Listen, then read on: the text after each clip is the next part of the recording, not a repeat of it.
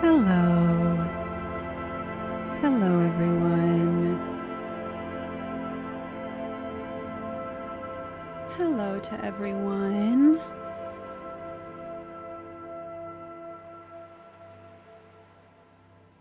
Here we are. Oh, let me make sure that a couple of things are going. Hello, everyone. How are you? So I want to, I want my closed captions. I want to turn them on. Okay. There they go. And then I want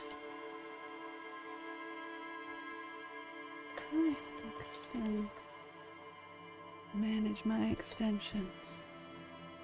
Hello, everybody. Let me make sure that my Disco Elysium companion extension is on. Into the options. When we say we're streamer mode and we want our Twitch integration on, copy over my little token and I hit the connect button. Only connecting to my Disco Elysium.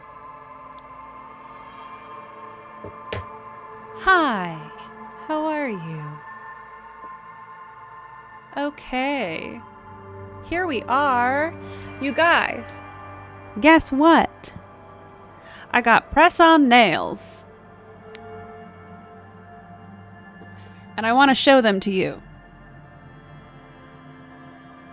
Because I think they're so cute. Oh, hello. Meow. What do you have to say? Do you want to come up and say hello to the people?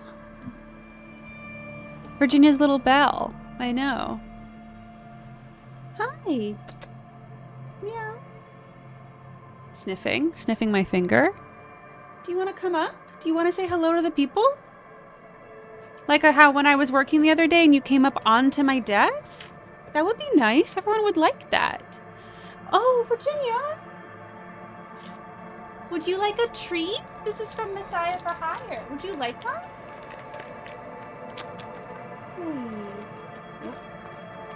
Oh, I'm getting to the bottom of the barrel of the greenies. Hi. This is for you.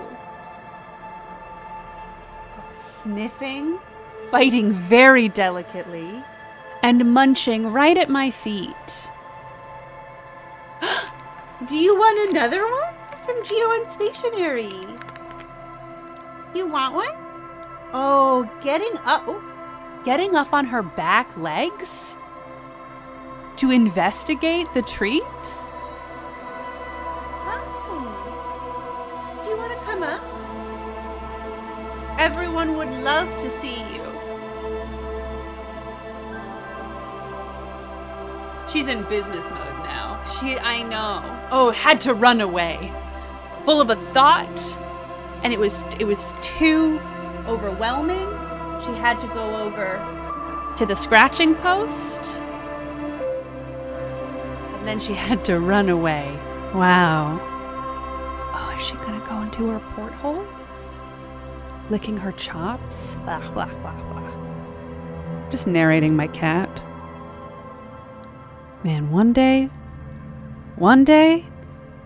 I'm gonna get that Virginia cam. And we're gonna have a dedicated feed just to look at her. Her porthole. Yeah, great question.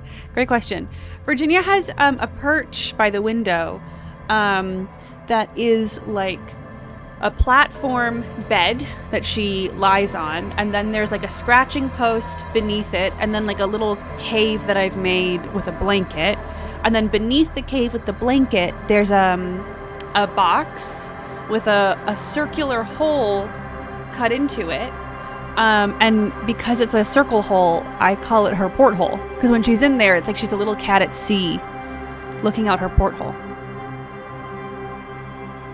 Duh. Here are my nails. Hold on. I need to make me big. Oh! Wrong. Incorrect. Hold on. Yeah, there we go. Oh, I'm holding. Okay, so I'm going to be very tall. Then I'm wide. Oh, I hate it. Oh, no. Uh-oh. What if I just don't hold shift? Okay, listen.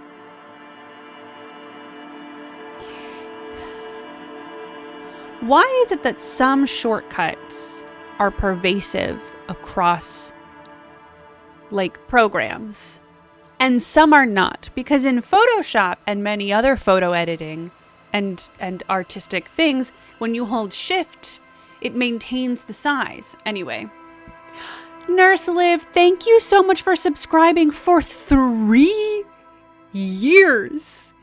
Yo, that's a long time. That's a long time, bud. Yeah, software developers are monsters. Welcome. 3 years is so long. Okay, here are my press-on nails. Can you see them? Can you see them? They have, hold on. This is a manual focus camera.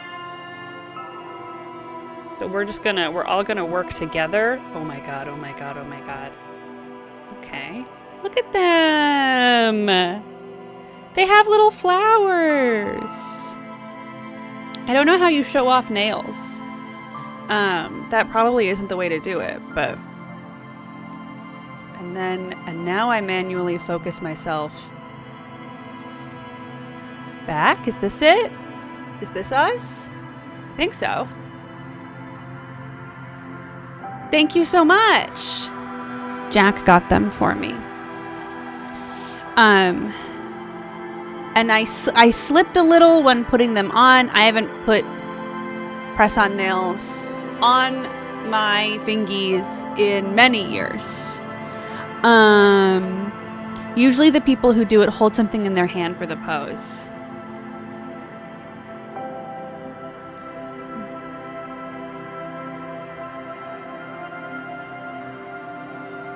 Do you like them?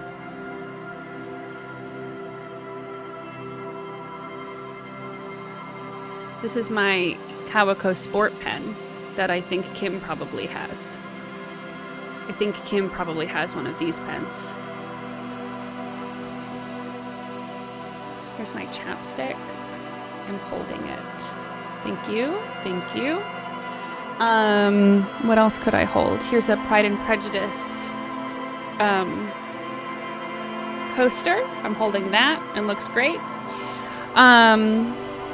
Thank you so much. Thank you. Welcome everybody. Welcome to our next Disco Elysium stream. We didn't have a midweek stream because I'm writing a doctoral dissertation and I went into focus mode. I was ending my workday at like 6 p.m. It was bananas. You ever... Oh, is that too low? I don't know. You ever write a big dissertation? Thank you so much. Thank you. I'm going to be doing it, I think, probably for another year. Or at least 6 months. We'll see. We'll see. Does anybody want to come write it for me? No, I love it. Do I? I don't know. Welcome. Welcome to Disco Elysium. It's also May Day, and also apparently I'm in a mood. I think because it's been a full week since we've done a stream. And I don't fully remember what we were doing.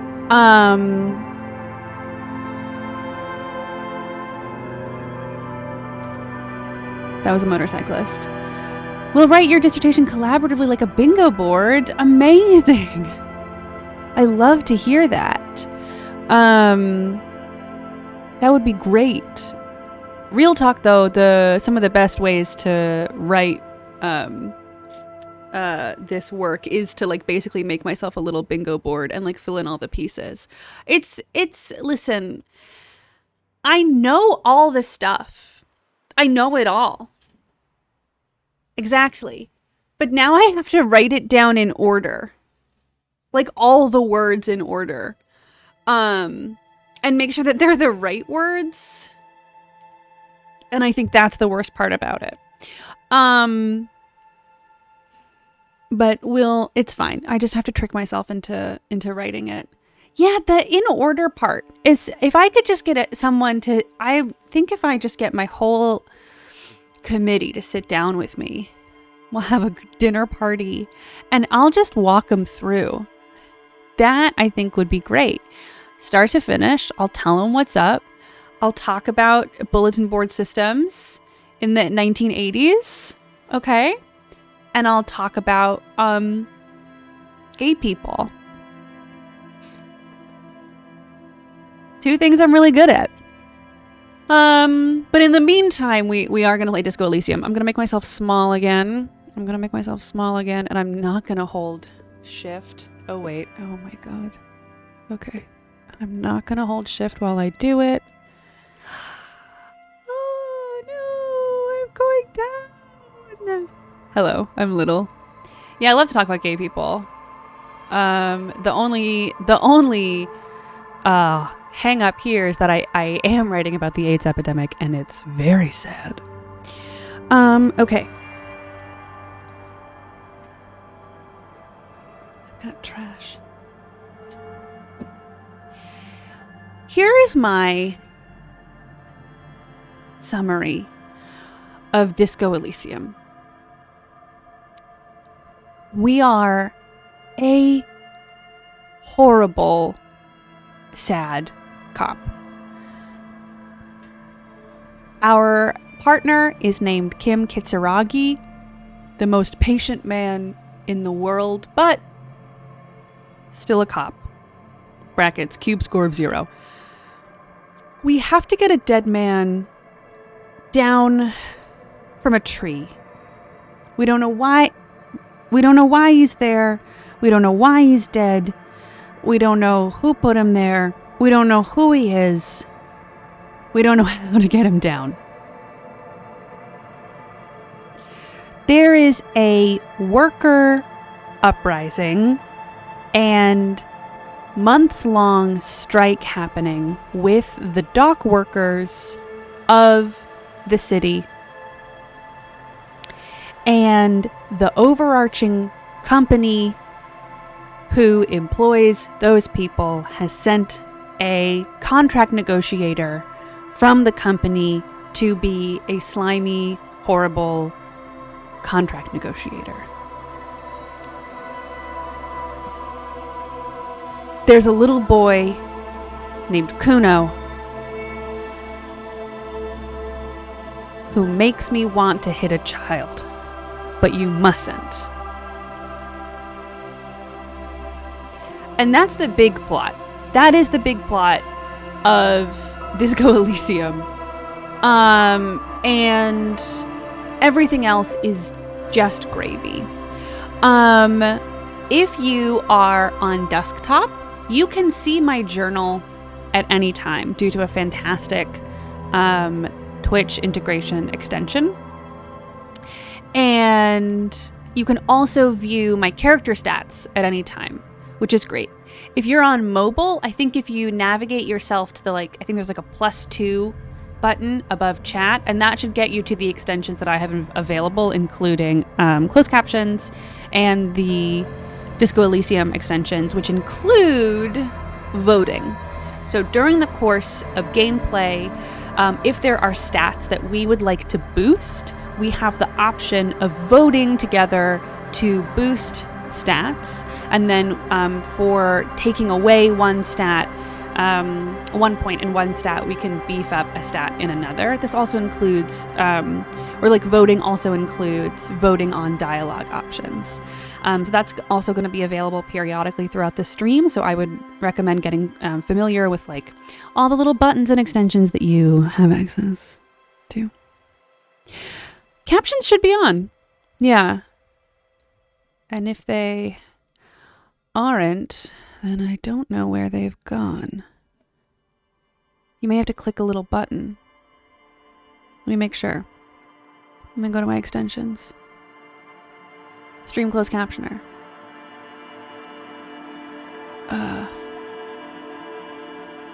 What if I hit set as panel 1?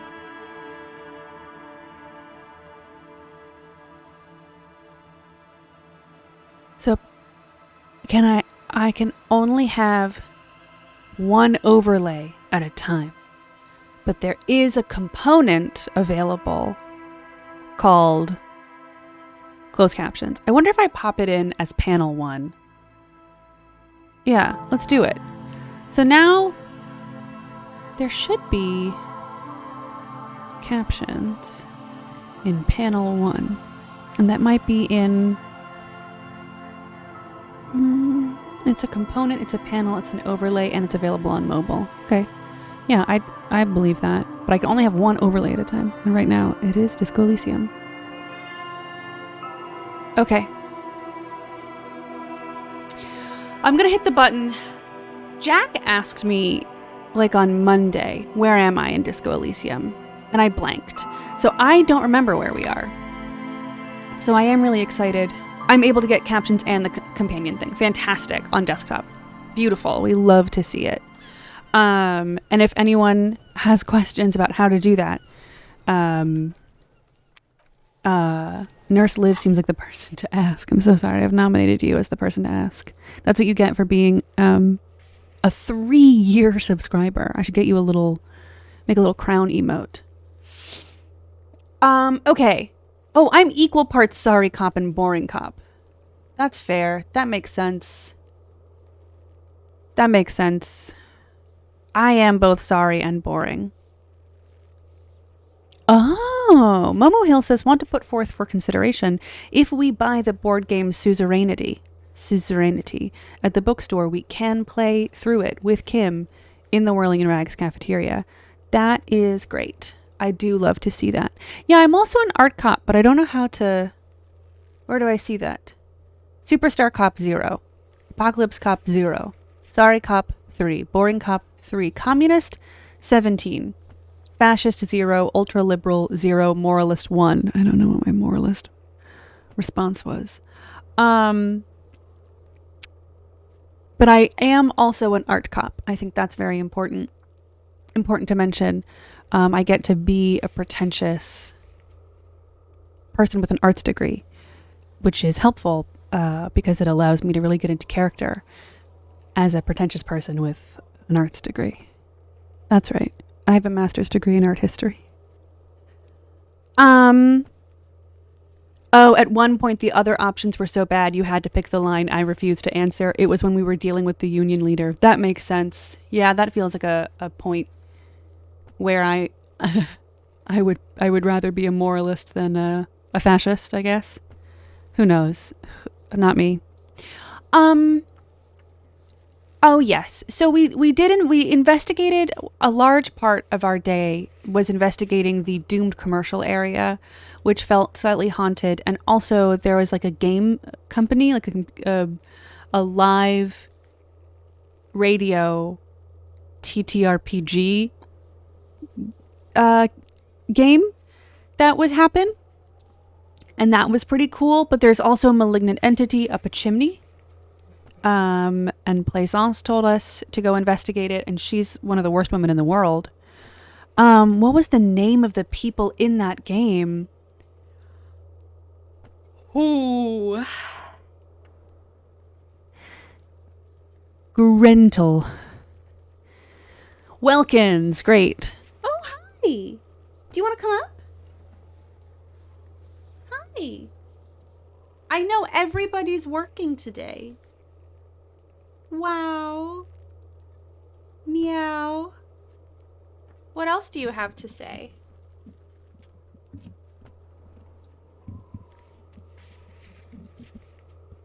Do you have something to say to everybody? Sniffing?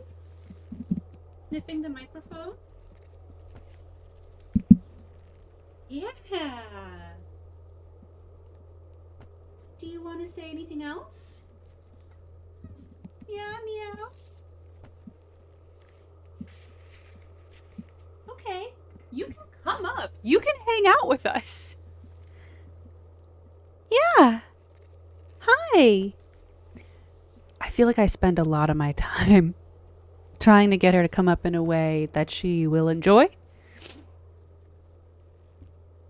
Virginia is enjoying having Jack home. Yeah. Big cuddling, right? Because when I'm at my desk and I can't cuddle, guess who can? Jack. Okay. Well, you make your own decisions. She does not have a ramp up to my desk. That is a very dangerous suggestion. I think she would love that.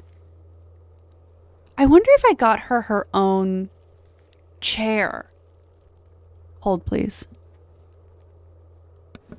What if I got you a chair? Huh? Oh, frightened? Frightened by the initial suggestion? Well, let's see.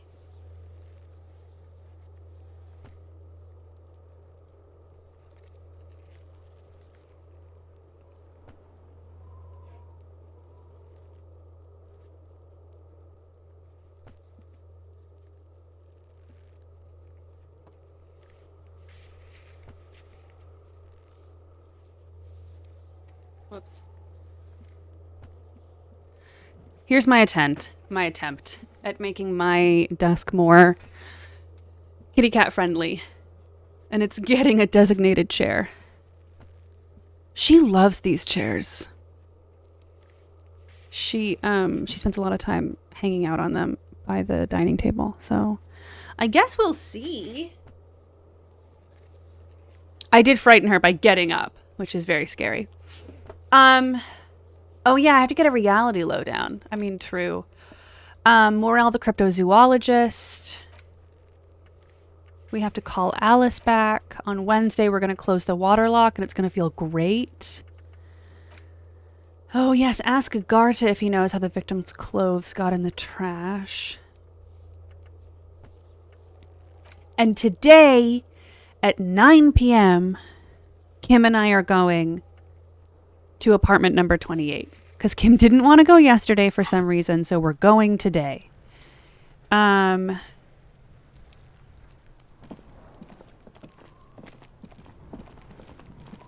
that I need to get a refresher on where that is, so that way when 9 o'clock rolls around, I'm not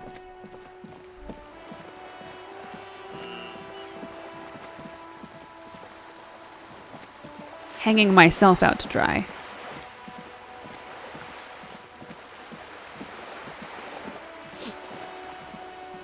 Oh yeah, I could try and contemplate the wall, which makes me feel something.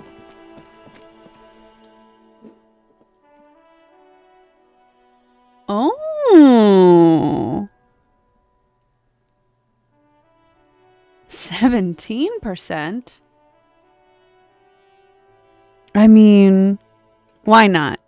Let's give it a shot, shall we? I mean, it's a, it's a white check, so we can try. Let's see. Conceptualization is in intellect. So let's just go ahead and vote for it. So I'm going to hit the button. And then everyone's going to vote for conceptualization, for intellect, and take something away from something else. You have to do both those things and then hit the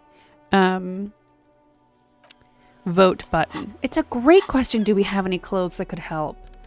Let's see. It doesn't look like we have it logic, but it's not conceptualization. Oh! I have to replace my shirt.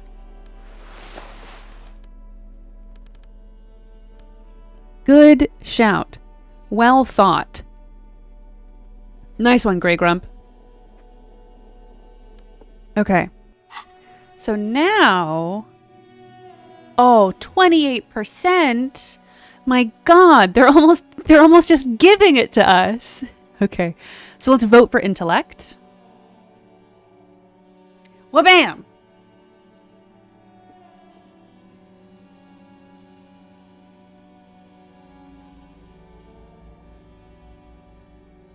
We've got this. 5, 4, 3, 2, 1. Okay, let's see. Oh my god. All right, gang, let's do it.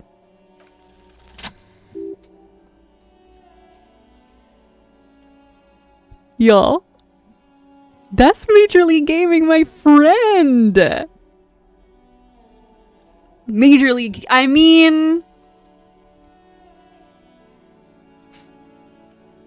Pro gamers. All right, gamers, let's see. Conceptualization, impossible success. Just an ordinary wall, nothing to see here. Conceptualization, because you see it. Finally, this wall is sublime. Look at it. The shadows, the colors. Oh my god, we got it exactly. Let the conceptual joy flow into your pupils and blossom into thoughts in your brain. All the other walls on all the other houses must make a pilgrimage, an adoration of this, the uncontested pinnacle of wallcraft. Color peeled from the very face of God. More! Oh, Wallfather! Kim, I must paint this wall. Add even more beauty to it. Huh? Don't worry, Kim. I'll tell you all about it. He sounds tired of it all. Cindy the Skull has all the necessary materials. Talk to her? First, I know you're tired, Kim, but take another look at this wall. Draw nourishment from its beauty. I must talk to Cindy, get the necessary materials from her. Sure.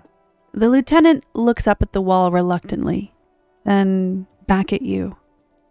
I must talk to Cindy, get the necessary materials from her. If you must. He sighs, then adds in a resigned tone. Yes? We are artistic geniuses?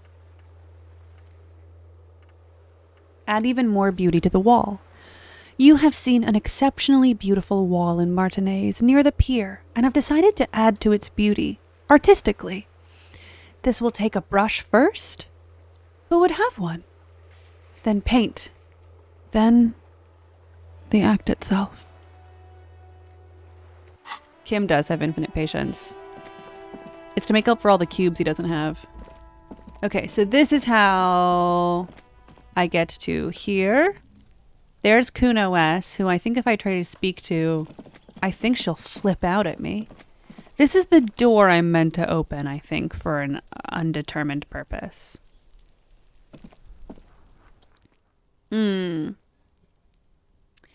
Door, basement apartment. This must be it. The basement door is weather-worn. The copper nails holding the upholstery in place have turned green from sea air, and there's a knocker, shaped like a lion's head. I'm going to press my ear against the door first. The door is slick with rain. You don't hear any movement inside. Perception, hearing, easy success. In fact, it's oddly silent in the yard around you. No birds chirp. I'm going to carefully knock at it. You knock silently. The upholstery muffles the sound. The upholstery. No response comes from the apartment. I guess no one is in? The lieutenant looks uncomfortable. Savoir-faire, medium success. You're pretty sure the owner of the apartment isn't here. It's safe-ish. Lieutenant, what is your opinion of this task we are undertaking? Let's be honest. This isn't what I joined the RCM for, but every day tells you something new about yourself. The lieutenant replies, still inspecting the padded door. Apparently, working with the local union boss to get info on an investigation is not something I'm squeamish about. So you don't mind if I unlock the door? I mind that the local thug is using the RCM for his busy work. But if this gets us to the bottom of this hanging, then I'm willing to look over it. On the other hand, we could just leave and tell Evrart we opened the door. No one seems to be tailing us to see if we actually did it. He looks at the surrounding windows uncomfortably. Lie to Evrart? That's also an option? Yes, presenting a fabrication is known to get results here and there. You took this task. You make the call. He crosses his arms. Interfacing. Easy success. The door is right here. You can just open it and be done with this. Inland Empire. Medium success. Besides, if you never open it, you're never going to find out what's behind the door.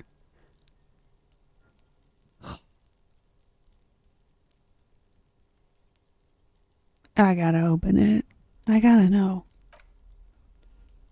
You try to be as silent as you can. It takes a bit of rattling of the handle to loosen the bolt. Finally, the door unlocks with a small clack. Thoughts race through your head. Inland Empire, medium success. Only curiosity could account for stepping over that threshold. Maybe there's treasure in there. A white alligator? A fountain of quicksilver? Logic, medium success. There might be important information in the apartment. I mean, there might. Shivers, medium success. As you hold the opened door, you can feel the air moving. A little draft. A whistle.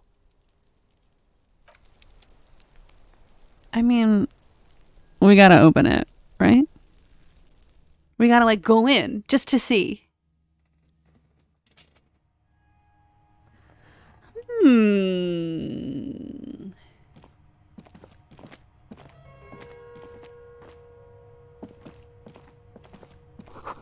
Whoever lives here admires fair-haired fantasy heroes with big muscles. A book titled The Hidden World of Walking Sticks lies open. You can almost feel the warmth of the red sun on the flag. This is the flag of Revachol the Suzerainty. What's with the sun? This isn't just one sun, but there are little suns dancing around the big sun. This is the sevenfold sun miracle. What's the sevenfold sun miracle? It's an optical atmospheric anomaly the first settlers saw. Happens in cold weather. 6 small suns around the big one. This complex halo phenomena is how old Revachol got its flag. Inland Empire. Challenging success. It is but one of the many strange optic atmospheric phenomena on this wondrous archipelago. You're sure you once saw sundogs in your youth. And blue flares. Lieutenant, the old flag of the suzerain. The tenant is an old-fashioned guy. He looks around the apartment. By old-fashioned, he means very right-wing. Don't bow to the flag. The flag doesn't seem to mind. It's just a colorful fabric with a sun sewn into it. Like all feudal flags, it looks like a children's drawing. Ciao, Bella, ciao, Bella, ciao, ciao, ciao. Okay. What else do we have? Oh, a shirt. Yes, I will take this interisolary dress shirt.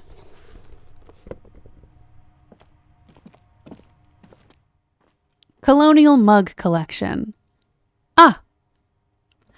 A row of mugs sits on the shelf. Each one depicts a human figure. A dark-skinned woman grinning amongst mysterious symbols, a broad-shouldered man shoveling potatoes, and others. Tap on the mugs. A little ring. Though cheerful, the images on the ceramic make you vaguely uncomfortable. Conceptualization. Medium success. There's something disdainful in the way the curves and lines of the bodies were drawn. What do I mean, uncomfortable? It looks like the artist is celebrating diversity, but underneath, he's just making fun of these people. Cynical, slippery bastard. I don't see these as stereotypes. I think they are honest acknowledgments of difference. I don't think I like the owner of this apartment. No one's telling you to like him. You might learn something from him, though. The lieutenant picks up one of the mugs, then puts it back down with a look of disdain.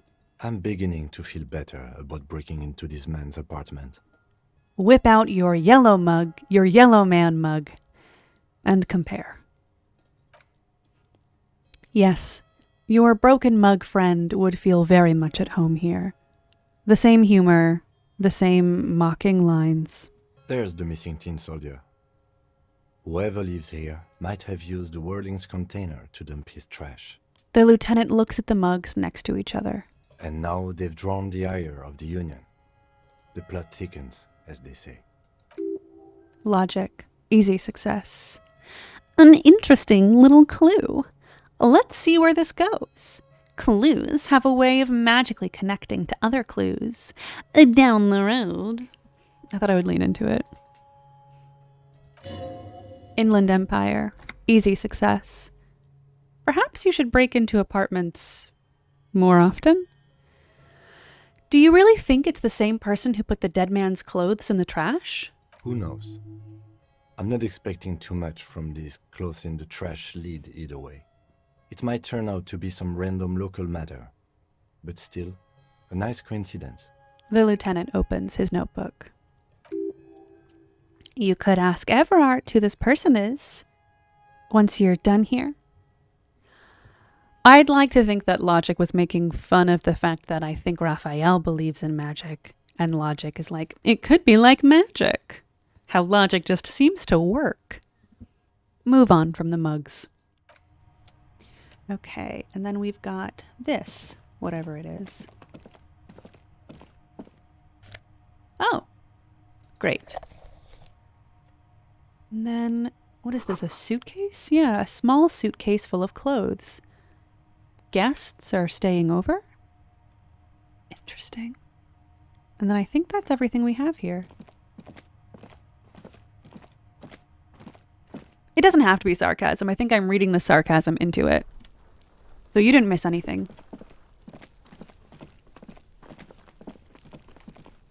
And then apartment 28 is in there and then up the stairs. But let's go talk. Yeah, I was going to talk to Joyce.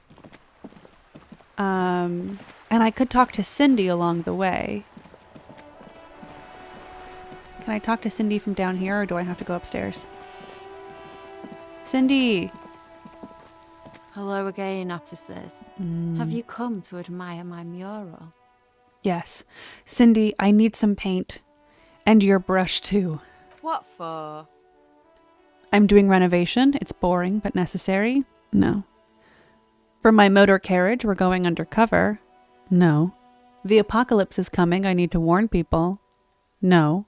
For art. It's for art, okay? Well, if it's for art, but what kind of art are we talking about? Her eyes narrow to slits. To be honest, I haven't really thought of anything yet, but I'm sure I will. Everything is sad and shit, and we need art to make it okay. Just give me the brush. Grand art, art deluxe, the artsiest, most groundbreaking, I think the middle one. Sounds like you're just about to live out your self-pity. Do not make a statement. I can't have shit art on my conscience. Fuck. You'll see. No. To crush a man's dreams like that. I hope you're happy. There, Piggy. I guess art just isn't really you. Fuck. Because you suck in life and in everything. Is that bed in the coal room yours? Ooh. Not only have you found my address, you've discovered my biggest secret. I'm a coal miner. Really? You're a miner? Yes. I keep hoping a shaft will collapse on me, but somehow it never happens. Cool. I have other questions. Shoot, Piggy. It's what you do, isn't it? Damn it. That conceptualization check is so high! Okay. And it's a... Oh, I keep doing that. Catch you later, Cindy. Oh, I'm having a thought. Hey. So we've been monitoring you internally, and now we know your capo type. Okay. What am I? Yes.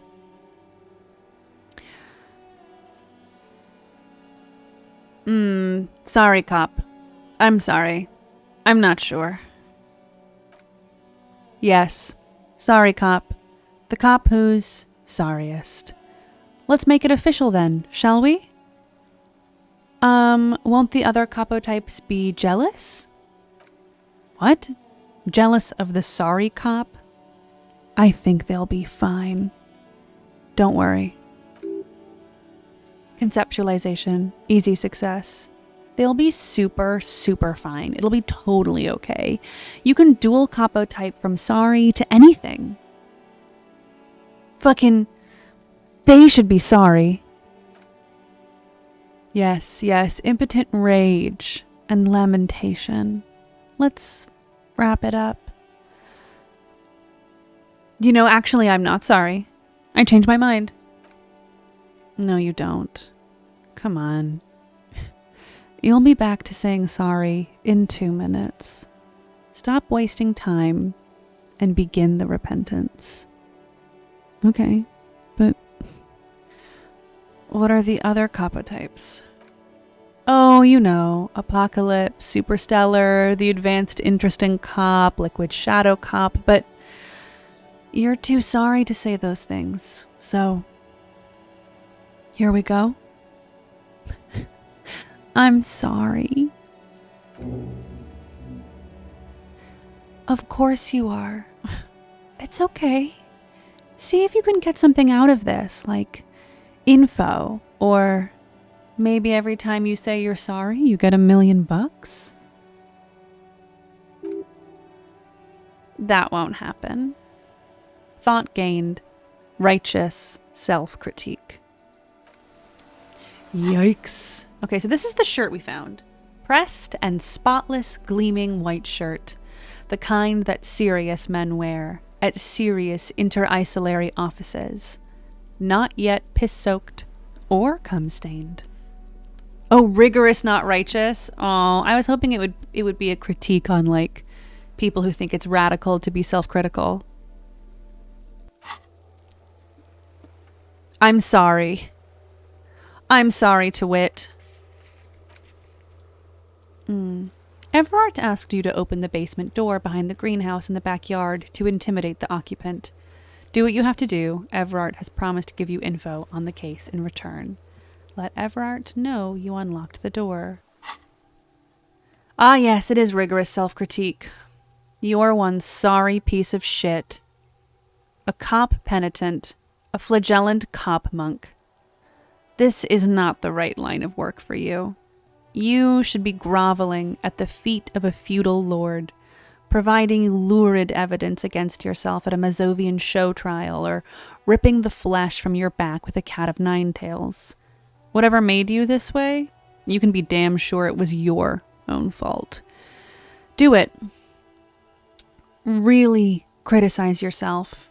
Who knows? You might uncover something of importance from your guilt-ridden past. I don't have any of these unlocked. Okay. When Close. I'll get there. Because I really want to put actual art degree to good use. You know when you want to put your actual art degree to good use?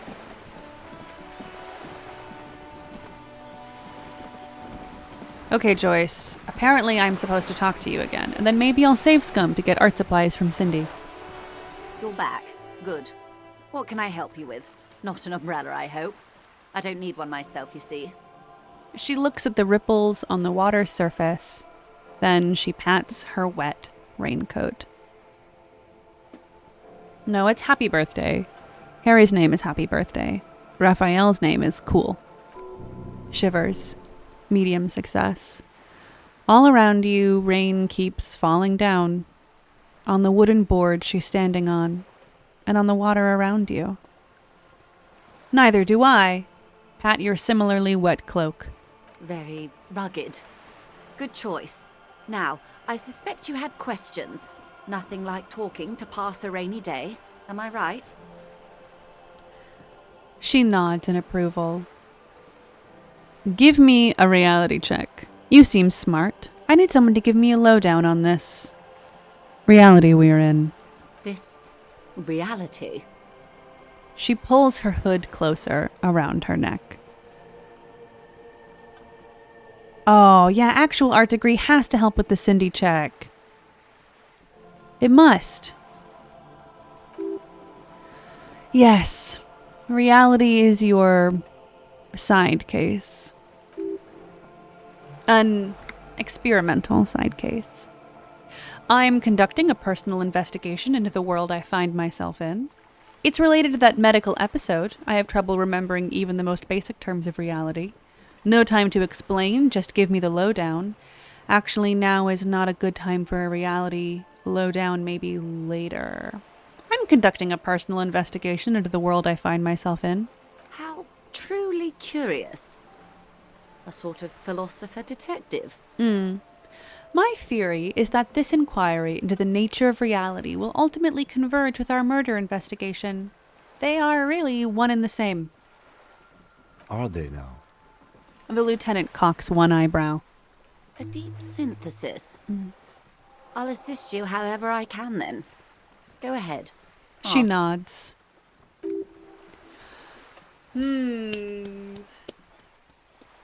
All right. We're in. I know these all look good, but begin with the first. Okay? Okay. Where are we? We're in Martinez, baby. Baby? A casual term of endearment popular among the 50-plus crowd. It's a disco holdover, pay it no heed. I'm a disco holdover myself. Aren't we all? She smiles. She refers to your corresponding ages. And what is Martinez? Martinez is a district of Revachol. A very small district tucked away near the industrial harbour, north of the 881 and Jamrock. She looks around, her green raincoat flapping in the wind. You would be excused for not knowing about it. Unimportant, they say. Forgotten, even. Shelled to smithereens during the Revolution. It has its charms, just not this time of year. She shrugs. Tell me more about Martinez. I'm not a good ambassador. I've only been here once before, as a teenager. Not a lot has changed. There are ruins, a terminal, fishing boats, reeds, boys with boxy shoulders. She closes her eyes. As I told you, Martinez used to be a province, a workers' resort before the city swallowed it and the artillery did its part. Now the reeds are the real star of the show here. The further down the coast, the wilder it gets. Yeah, the voice actor for this character is great, and I stand by my casting of Sigourney Weaver to play her. You mentioned a sea. What sea is this? It's not really a sea, it's the Bay of Revachol. And the bay feeds into the ocean. Are we near the ocean? Yes, We're on an island in an ocean, the world's largest body of water, the Insulindic. Known to the early Revacholians as Les Immensités Blue. The Blue Immensities. Inland Empire, medium success. Vast, lukewarm, and unknowable, flowing in and out of sight. What is the name of this island? Caillou, as you already know. Imagine a pebble. A smoothed-over pebble amidst a great blue sea, misshapen, cracked. The cracks are the River Esperance. We're in the delta of this river, on the 6th branch, the Martinez distributary. She looks to the waters. Empathy, easy success. It is clear this pebble is of enormous value to her. And to humanity at large. Okay, that's Martinez. What's Revachol? Tell me. Oh, yeah. Okay, that's Martinez. What's Revachol? Revachol?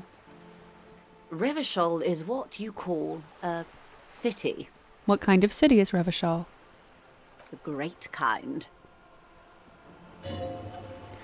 Inland Empire. Medium success.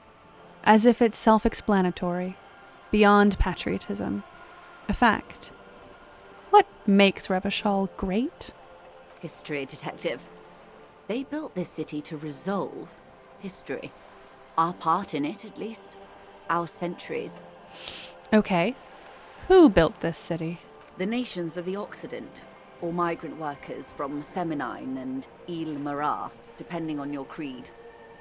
When was Revachol built? In the DeLorean century. 380 years ago. And why will it resolve history? They say it's where the terrible questions of our time will be answered. The tensions are highest, the fault lines deepest. By that I mean conflicts. Ideological conflicts. The stuff of men. Why here? We are standing on a fertile, self-sufficient island able to sustain up to 200 million people in the middle of the Insulindic Ocean, the world's connective tissue. It's where the money is. She smiles. So, we're in an unimportant part of an important place? So, we're pretty much at the center of the world? So, we're on the periphery? Basically nobody's?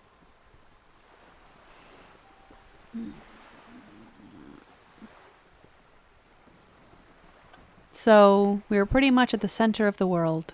Oh, we're quite a way off.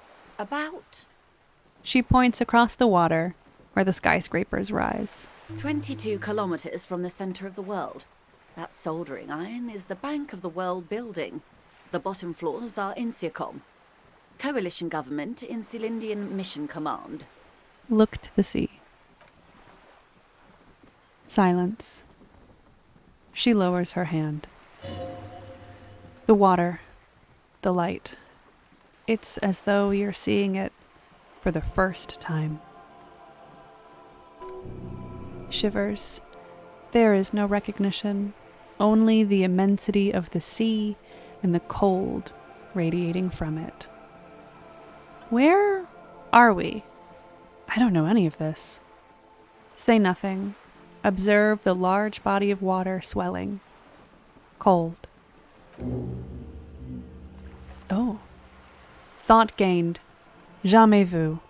Derealization. Joyce Messier. She observes your eyes scanning the horizon, then breaks the silence. Slowly. Inland Empire. This is one thought you need to complete. Where are you? Was there something else you wanted to know? I remember something about a lowdown. This has been informative. Thank you, ma'am. I'm sure my memory-impaired partner has many more questions to ask, about even more fundamental aspects of reality. Might I suggest not asking them all right now? Ma'am, Messier will be here later too, and tomorrow. Isn't that true, ma'am? Absolutely. My commitment here is long-term. But I want to know everything now. That is understandable. But perhaps it's better not to eat all your candy at once. No. Indeed. I'm always at your service. Hold, please. I'm going to finish this thought. We're in Martinez. Martinez is a you would be excused for not knowing about it. Unimportant, they say. Revachol, the great history detective. They built this. They say it's... By that I mean, we are standing on a fertile I think it's fair to say so. Martin, 22 kilometers from the center. Where are we? We are where we are. I have no truer answer to give, unfortunately. She watches you closely as you scan the horizon. Damn it. I'm sorry, Inland Empire, I keep disappointing you. Was there something else? This has been informed. Might I suggest... Absolutely. My commitment here is... It's better not to eat all your candy at once. Kim is obsessed with whether or not we eat all of our candy at once. Indeed. I'm always at your service. That's all for now. Glad to have been of assistance. The little that I know. Thank you. Okay. Reality lowdown. You have no idea where you are. Lena encouraged you to ask others to explain the world to you in greater detail. Perhaps try a rich person? Rich people are educated. Keep asking Joyce questions about reality or return later. She'll be here whenever you need the info. I think Inland Empire meant the new thought for your cabinet. Oh, yes. Let's investigate it. Jamais vu. Derealization. Revachol Special Administrative Region, Lake Caillou, the Insulindian Ocean, Coalition Government, Insulindian Mission Command, name after name, and none of them is familiar. They seem real, but something is wrong. You feel like a kid looking at stickers on the fridge. Trouvant, the Apricot Company, World Games 34. You can almost see your hand reaching out for them.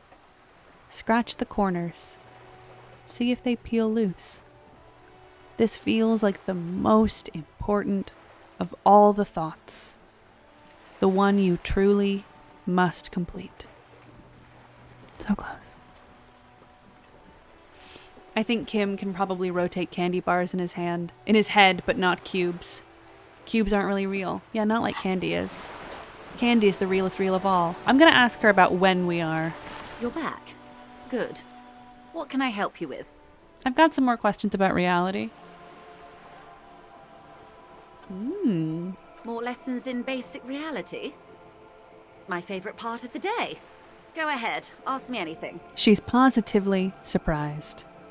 If you complete Jamais Vu, it will give you a big bonus on some of those other tough checks with Joyce and unlock them. So if you try them before completing this, you get another shot. Oh, interesting. What times are these? These are unimportant times, Detective. You and I were born after the dust had settled. 1,000th of a second too late. She puts her finger to her lips, then points at you. Too late for what? For the big time. Her eyes light up. There is a flash of teeth. What's the big time? The revolution. She says. Ha! And, what is this revolution that I keep hearing about? It's quite easy. Every 100 years or so, our species gets together to decide what's next, who gets shot in the head, and who gets the mineral rights. It's a real kerfuffle. Would you say it was a bunch of apes duking it out? Who got shot in the head? Who's got the mineral rights? When was this kerfuffle? That's enough about the time, starting with number 1. Why, of course. We're talking Duke Out Central. Full swing intraspecies warfare. And the apes. Were they evil? No. I would say the apes were neutral. She looks at you, her gaze sharp. Sounds like evil to me. On the other hand, Maybe you're right. She turns north to the bombed-out buildings lining the waterfront. Who got shot in the head? Those would be the communists. Generally speaking, 40 million people got shot in the head during the World Revolution. But the communists, they all got shot in the head. Damn, that's a bummer. Oh, and the anarchists too. They shot them well. So well, one forgets they even existed. Conceptualization. Challenging success. She likes the totality of it. You could say they got totally shot in the head. Did the communists and the anarchists shoot back? Did they ever? Before they got shot themselves, they shot 2 million people. Truly a kerfuffle. That's a tragedy. Sounds like they should have shot more people in the head then. Truly a kerfuffle. Yeah, it was a kerfuffle, all right. The lieutenant mumbles from behind his notes. Yes, the Insulindian deluge, they call it. I had a deluge too. In my head. Point to your little head. Anyone else get shot in the head on the opposing side? Yes, an acute thiamine deficiency can be exacerbated by alcoholism. Exacerbated means made worse. She blinks her green eyes. Look at Lemony Snicket over here. Anyone else get shot in the head on the opposing side? Oh, lots of people. Even the king got shot in the head, or thrown beneath a horse, or drowned. Accounts differ. It was unceremonious. Just as well, he wasn't actually the king. Just the king's nephew. She shakes her head. The real king abdicated and lived out a long and productive life as a venture capitalist in Grad. Cowardly king. Smart king. I loved that king. Fucking communists. I don't care about kings. Tell me one more thing. I mean, I don't care about king, but I am going to call him cowardly. I prefer the term risk-averse. King Guillaume was nobody's fool. He could smell a PR disaster brewing, so he got out alive, and his nephew Fricelle got shot in his place. Him and tens of thousands of his wonderfully fascist kingsmen. It was a wild time. Squeaks Glitters, thank you so much for subscribing for 25 months. That is a full quarter. 1 cent for every month, and you could buy a gumball at my local Roy Rogers growing up from their gumball machine. Congratulations. Says a lot about kings and capitalism that he would rather be a capitalist than a king. Hell yeah, Roy Rogers.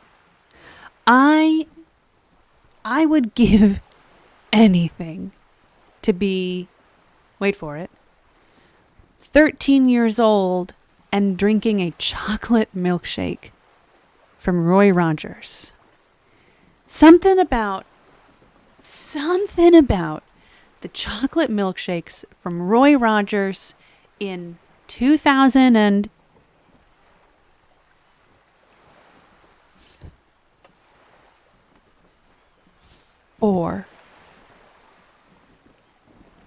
was impeccable. Yeah, yeah, being 13 and drinking a chocolate milkshake. Yeah. Wow. Great part of mall trips. But there's something, because the Roy Rogers milkshakes were made from real scoops of ice cream. You would watch them scoop the ice cream, put it in the little, like, cocktail shaker. I don't know what to call it. Maybe it's like has a real milkshake name. And then they would pour milk into it, and then they would put it in a machine, and it would shake it. And then you would, and it was so fucking good. And I want one right now. And that's what your subscription makes me think of, Squeaks Glitters. Thank you so much.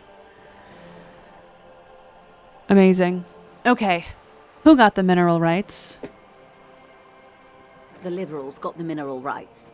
And by mineral rights, I mean everything.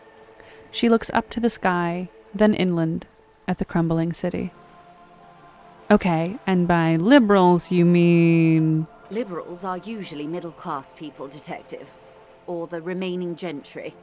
The beneficiaries of the pre-revolutionary arrangement. Some were rich enough to stay with the Constitution, with monarchy. Big mistake. Others bet on the revolution. They were called the ultras, or ultra-liberals. They fared well. How did the liberals win it all? They didn't win so much as survive.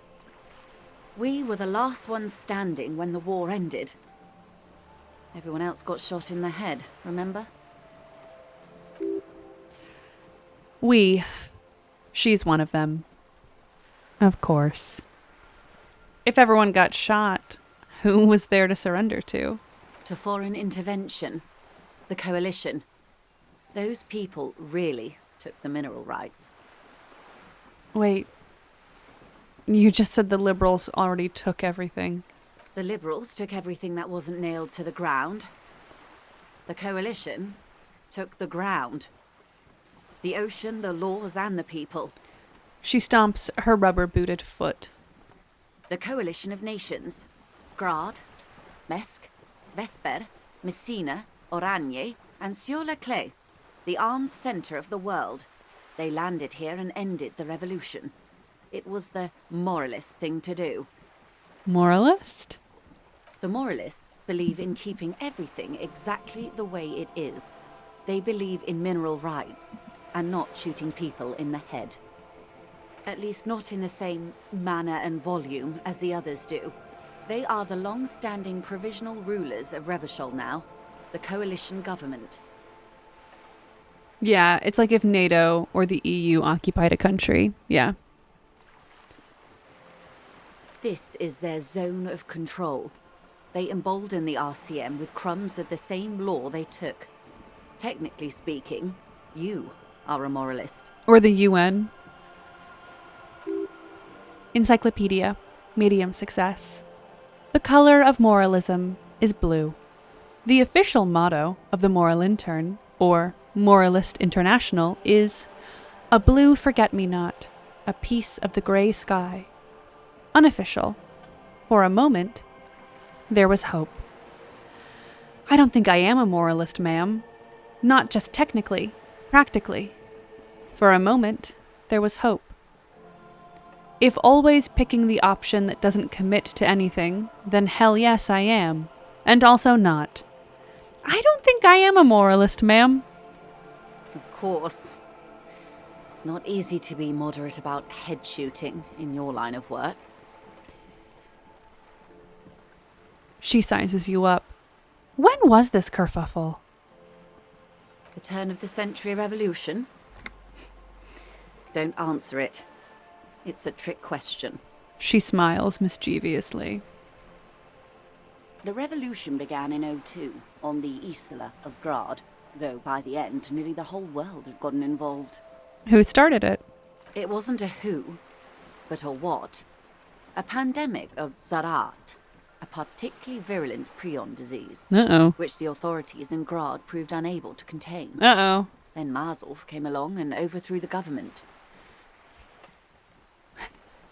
Ooh. What did this Zarath do?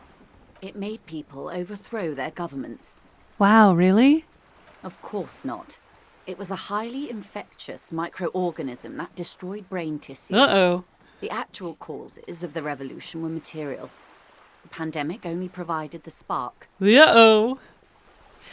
Yeah-oh. Where did it spread from there? From Revachol and Grad?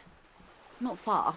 Oh, The world managed to cauterize itself. sure. Marzolf's government was overthrown in '08, and the coalition crushed the Revachol commune 2 years later. It was the end. What came next? Why? You and I, officer. Our lives in the zone of control. She spreads her arms, raincoat flapping in the wind. Inland Empire, medium success. Something tells you her life and yours are not that similar.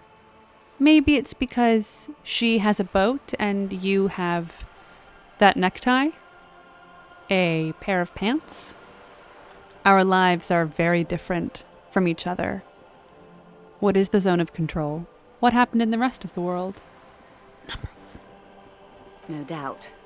But we share the same time and position on the planet's crust. That counts for more than you think. That's a real moral intern point of view. No, but we're all just one race. The human race on planet Earth. I'm just standing on a very expensive boat, and you're wearing a necktie you found on a ceiling fan. We're all the same. Imagine all the people living for today. What is the zone of control? A city-state divided into free market zones under the everlasting interregnum of the Coalition of Nations. And you, of course, the citizens' militia. Esprit de corps. I'm so sorry. Esprit de corps, medium success. The clatter of typewriter keys fills the main hall of a reappropriated silk mill. Precinct 41. Chad Tilbrook presses enter. Outside, Officer Elfboy Williams slams the door of an armored motor carriage. The zone of control is the third incarnation of Revachol, after the failure of the suzerain and the commune. And what happened in the rest of the world? Modernity. They developed the marvels of the inter-eastlery communication. Telematic milieus, radiation, coloured plastics. Meanwhile, in Revachol West, the aftermath continues for the 5th decade. Wait a minute. Everyone else invented colored plastics, but because we're living in the aftermath of a crushed revolution, we don't get multicolored plastics? Seems unfair. Logic, medium success. Oh, 51 minus 8 equals 43. I thought it said that negative 51 minus 8 was 43, and I was like, that's not true. Wait, you're saying it's been like this for 43 years? Time flies. What have we been doing all that time? The 20s saw a decade of urban war, west of the river leveled, offshore platforms in flames. Still, it's regarded as an improvement on what came before. 08 to 19 was simply hell. And after that? The 30s? Things settled down in the 30s. Revachol East transformed itself into the world's largest tax haven, with the international community's blessing. For the first time in a long time, it seemed like things were going somewhere. Once we had a tax haven, finally it seemed like we were progressing in the world. Inland Empire, challenging success. Then you happened. Your youth in the 30s. All that untaxed income must have fueled the new. That can only mean one thing. That's when they discovered disco. Or, were they? Were they? All that untaxed income? Were they? No. It was a market mirage fueled by cocaine and quantitative easing. The 40s dispelled it like a cold splash. An Isla-wide hangover, you might say. And here we are. She curtsies. This game is all about disco. Welcome to reality, baby. Oh, plus 70 experience. Hell yeah. I leveled up. Welcome to reality, baby. And I'm gonna unlock a thought in my thought cabinet, and I'm gonna think about my art degree. I know I should think about self-critique. It's not radical self-critique, it's rigorous self-critique. And it's not even righteous self-critique, it's rigorous. For her to be where she is in Wild Pines group, for her to be where she is, comma, Wild Pines Group must have picked the right side. Right side. Yeah, or derealization, but oh, interesting. Which side was Wild Pines Group on?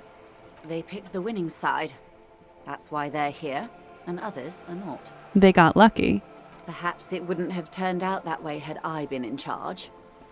I might have bet on the king and led the Pines to doom. You would have sided with the king. I would have sided with the cannons. If you'd seen the calibers of the things, you might have too. Perhaps it's better I was born when I was. She thinks. Potato Nut, thank you for subscribing. Hello. Hello. 10 of the 14 Indo tribes got it wrong. Feld, Kupri, Tricentennial. So I suppose I would have been in good company. Yeah, 16 months. That's a long time. Thank you so much. We are having a disco lowdown. It's been a big world dump. I mean, lore dump. Inland Empire. Challenging success. She narrows her eyes, turning her gaze to the future out of professional habit. What would you have done differently? Good question. What would you have done differently? She cranes her neck. I asked you. Who are you in all of this? I would have sought a medical solution. Sounds like Tsarath drove those people mad. You know, here's the interesting thing about that, Raphael. You can get a medical solution, but some people just don't want it. I would have killed more, 400 million, if that's what it took. I would have positioned myself very precisely. I would have made it out with the mineral rights. I don't know what I would have done differently. I asked you. Who are you in all this? And I asked you, past-less detective of the Citizens Militia, what insight has acute encephalopathy given to you? I don't know what I would have done differently. And you would have died, most likely. Sure. Not far from here. Maybe even right here, during the beachhead, defending the coast the day the Coalition took the city. The cold runs down your spine. She gestures toward the waters. Yeah, I mean, I do think Raphael would have died. I do think that. Probably. The wind stops.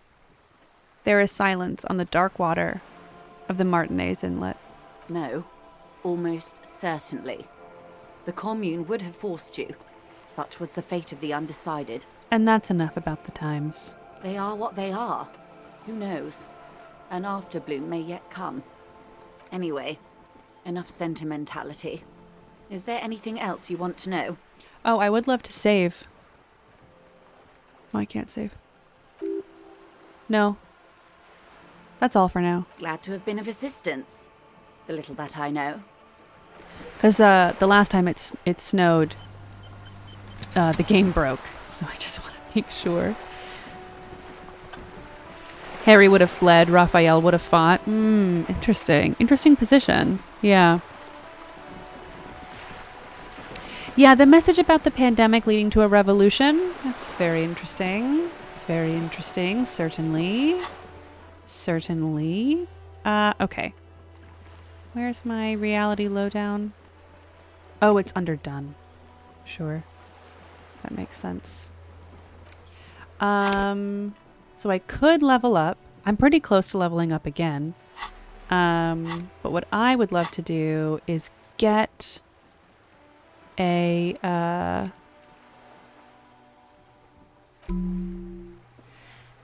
okay. I know that some people have recommended Jamais Vu, but listen, we got nothing but time to level up. I need my actual art degree. It's only 90 minutes. It's only 90 minutes, and I'm going to think about it. I demand it. I am the art cop.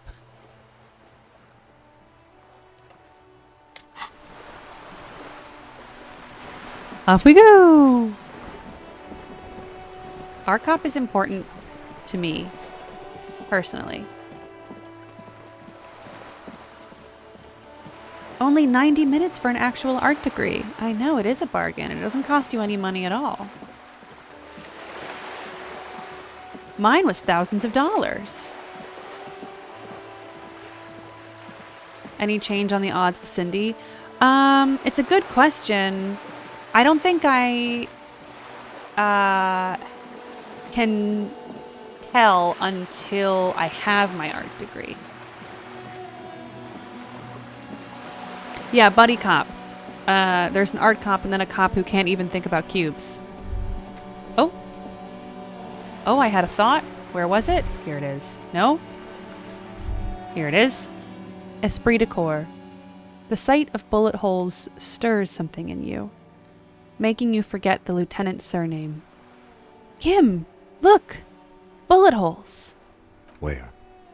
He looks around.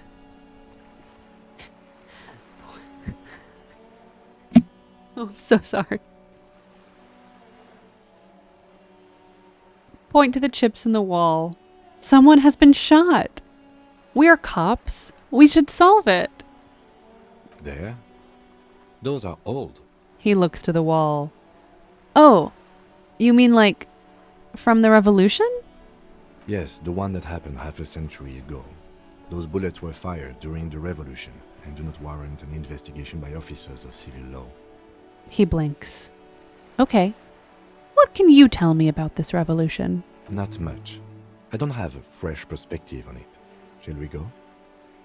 It is fun to think about. Instead of saying something happened 50 years ago, you say it happened half a century ago.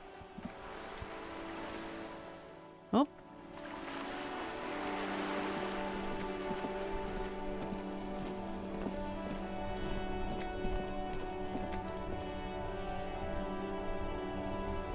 Kim does not want to add to my reality lowdown. So true. I can't remember if I have any bottles in my Freet bag. So I'm just going to swing by the Freet shop and see if I have anything to dump off. Oh, I have the tear bag, but no tear. No. No, we shall leave. Okay, so let's go ask Gart about the clothes. The jazz station my Lyft driver was listening to said jazz is now a century old. Is that true? Did jazz start in 1922? Hobocop gives double tear money. That's interesting. Yeah, we haven't talked to the Union Boys either. I was also thinking that as we came in. Help you?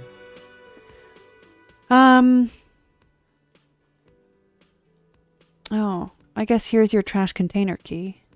Thanks. I hope you found what you were looking for. I found the victim's clothes. How strange. I certainly didn't put them there. Maybe you don't remember putting them there. Maybe you were sleepwalking or in a fugue state. Could someone on your staff have put them there? Who else has keys to the trash container? The trash collection service? CS Municipal. I don't see why they would put anything in the trash, though. Ah, the elusive CS Municipal. I doubt we'll be able to track down who was sent here last and when. This will have to be one of those little threads that solves itself down the road. Thank you, Kim Tutorial Kitsuragi. Shivers, medium success. On Clinton Street, near the Boogie Street Diamond, a small truck rattles down an alleyway. It stops by a rusted trash container. Two men, their faces rough and swollen, jump out. They look at the container despondently. CSM is written on their backs. Thank you anyway. He turns to the man. Could someone on your staff have put them there? Sylvie had the keys before I got here, and I can vouch for her. I bet. I can vouch for all my staff. None of us would tamper with the crime scene. Maybe you don't remember putting them there. Maybe you were sleepwalking. I think fugue states are more your forte, officer. Whoa. He's right. Thanks. Let's talk about something else. Yes? Goodbye. Oh, maybe I should pay for my bill for Can I tonight. help you? Got the 20 real? Yes. Good. Before I You've got forget. the room for the night, but remember, you'll need another 20 real tomorrow. Hey, fuck you. Goodbye. Okay. Ugh, this is what I studied law for? Great question. Now I will speak to you. Let me handle this. The woman says to the crowd in the mess hall before turning to you. Detective disorientated. Are you still wondering where you are? This is Martinez, in case you've forgotten. I advise you not to overstay your welcome. She smiles coldly. Rude. I'll stay as long as I like. Drama, easy success. Her entire character has shifted. This young woman is cold as ice. You're the gardener. I knew you were not a gardener. I just wanted to know more about the place before I check it out. That's normal. That's normal. Yes, extremely normal. I'm not a gardener, by the way.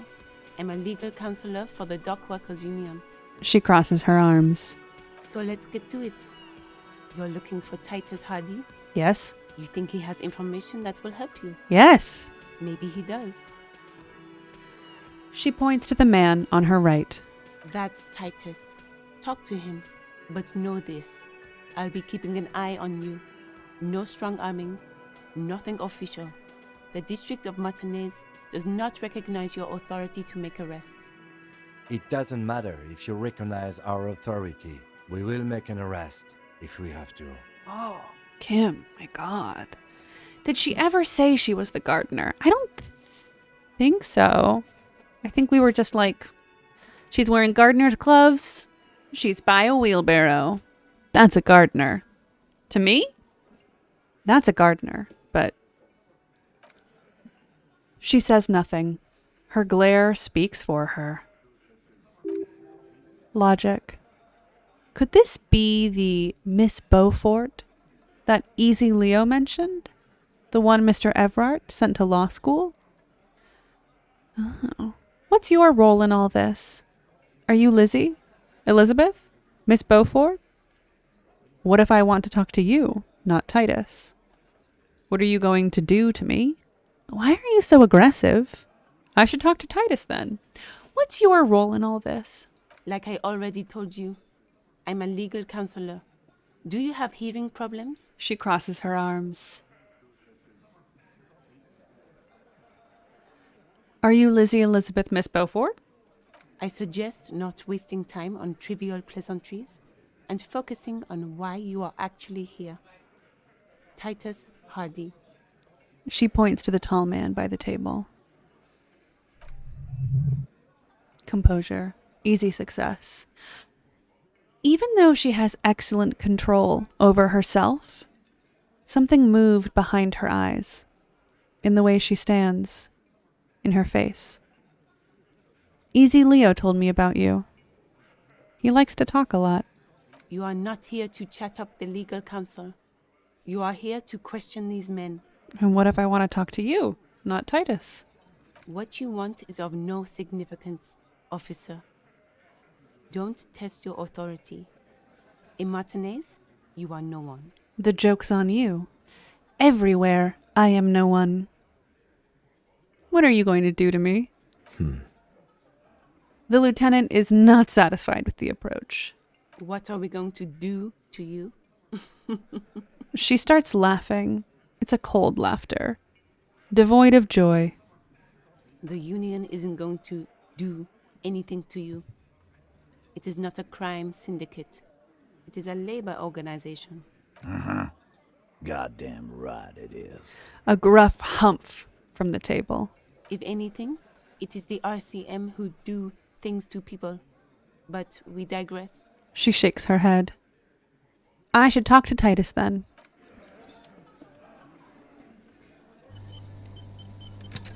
Oh, the game auto-saved for me. Cafeteria window. behind the dock workers, a ceiling height window. The hawthorn branches scrape the glass like bony fingers. Squint. There's a little slide panel up there to let some air in. No need to open it in spring. It's still too cold outside. Oh my God. Perception, sight, heroic, 15. Look out the window. Very low chance, 3%. Minus 12 modifier. It is not time yet.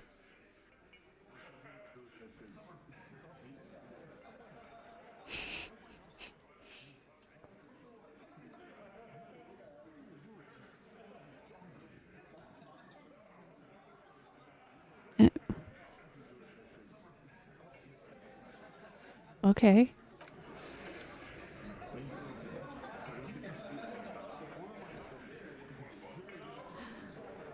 We could pro gamer crit, but I'm more interested to wait until it was time. Ugh. Hey Titus, I have to stand over here for it. Oh. New task, interrogate the vigilantes. Speaking of which, I saw the Batman last night. A broad-shouldered man points at you with a beer can.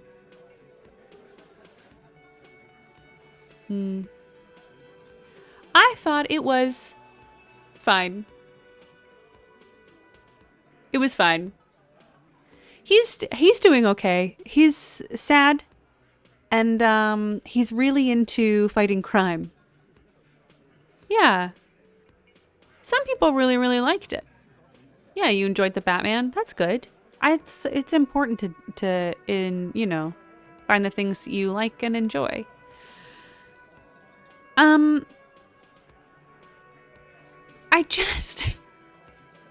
Here's my question, and I tweeted it out. Who lives in Gotham? Who lives there? Cops? Journalists? Politicians? Mob enforcers? And sometimes they overlap, but there's basically nobody else. Way too long. Way too long. At the end of the movie, I was like, what? There's a handful of businessmen, mob enforcers. That's who they are, or cops. And politicians are a kind of cop, so, Here's my other question. When is any Batman franchise gonna do right by my girl Babs? Okay?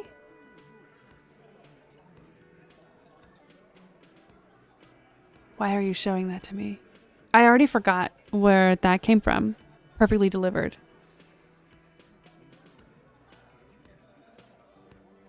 Yeah, some people must run the grocery stores or restaurants, but I don't know who they are. I would love I just want more Robert Pattinson as Bruce Wayne, personally. The Penguin. Oh yes, that was a very good exchange. But that's, Colin Firth. Great job. Anyway, that's my opinion, and I just think that Batgirl, justice for Batgirl. I love Batgirl. I've always loved Batgirl. Batgirl is my fave. And every time I see Commissioner Jim Gordon or regular Jim Gordon, I think to myself, tell me about your daughter. Jim, tell me about your daughter. And could you imagine in this franchise giving us a black Batgirl? Yes. It would be amazing. Give it to me. Anyway, that's all I have to say about the Batman.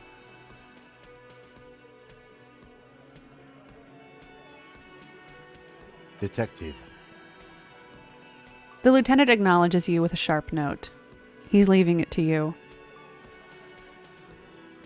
Don't say anything yet. First, we need to talk about your attitude. We need to talk about the man hanged out back. Oh, This is about him. A real looker, that one. He looks around. You're sure taking your time, waiting for him to get ripe and pretty for you, huh? That's Shanky. Oh, he was a real pretty boy by now. Real hot stuff. That's Glenn. Letting out that pretty boy smell. Glenn nods along. Thanks, Glenn. Time to go to work in the shit factory! Time to go to work in the shit factory. Easy, boys. These janitors have a hell of a job cut out for them. I mean, I wouldn't go in there for $1 million. He slaps his forehead. We didn't get the body down. No. How am I supposed to get the body down? It's hard. You might want to start asking your questions now. It's not going to get better than this. Do a head count first. Connect these men to the tracks you saw in the yard. Chances are they're going to match.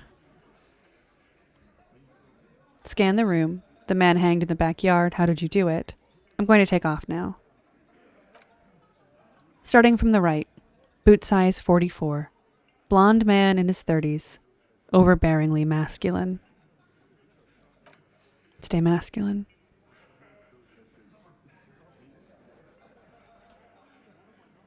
Sitting on his right. Standard working boots. Size 45 or 46. Eldest in the room. Probably mid-50s. Smoker. Quiet. Across, at the other table. Hobnailed working boots. Size 43. Gang tattoos. Mesk or Sarah Marisian. In his late 30s, early 40s. Encyclopedia. Medium success. He spent his youth in Villalobos, a housing project in the Jamrock Quarter. There were incarcerations. Hard to say what else. The ink is fading. KB has somehow avoided a handful of things that I was positive were critical path. That is my main prerogative. If you ever want to playtest a game, get me to do it. Because I will never go down the critical path. I would rather die.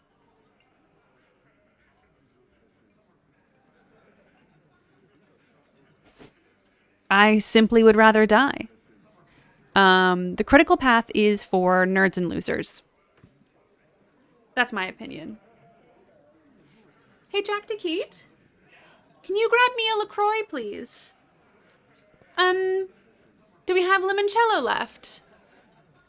Then yes, please.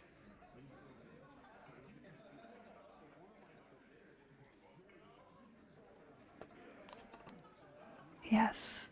Incredible. KB isn't crazy into getting those boots. I always wanted the boots. I'm medium about getting the boots. This is why I love watching you and Jack's Let's Plays. They are all the detours. Yes! Exactly. Exactly. It's all about the journey to me. And the journey is not to your ultimate destination. It's to the tourist traps and regional fast food restaurants along the way. Thank you so much. Yes, limoncello. Imagine asking renowned composer Jack DeKeat to get you a LaCroix. Jack laughed.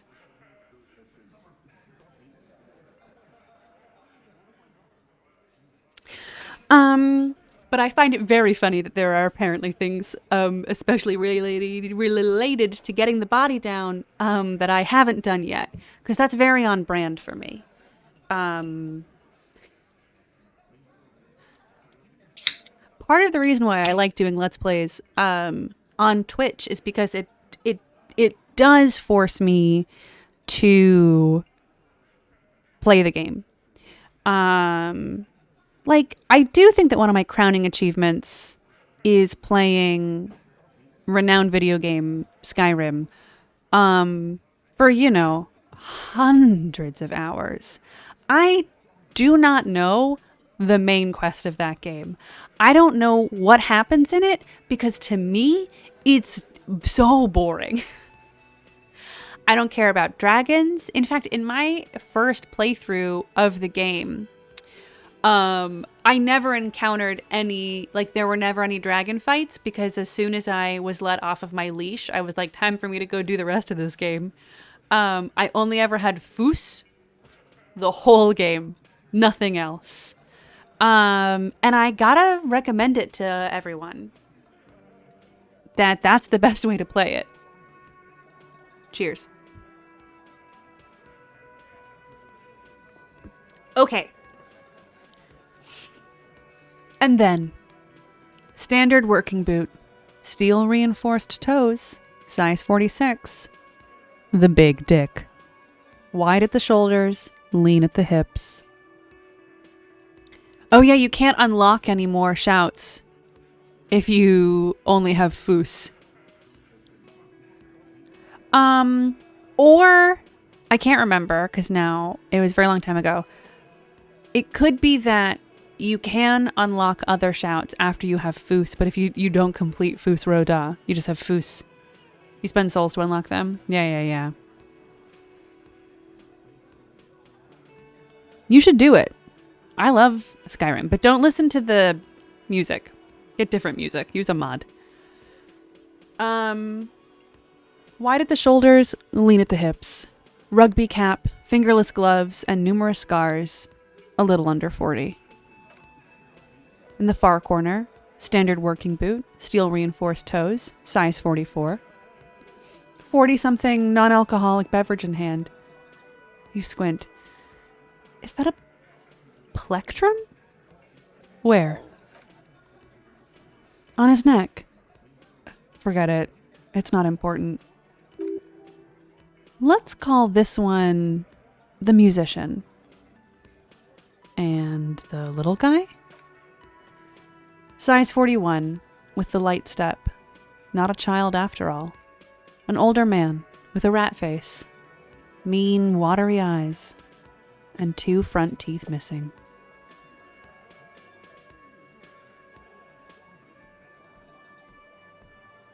A plectrum is another word for a pick.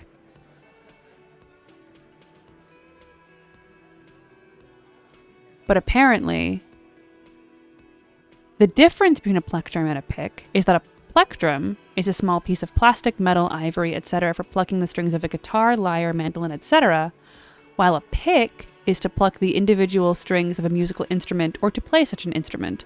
That to me sounds the same. Yeah, I just Googled it.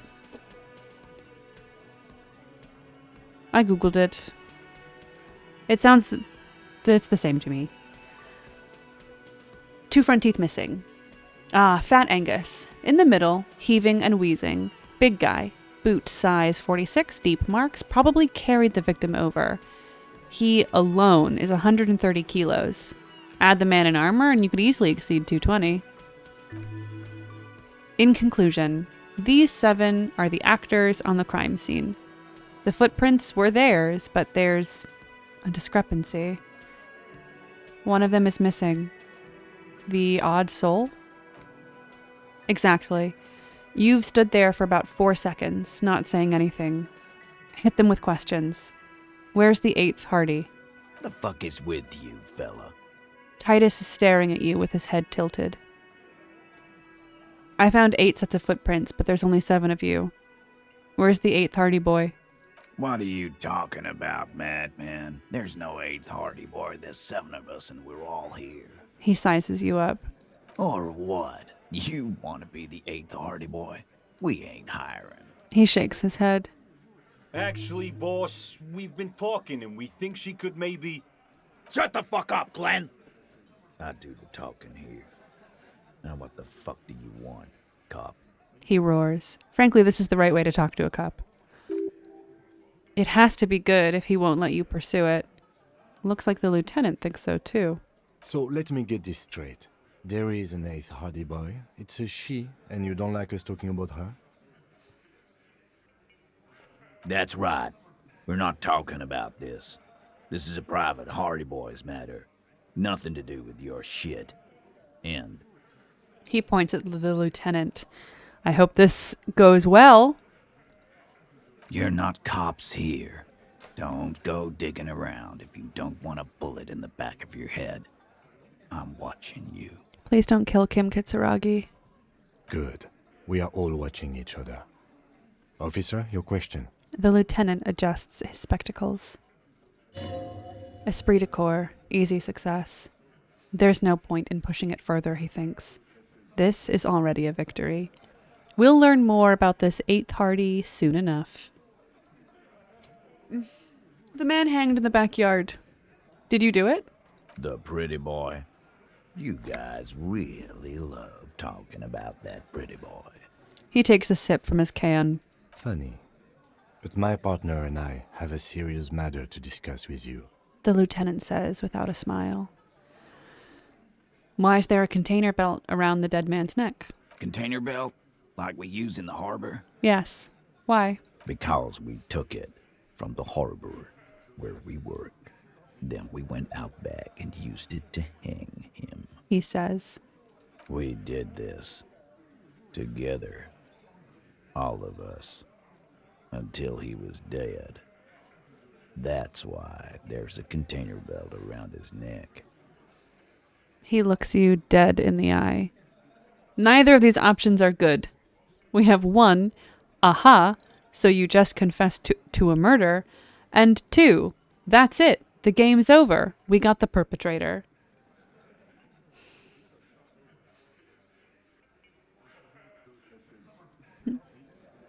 We did it. Yay! Well done, everyone. Game's over.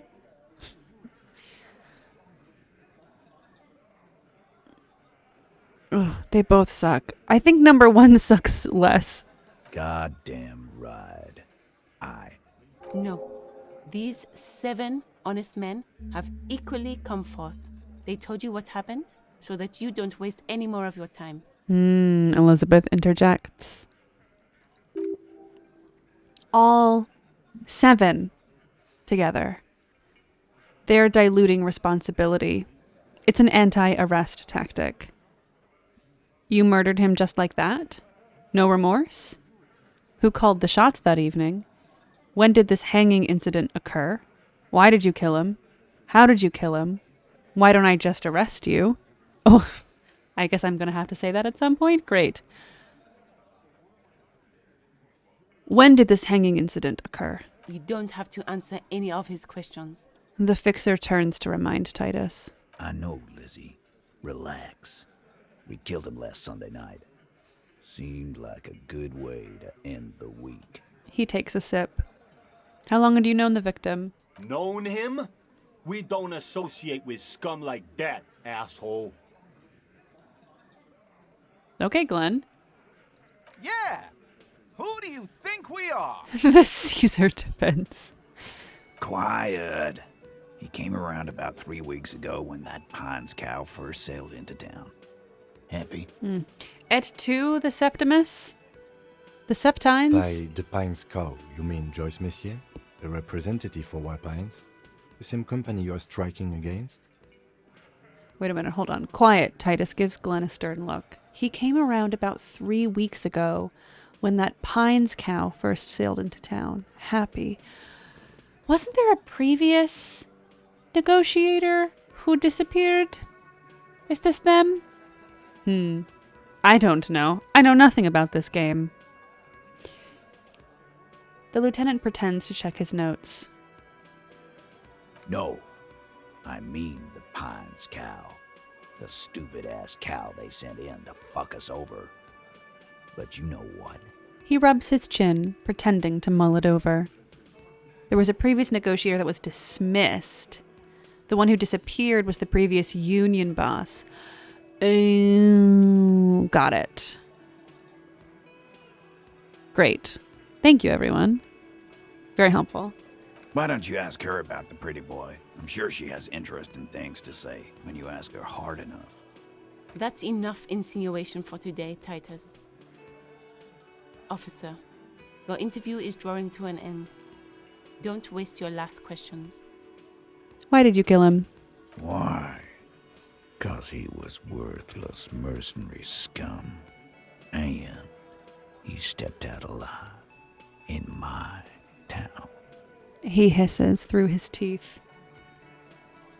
So he was a mercenary. That's it? And he stepped out alive. He repeats. Jaw clamped shut like a vice. Oh.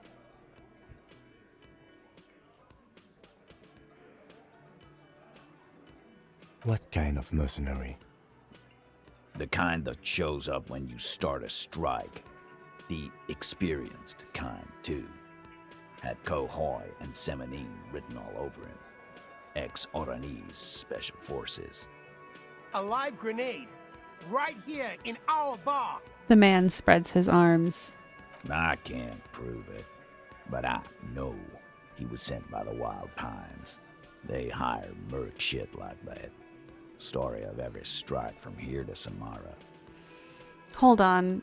How do you even know he was in Special Forces? Cause one night he walked straight up to the mic and said, I'm Oranese goddamn Special Forces, and I'm gonna fuck you all. Fair enough. Really? Yeah, really. Had a gin and tonic up there, sang some Oranese paratrooper song, and said he's gonna fuck everyone. Ciao, Bella, ciao, Bella, ciao, ciao, ciao. We couldn't believe it either, but he fucking did. Right there. Like some kind of animal. Sire, the tale is true. This is a serious violation of the karaoke code.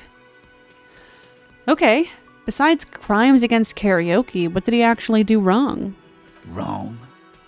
He harassed women, raped one, harassed workers, threatened to kill some as a warning.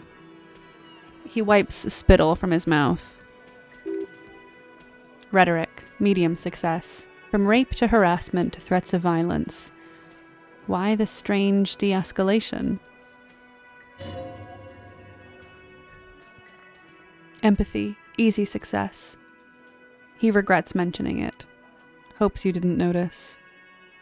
To kill us all, if we don't open the gates, if we don't let the scabs in, if we don't bend over. That was before he started coming here. Thank you very much, Intrepid Vector, who points out there's a sexual assault content warning for this next whole stretch. So, we'll let that one settle.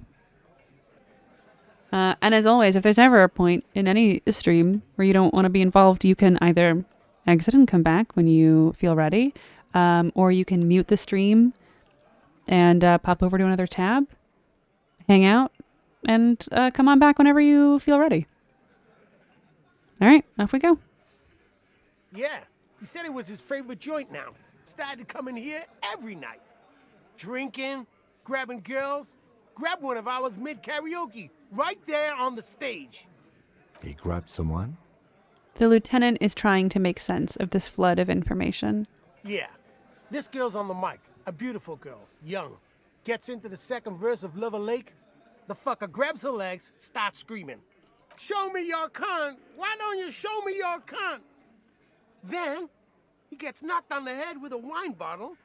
Doesn't even fall down. He shakes his head in disbelief. Was this the same girl who was sexually assaulted? Raped, you said?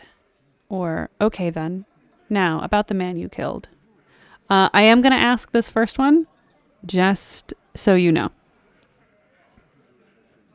Although I really hope that this line of dialogue doesn't come across as like, allegedly. So that's my hope there, but we'll see. We'll talk it through. Aren't you fucking listening? My man is talking to you. He took care of it. They got the girl out before anything else could happen. Yeah, me and Eugene got her out. Aren't you fucking listening? He repeats like a parrot. Drama, medium success. There's something odd here. Seems like they don't want to talk about that rape that Titus mentioned. Why not? This is a serious allegation. Make them talk about it. Right, but who did he rape then? This is a very serious allegation. No. You're not getting the name. That's a Martinez matter. And I'm not discussing it with you clowns. There's a moment of silence. I mean, fair. No one should have to talk about sexual assault to a cop. Volition, medium failure. There's nothing you can do for now. Okay. He's stonewalling you. Fair enough.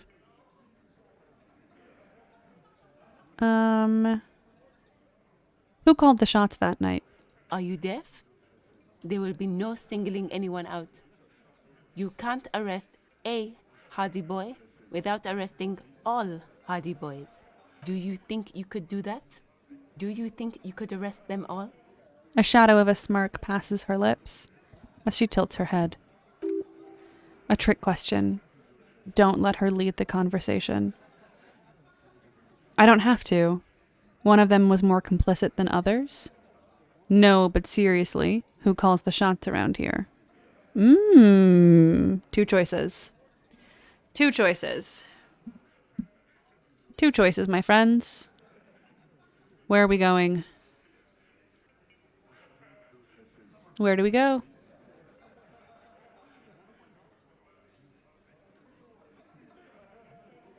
Wow, we're going to Titus Town. Off we go. Who do you fucking think does? He sounds more amused than angry. Points at Titus. You do. You give the commands.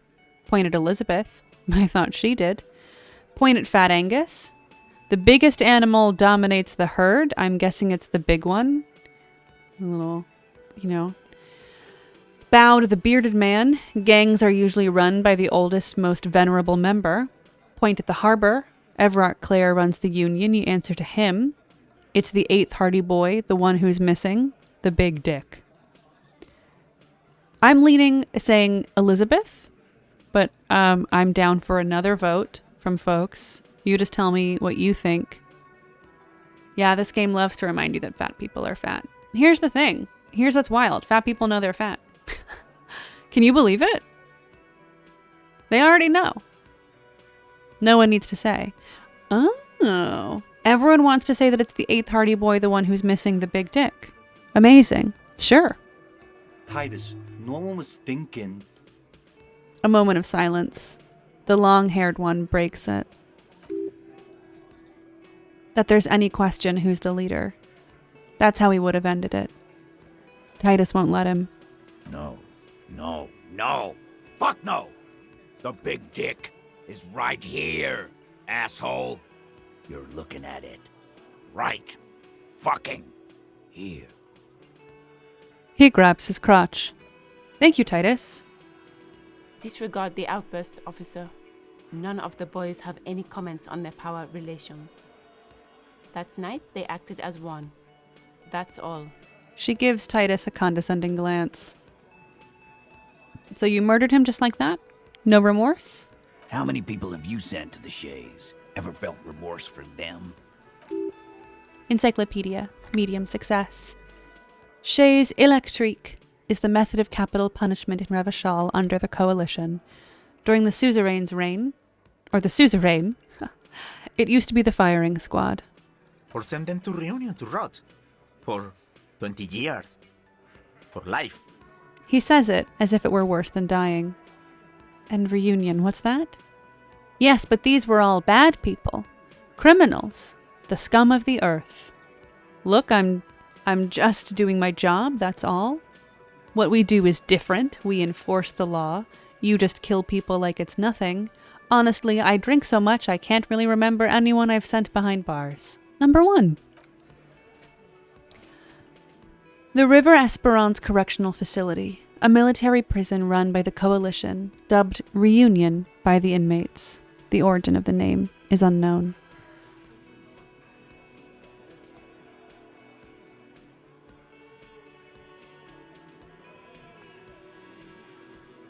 Ugh.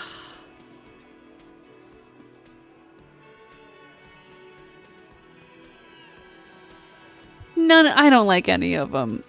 Doesn't remember them. He He just forgets. Are you hearing this, Titus? The rat-faced man shouts. Ain't no use keeping a stiff catalog in your head. That's for sure. He wipes his mouth with the back of his hand. How did you kill him? We hanged him up by his neck until he got real still. Wasn't that obvious, Copper? The choices suck because cops suck. True, fair. Didn't they teach you anything at the cop school, idiot? No. This is where an autopsy would come in handy. Fuck. You have to work with what you know.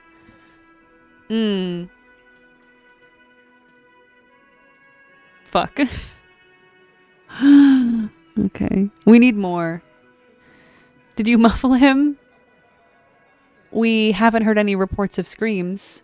Yeah, I know. Everard can get him down. I know. I'm gonna stop. So, what are we gonna do now? Nothing. Your investigation here is done. Leave Martinez, go back to your stations where you belong. Her reply comes sharp. I think we're going to stick around, thanks. Some things don't add up here, Titus. The lieutenant closes his notebook. I've done this job for long enough to know that people don't just confess to first-degree murder. Even if it is a group responsibility, we're going to look into this. Good luck with that. You've heard everything a rent-a-cop is gonna hear from us. Real law officials. You're lucky you didn't get a beating. Oops. I was weak when we first met. That sounds about right. Goodbye.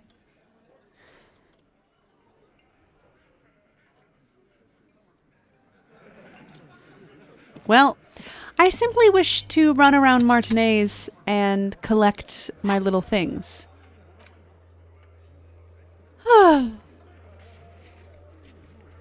You have to gain authority in Titus's eyes for the investigation to advance.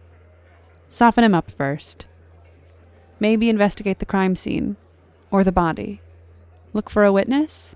Get help from the union boss or the company rep. Tie them to any other crimes. Talk to Titus and establish authority in the Hardy Boys' eyes. Don't take the shot that failure sucks. Yeah. Mood. I fully believe that. And we've leveled up. We're still thinking about our actual art degree. But let's see. Should it be rigorous self-critique or jamais vu? Wow, this one takes a long time.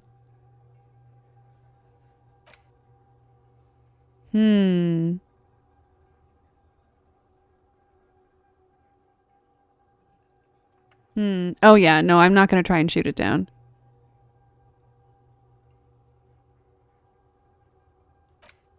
Oh yeah, the roof of the whirling. I don't know how to get up there. Which one? I think jamais vu. I think I'm going to go for jamais vu.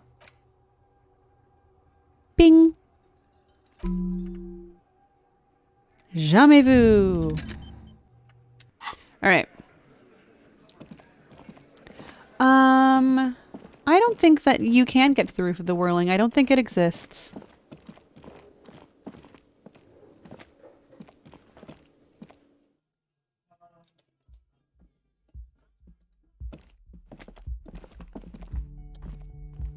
The door is closed. Try the handle. This door can only be opened with a key or from the inside. Knock. There is no answer. A tremendous loneliness comes over you. Everybody in the world is doing something without you. I'm so alone. Why are you doing this? Don't do this to me. Beauty, don't abandon me in all this ugliness. Swallow the emotion. The door is closed. And what about in here?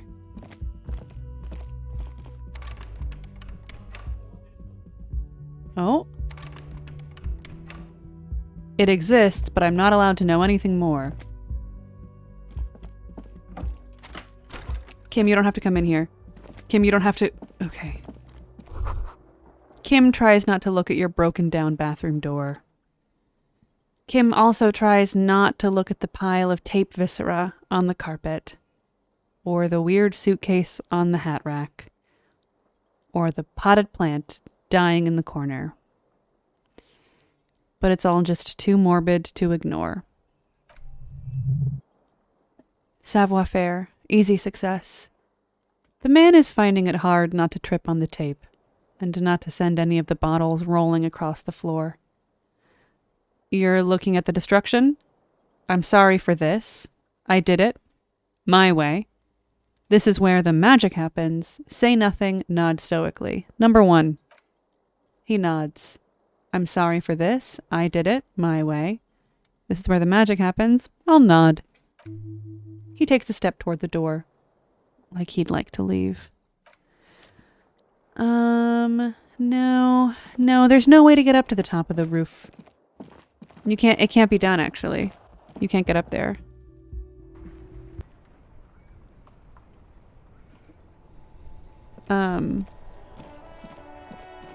Excuse me. Hello. How did you get up there? No, maybe I have to do it from the back or elsewhere.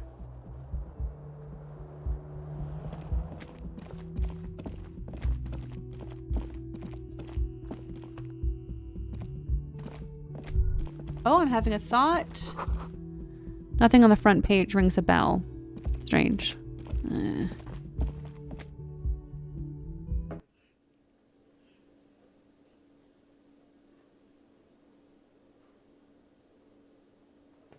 Hold, please.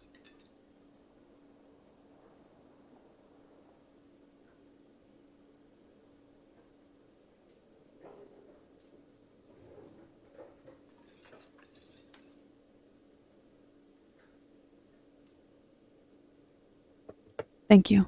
I'm done. Okay. It's time to go and speak to Everard. But apparently I can't leave that way.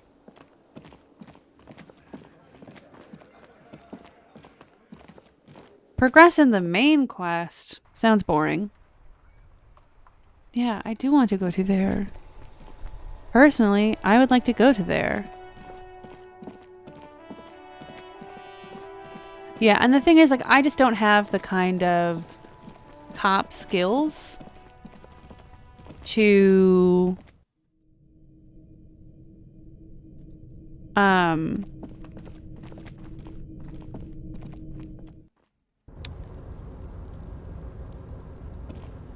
shoot down that body. Do I have to jump this way? Or can I go through the door? I just don't want to go by Measurehead, personally. IMO.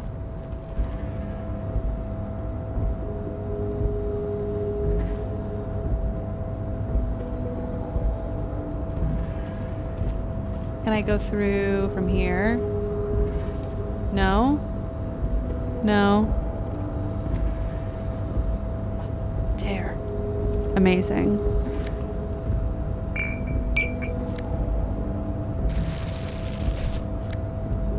Click take all. No, it doesn't pick everything up that I can. Well, it was worth it. The sounds in the game are very good.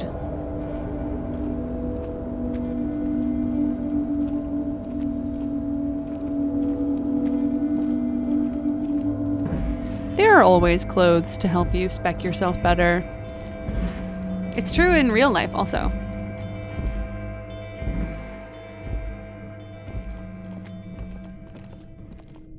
Yeah, the ambient droning is very good. It is to me Silent Hill 2.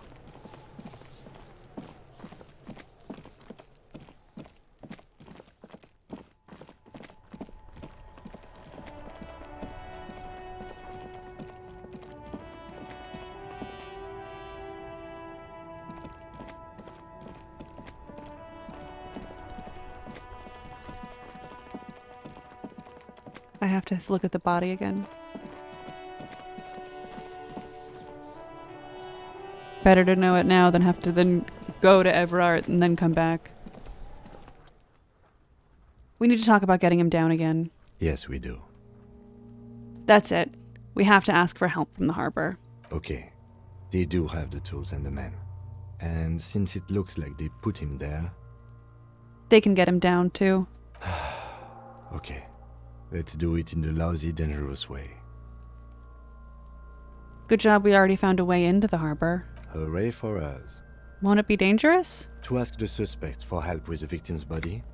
To be indebted to Everard Clare? Very much, yes. Which is why I would have preferred us to accomplish this feat ourselves. Clearly we can't. Suck my dick, bitches! Oh, thanks, Kuno S. Let's get to it then. I mean...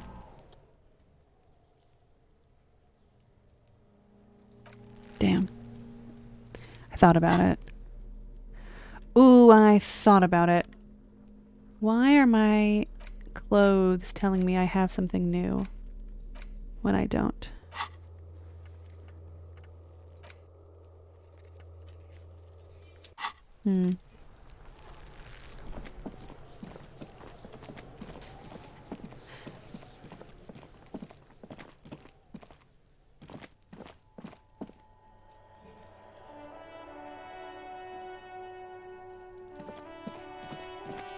Is there any other?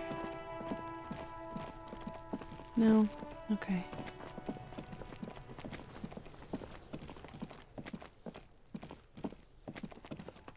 Alright. I don't want to talk to Measurehead, so I think I can just go past Manana. Yeah, Kuno S is helpful. Hell yeah. I love to not talk to Measurehead. Talk to Manana? Okay, I will. Hey Manana, how you doing? So, how'd you like our harbor? He stares at you with his hazy eyes. You've been in there, he means. Talk to the boss man too, probably. Labor Utopia, not approvingly. It's but a rest area on the path leading across open plains. He notes solemnly, then turns to you, a wide smile adorning his face. Right. You talk to the boss, eye to eye, like men of the plain. If you have any more questions, I'm set to talk. That weasel I visited? Turns out he has one hell of a colonial mug collection. Yeah, the janitor who gave me the key to his apartment said the guy's a bit of an asshole. He nods, rubbing his chin.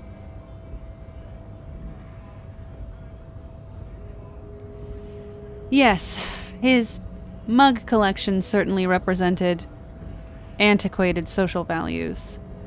See how we're all busy concentrating on the racist mugs? That's what the ruling class wants. A man with such a funny mug collection can't be that bad. All I'm saying is he had a lot of mugs, number one. Like I said before, I don't know much about this weasel, but the bossman said he's a real piece of work. Thanks for helping out, friend. He touches his beret. Actually, do you know anything about the Hardy Boys? Los Ardis? They're an independent militant group. A bit too high-strung, but it comes with the responsibility. He smiles. They're sort of like you. Preserve the rule of law and all that. Except it's Everard's law. But really, they're just like you. He takes a swig from his flask. Kuno told me you were supposed to know about the armor. The little boy had it good on his promise. His promise? To get me into trouble. To sick the pigs on me. Pardon the choice of words. Not mine. What happened? I was asked to look into that armor situation. Official Union probe, you know. Track it down, see who took it. Did you? At first I thought, why not? Maybe the pieces can feed the strike. Buy us a few more days under the sun, you know? So I went to this boy. He said he'll make me his prison bitch. He's got eyes everywhere, and the cop's in his pocket, and he's the king of Jamrock. Serves me right for doing menial footwork. I dropped that probe right then and there, and it still got me into trouble. One bad move is all it takes. He smiles. So Kuno used us to, what? Scare you? It's a minor nuisance. It's all good. He contemplates taking a swig from his flask. The probe into the armor. What did you learn? I learned that people don't want to talk to a drunk Union man about some armor. What else? Not much. Technical stuff mostly. That was the interesting part. What sort of technical stuff?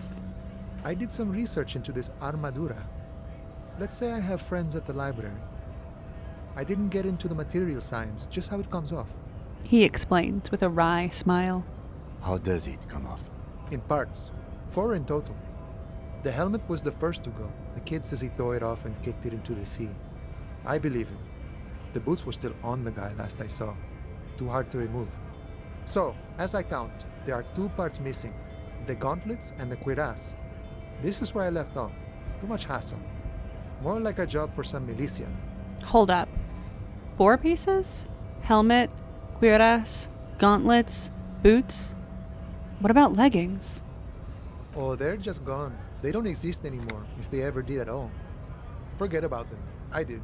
He gives you a jolly shrug. I'm going to find 1 piece. 1 is enough. I'm ambitious. I'm going to find all of it. All the pieces. I'm going to find all of them. All of it? There are junior officers out there, eager to prove themselves. I would leave some for them, but okay. Let's find all of it. The lieutenant raises his brow. It's implied he finds it unlikely that you will succeed at this. And Mesquite is epic then, all across Martinez. I hope it will be a real bonanza for you.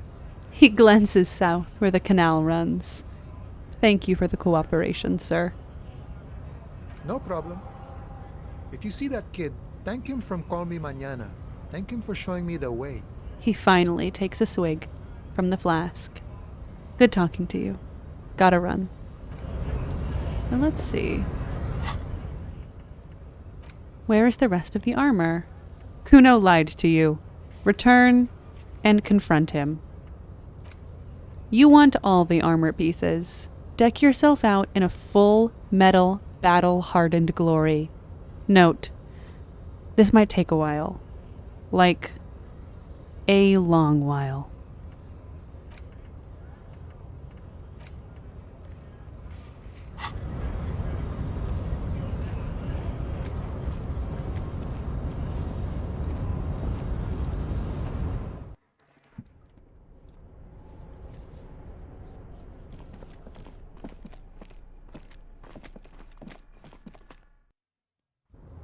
Nerd metal.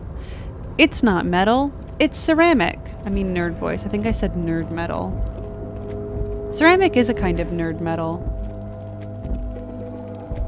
Oh, a thought. All those empty wine bottles and cigarette butts on the ground. Someone partied really, really hard here. Wait, how hard? Did I do this? Well, yes, I think we can say with relative confidence that it was you. The lieutenant looks at you, then the bottles. This is really sad. I must have been miserable. Looks like I had a lot of fun. I'm still not completely convinced it was me.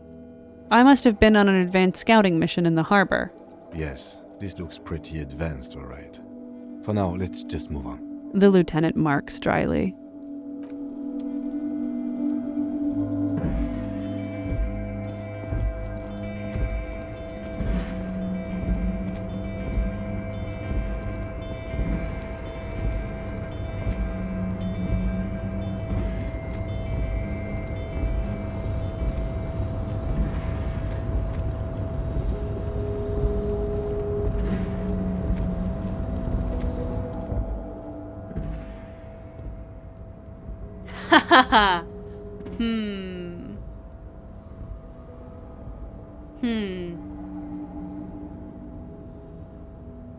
Okay.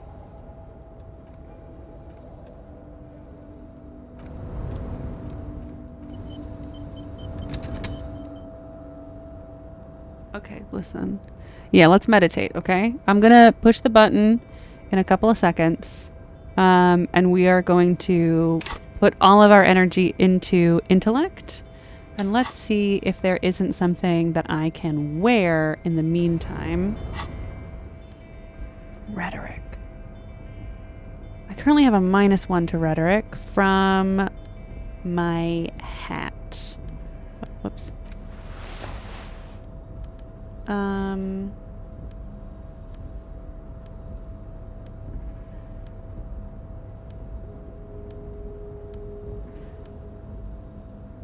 Okay. Okay, let's meditate.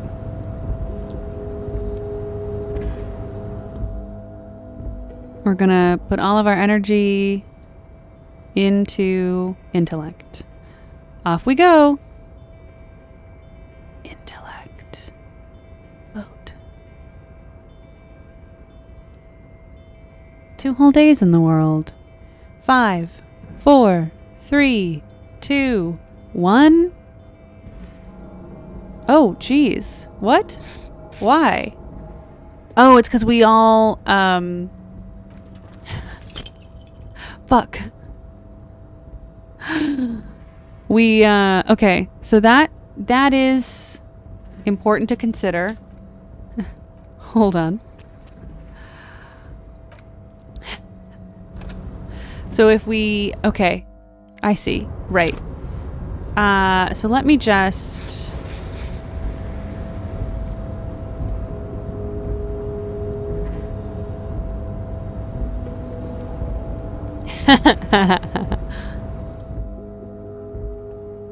I'm just gonna... Oh, wait. Let me take off my hat. Whoops, whoops, whoops.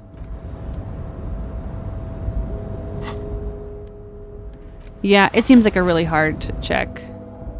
But, you know. Beans. There's always the chance that,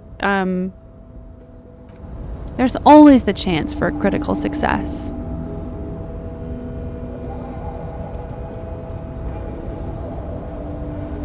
I've got 2 beans in my health. I've got 2 health beans. It's fine.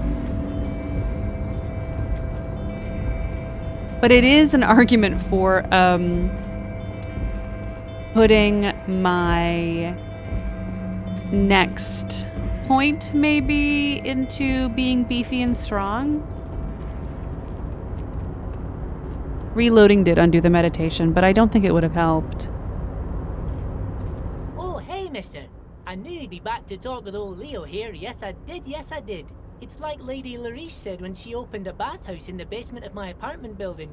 They can only get so far before they're aching to get back. And lots of folk really did keep coming back. I will never tell Leo to stop talking. I had some questions for you. That's not too much trouble? No trouble at all, mister. No trouble at all. It's like that old saying goes, wisdom withers if not shared. So true. And old Leo is always up for sharing. Unfortunately, it doesn't look like I have any new questions to ask you. Goodbye. Okay, Everart. I did your dirty work.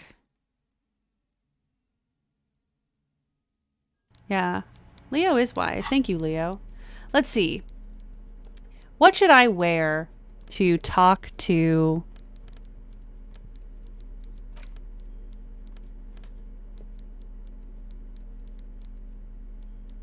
If only I had new shoes.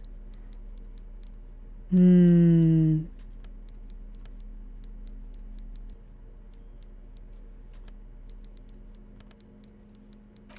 I want the drama?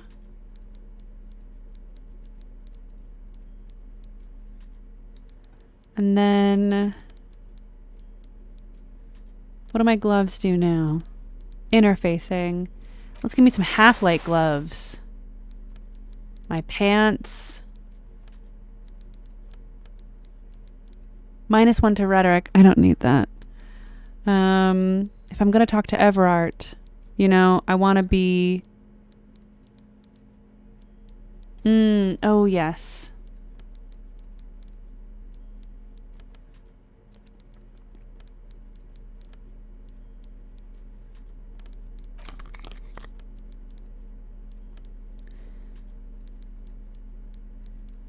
I think this is an acceptable outfit to speak to a union boss. What do you think?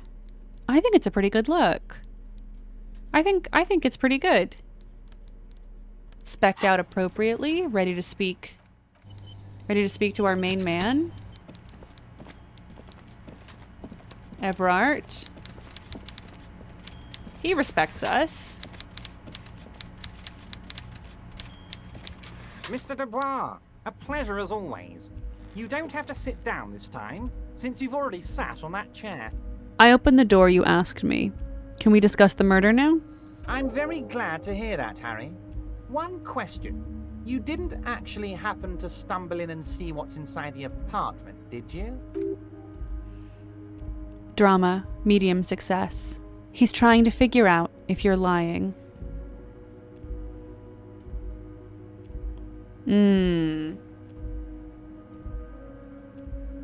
He told me not to.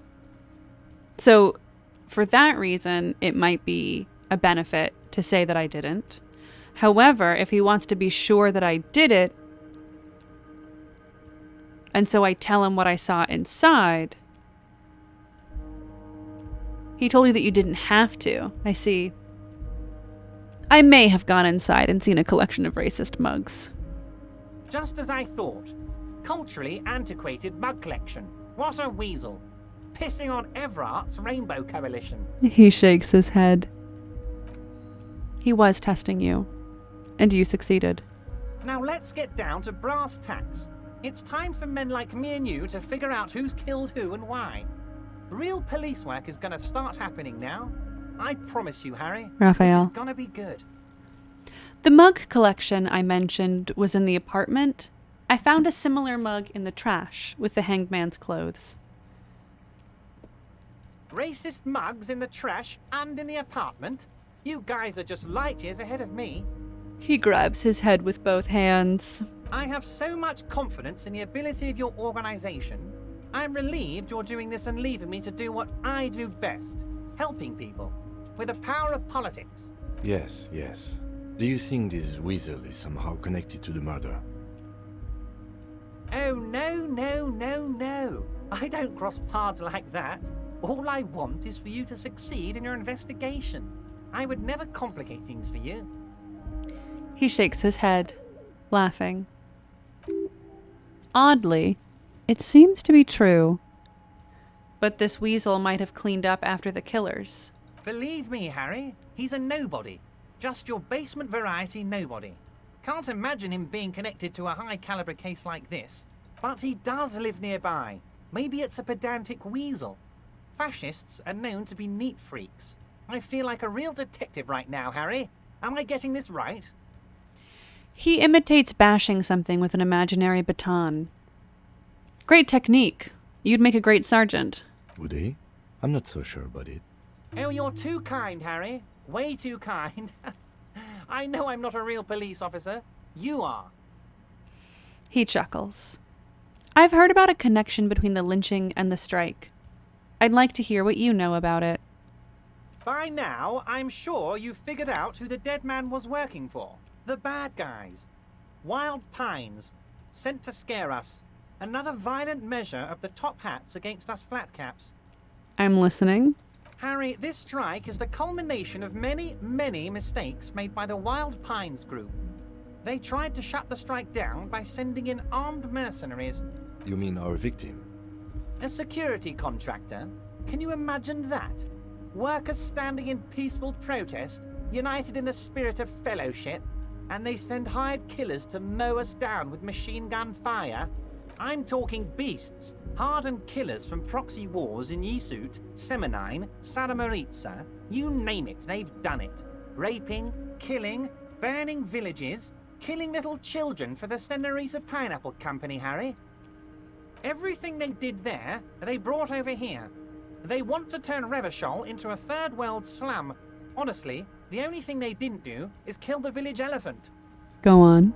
Now, I haven't personally witnessed the brutalities out there. I have the luxury of staying in my container, you see.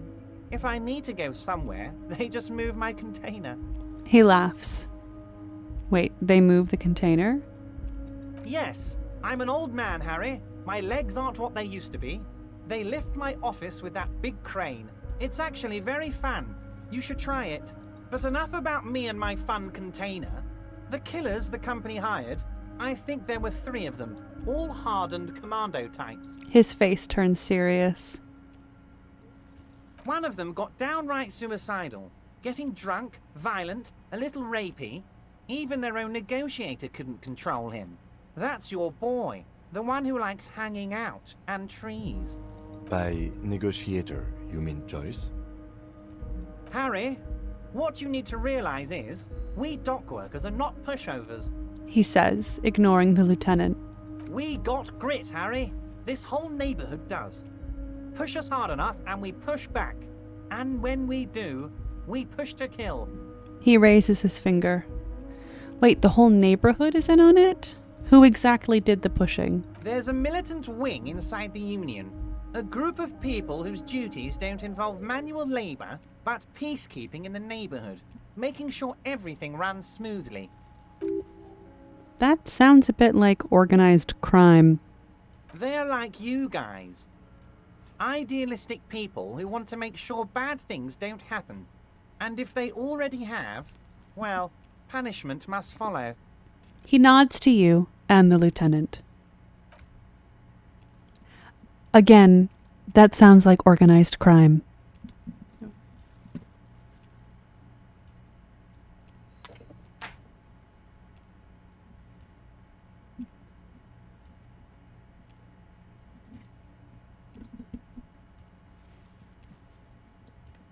My headphone cable wasn't being good.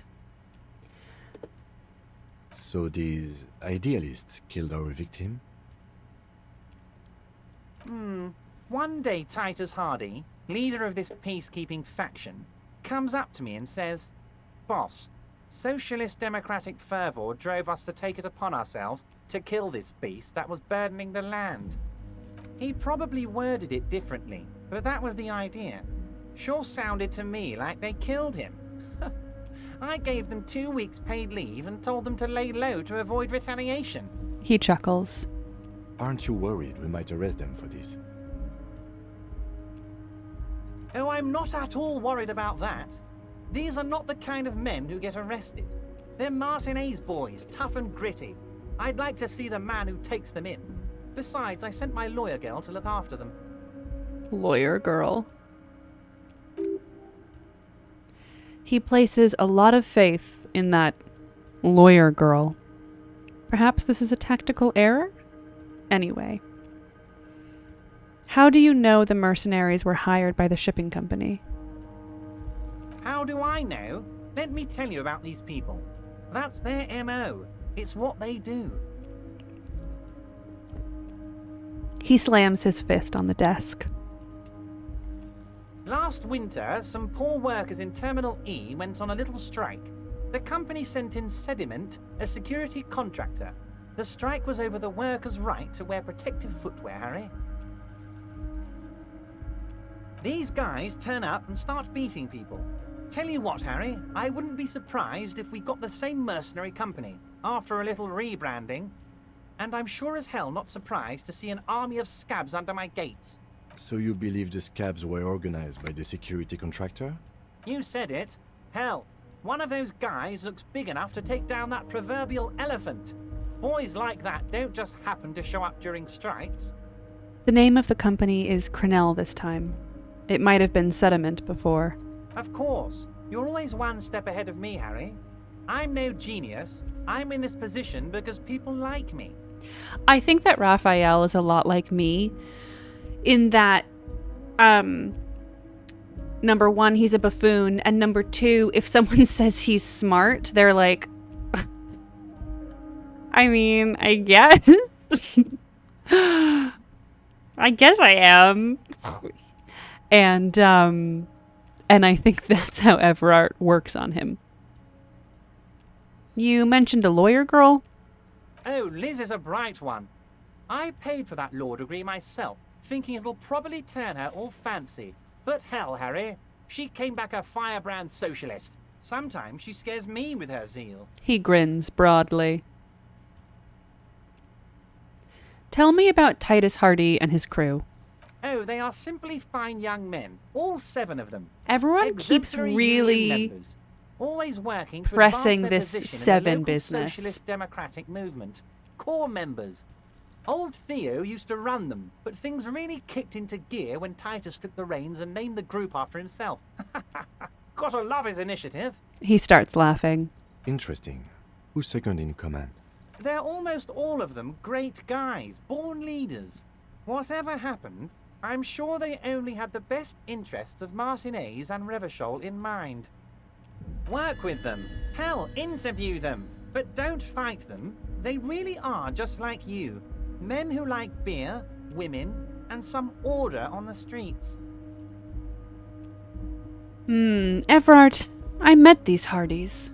Can you ask them to cooperate with me? But of course, it's the least I can do for my good friend Harry. I'll do it right after we've concluded this talk. Authority. Trivial success. You can now go and tell Titus about this. See what he has to say.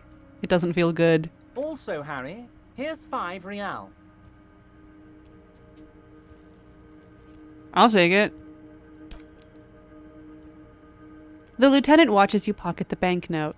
He looks a little puzzled. Kim, I'll take money from everyone.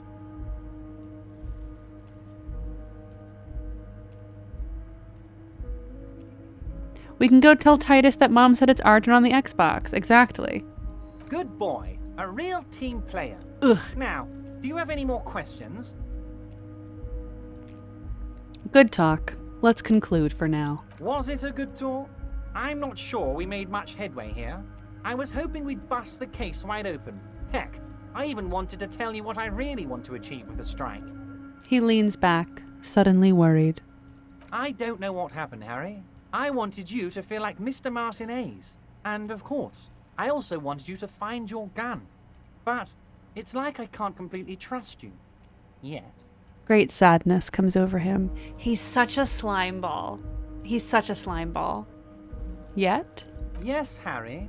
It's like I can't fully trust you if you're not a man of the left. I want to, but I just can't. A man of the left? So you have to be a social democrat? Great news, Harry. He's been hurt too much in the past by men who aren't social democrats. I'm not a man of the left. I'm a patriot of Revachol. You're right not to trust me. I take care of me. I'm a hustler. I grind. I'm a money engineer. What's that supposed to mean? I'm more left than you are. This is another corrupt scheme, isn't it? I'm neither left nor right. I do what my heart tells me to do. That's a moralist answer. I'm more left than you are. You're saying it, but I don't believe you. You know how it is. Company snitches, agent provocateurs everywhere. I'm barricaded in this fortress of mine, and I need to get a message out. Will you help me? And what would this entail? Once again, I require nothing unethical or illegal of you. You just need to get 2 little signatures on this piece of paper, and then mail it to my accountant in La Delta. He pulls out an envelope. Kim, what do you think of this? It depends. I don't think what we just got from Mr. Clare was very useful. He studies Evrart. Esprit de corps. But, he thinks, it's your call. As I said, it weighs on me heavily. But once we get really talking, well, I'm going to hand you the keys to Martinez, and maybe even help you figure out who's behind this killing. He bows his head in shame, then looks up and smiles. Only a true leftist would argue about how left they are. It's so true. He's saying as little as possible, as vaguely as he can, deliberately omitting things. What are the signatures for? I'm glad you asked, Harry. The Union is going to build a modern youth centre in Martinez. It will be righteous. We're gonna get those teenagers off drugs and on roller skates. Incredible. There's a nameless little street on the coast with some old houses around it. Most people have already signed. I just need 2 more signatures to get this mission off the ground, Harry. Where is this place exactly? On the coast, Harry, across the canal. There's a cul-de-sac there, a little village they're calling it. A gloomy place. You'll find it. I trust your detective skills, Harry. Ooh. What about roller skates and drugs? That's the true leftist approach. Shivers. Medium success. Water drips from the eaves. A woman looks at her freshly tarred skiff.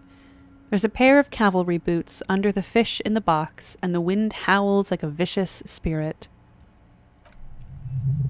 You're already pretty deep into this. What's a little more? No one can see you here at Martinez. What will happen to the current occupants? They are just gonna have to deal with the construction noise for 6 months, and then they'll be living like kings. Right next to a fancy new youth centre, designed by the best architects from Stella Marie.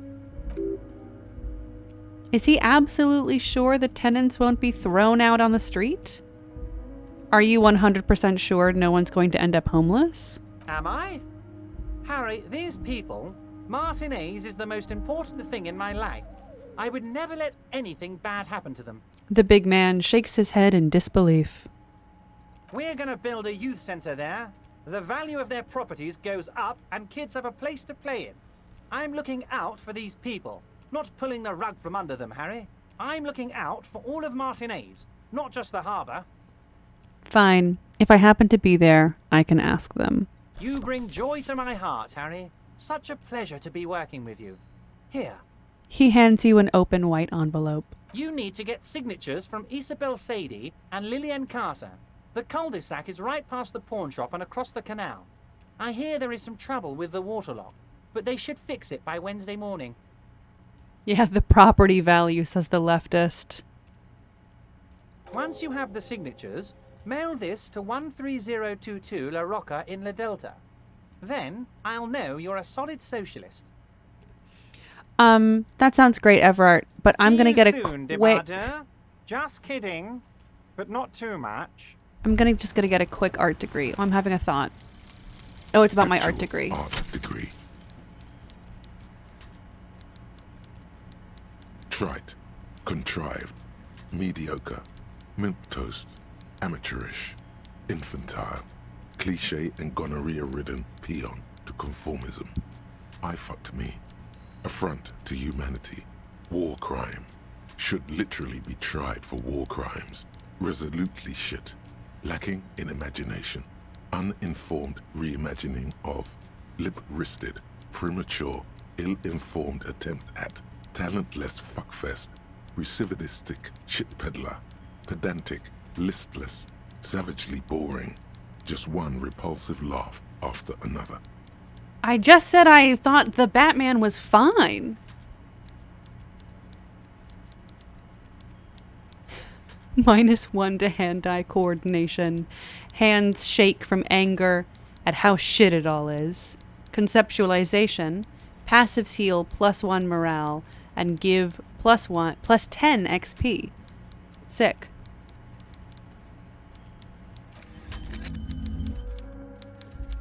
I'm still working on my jamais vu. Get the 2 signatures for Everard. I should go talk to Cindy. Yeah, definitely. So I have this white envelope with a stamp attached to the upper right corner handed to you by Everard Clare. Inside are some legal documents with 2 names printed on them, Isabel Sadie and Lillian Carter. Both signatures are required. I'm going to look at it right in front of him. White envelope. You take the legal documents out of the envelope. 12 to 40 month construction period and the zoning plan in the addendum. Look at the zoning plan.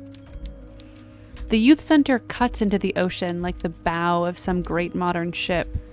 Apparently it's going to cover most, if not all, of the street and the square between the existing houses. It's 3 stories tall. It's going to be awfully close to the already existing buildings. Almost wall to wall, practically integrating them into the youth center. This is either an ominous or cool architectural choice. Hard to say. Sick. Yo, conceptualization and my actual art degree already coming in clutch. Conceptualization, medium success. My money is on cool. Looks like a cubic pyrite. Kim, what do you think of this? I'm no property lawyer, but it looks fine. I like the print size. They're not selling or leasing anything. It's not a perfect solution, but The lieutenant replies, flipping through the documents. He shrugs. Rhetoric, medium success. How else are you going to build something? It's always inconvenient to build things, and citizens inevitably have disagreements over such construction projects, but there's no other way. -1 cool cubic pyrite. Let's see. Let's see if we can't think it out. Success. There is no loophole. The simple truth is the current residents are going to lose their street access. And for the next 12 to 40 months, their lives will be dominated by constant construction noise right next door. Wait, what are the ramifications of this? Once the construction starts, it'll probably take a few months, a year maybe, for even the most stubborn occupants to get tired of living like this. After that, they'll sell their property for cheap and move out. Look, Kim, point to the photocopy. These people are going to have to move away. Can we do something about it? I should have seen it. The lieutenant frowns as he reads over the document again. Everard probably has eyes on us, but we could try to get other people to sign this instead of those listed. Or you could forge their signatures yourself. By the time he finds out, we'll already be gone. He pauses to think. Lieutenant, I love that Kitsuragi is like, oh, Everard probably has eyes on us. He's sitting right across from us. Just saying.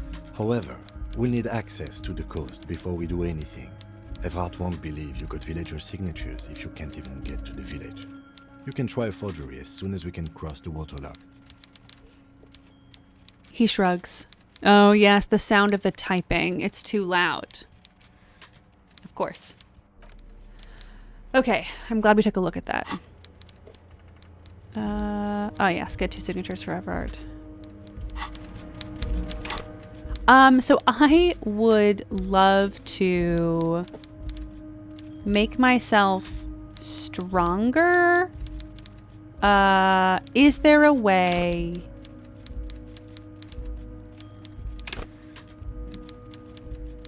Endurance. Yeah, okay. Sick. And then I will be able to do things like, hell yeah, unlock more thought cabinet stuff. Okay. Because now that I am more likely to survive.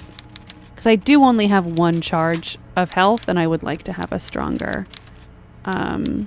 body. Well, I did just get a -1 to hand-eye coordination as long as I have my active art degree equipped, which I always do. Mr. Dubois, a pleasure as always. You don't have to sit down this time, since you've already sat on that chair. I know, Everard. Can you get the body down from the tree? You might have noticed there's one hanging on a tree behind the hostel cafeteria. Oh my. Don't take this question personally, but why would I get involved in this matter? He smiles pleasantly. Mr. Clare, the man was hanged with a cargo belt, a steel-reinforced cargo belt. It's safe to assume the Union had something to do with the murder. Besides, getting the body down would benefit all of us. It's a stain on the neighborhood. Also, I studied the footprints at the crime scene, worker boots. Yeah, the belt thing, say nothing. You are a community leader. Help your community out. I can certainly see how having him up there might start affecting some real estate values. He licks his fat lips and smiles. But of course, all joking aside, I am going to help you. He picks up the handset of a radio phone to his right, and then clicks a button. Jean-Luc, my boy, I'm sending 2 police officers down. They have a dead body in a tree problem they need help with. Namely, they need it to be taken down. I think part of the reason I waited to get the body down from the tree is that I would like to have the ability to remove the boots from his leggies, and Kim can't be there. So I do hope that this doesn't impede. Oh.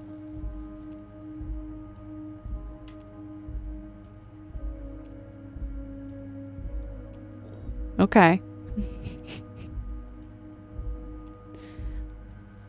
And Jean, please take it easy with the race science. That's a yes to getting the body down, no to the race science. Hmm. You can find Jean-Luc down at the gates. He's the big impressive one. You know, tattoos, muscles, ethnic looking. Can't miss him. Great guy.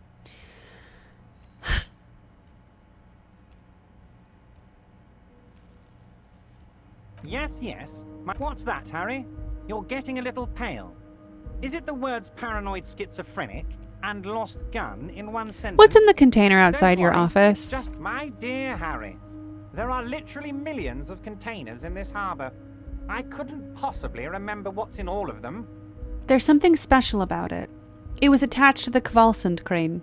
Harry, you smooth-talking son of a bitch.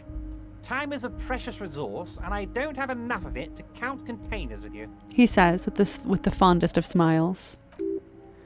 Smooth talking. Maybe that's the way to opening the container.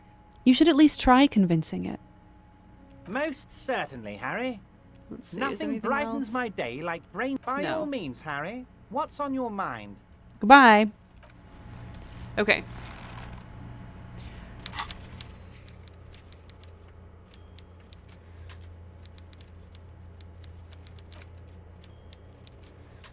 Great. It may take a while.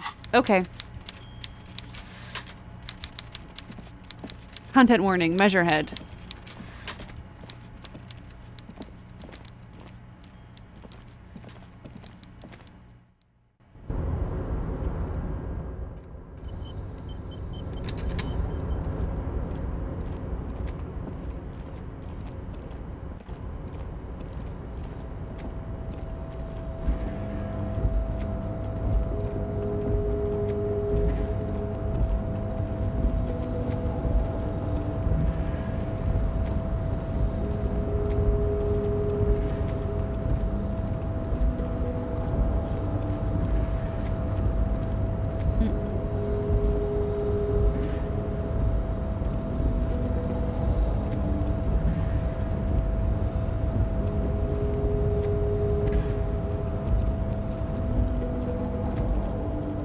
Is this the way to go? I've already... Yes, it is.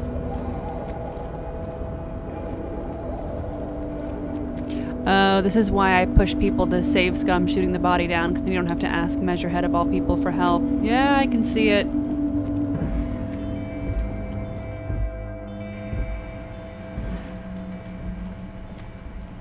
The game's a bummer sometimes, but it's a bummer on purpose.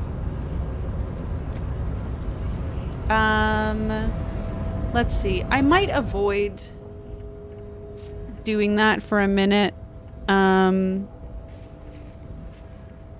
already know this. It's got vodka in it. So I might simply delay. I don't know. Ugh, I mean, I'm right here. I might as well.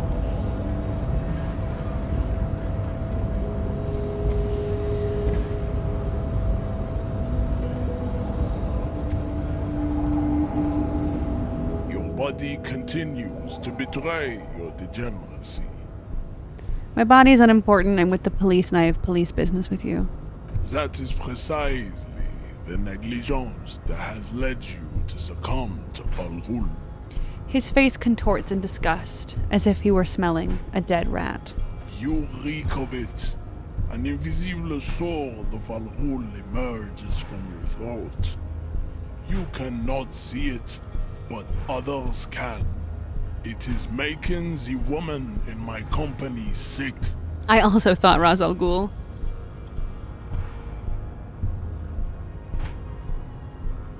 Kim, is it really so bad? It's not good. Oh, sorry. It's like a rat crawled into your stomach, got drunk, and drowned. Okay, you're right. I'm an alcoholic. Now I need you to cooperate with me. No, you don't. You need to get another drink. Occidental Haplogroup B4 is done giving orders around here.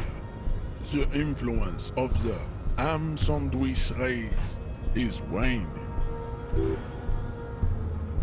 Does this remind you of someone? The guy down there. That fat racist over there. You're just him after pumping some iron. Point to the racist lorry man. I'm the police and I need you to comply. Now, take a step closer. The race stuff is unimportant here. I just need you to help me do my job, please.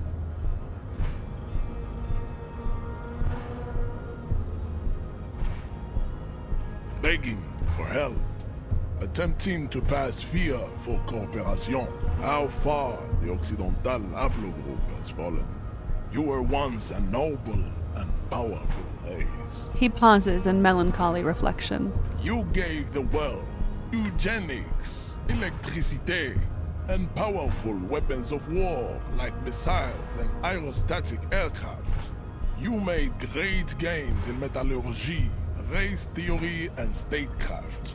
You dominated lesser cultures, like the deformed Hemians and the inexplicably potato-obsessed Khoikos. But now your ascent to the genetic summit has halted. You are obsessed with sadness and with frivolous pop culture. That last bit is true. You will be superseded. Isn't that right, babe? It is, baby, yeah. You know it. You're right about all this. Now I just need you to cooperate with me as a police officer. Enough with this begging. You should leave the stage of history with dignity by inviting the other races to a great world war. Bring your troops to the Seminine Islands and to Boogie Street, and we will pulverize you. The walls will be lined with...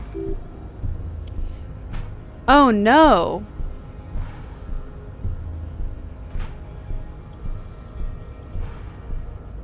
Everard told you to help us get the body down from the tree. So it was. You surmounted the harbor wall. I'm worried that when I said you're right about all of this, I meant you're right about me being obsessed with sadness and pop culture, but I realized that all of this also means like the race theory. The body from the tree with my bare hands. Great. You're so noble, Measurehead. Uh-oh, I may have gotten a racist point. Ooh! There's a but. But while I am gone, someone must stand guard on the bridge. That someone needs to be you.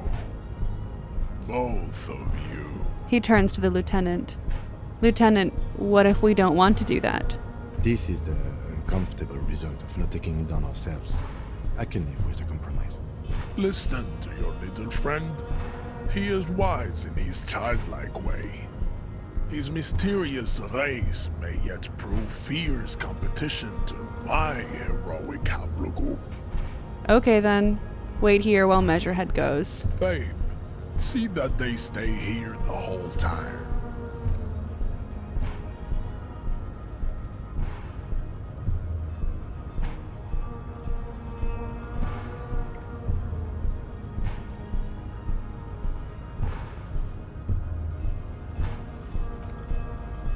The woman's gaze follows Measurehead as he leaves. I was playing this on an ultra-wide monitor, and during this walk, Measurehead absolutely just phases through a building on the left. Amazing. So, you guys are like cops or something? We're just trying to keep things from going to shit. Have you ever thought that maybe things should go to shit? I'm Katya, by the way. The woman twirls her hair. You hear that? That sound. He's breaking something. The lieutenant looks toward the yard. Yeah, Jean-Luc must be really tearing it up over there. I wish I could see it. I don't. I've already seen enough of that dead body. Look at you! RCM rent-a-cops! Guarding that bridge like Everard's lapdogs! Is this where it's at now? The RCM is for sale! Sometimes. A loud voice booms in from below. And who are you? What is your business here? Why are your clothes 4 sizes too small for you? The lieutenant fires back. I'll work with whoever I want. Yes, I'm an unbelievably corrupt cop. I am corrupt every opportunity I get. That's none of your business.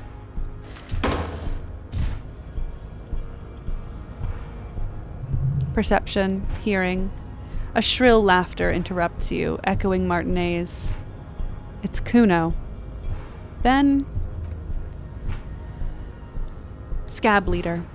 The man turns to look behind him, at the behemoth appearing around the corner, approaching him, walking past him.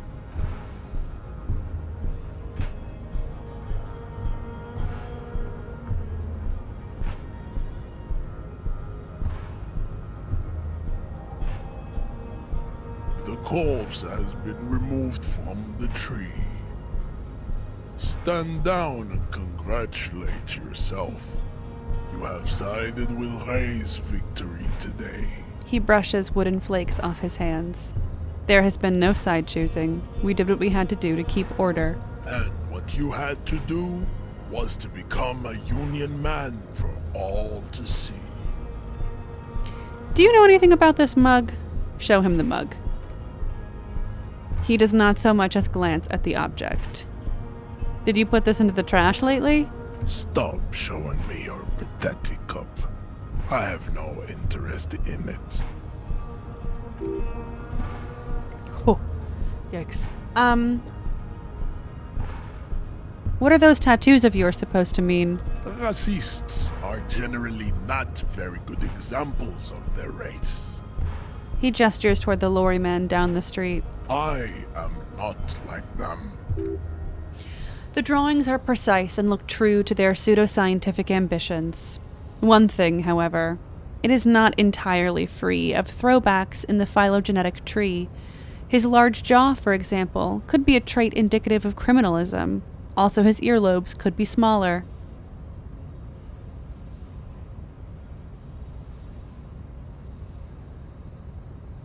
It's tough, right? Because insulting him with his own racist bullshit is enticing for the laugh, for the bit. But, yeah, exactly. It's, I just don't want to get involved. Goodbye. Your silence betrays your inferiority. That's fine. You do not have a reply. Goodbye. Well...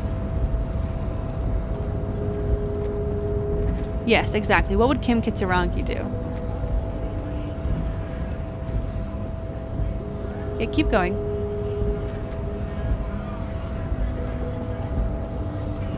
So I can talk to the scab leader. I will hit the bricks. Bastards! We have a right to work! The man yells towards the harbor gates. His voice is the loudest of the lot, and oddly screechy for a man his size. Good morning, Baisai. Welcome. You got here just in time to miss our conversation with Measurehead. What's going on here? Hold up and stay frosty, everyone. Cops are here. The broad-shouldered alpha male turns to you. He's a full head taller than everybody else here. You here to fuck with us? Beat the honest worker down. Why should I? We're here to fight for a cause. Stripes usually have problems with people who have causes. Oh, then yes. Ha! Couldn't handle us. Cause gives the workers strength, gives them power. We have a right to work! He bellows at the gates. Besides, we're not that different. It helps if people see us talking, cops and strikebreakers together. Shows authorities are on our side. Builds confidence. I'll be going now. With this guy? Right to work! Maybe you should ask them the questions. We have families to feed, you piece of shit. He points his finger at the man sitting on the railing. So do we, Scott. What is a strike? Who are all these strike breakers? What exactly is your goal here? I'm just going to leave now. Oh, with Measurehead. Interesting. Honest men and women with rights to work, to be We came here to help the harbor run smoothly in time of crisis. I have a question. Why do all these men follow your leadership? You think they follow because I'm big and loud? No. They follow the rules of the market, the rules of the economy, because they were given a job to do!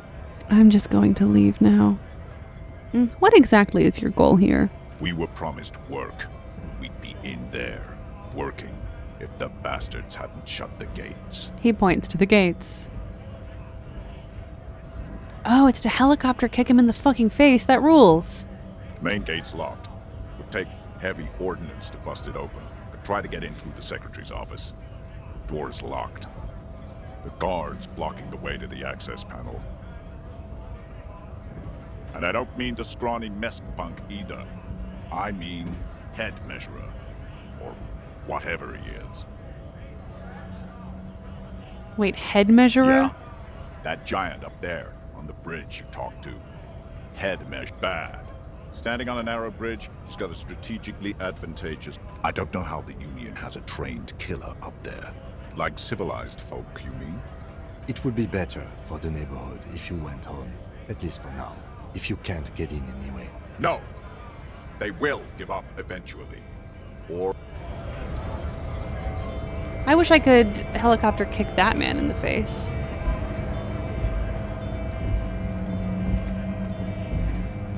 Oh?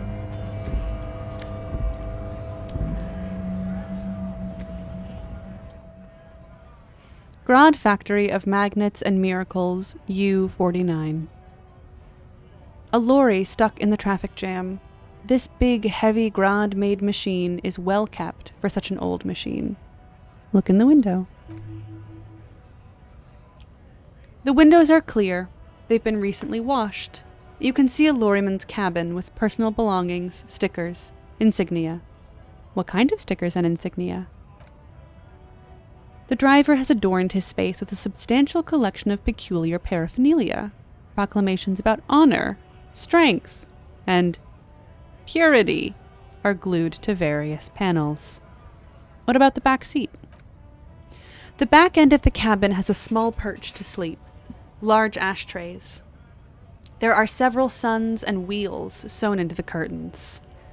Yikes! Racist lorry driver's racist lorry. We found it. A book with ragged edges catches your notice. The front cover features a large, muscular man. The title reads, Man from Hjelmdal in the Lost City of the Pygmies. Racist nationalist paraphernalia. Not unusual in this part of town. This is our guy. He grits his teeth. The lieutenant nods toward the racist lorry driver. You think this lorry belongs to our tough guy? Likely, yes. This guy's proud of who he is. Drapes it all over his machine. Leave.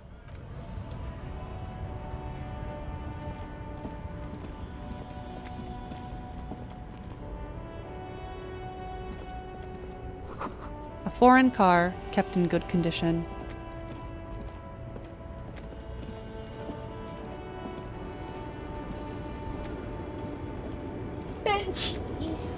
Oh, excuse me.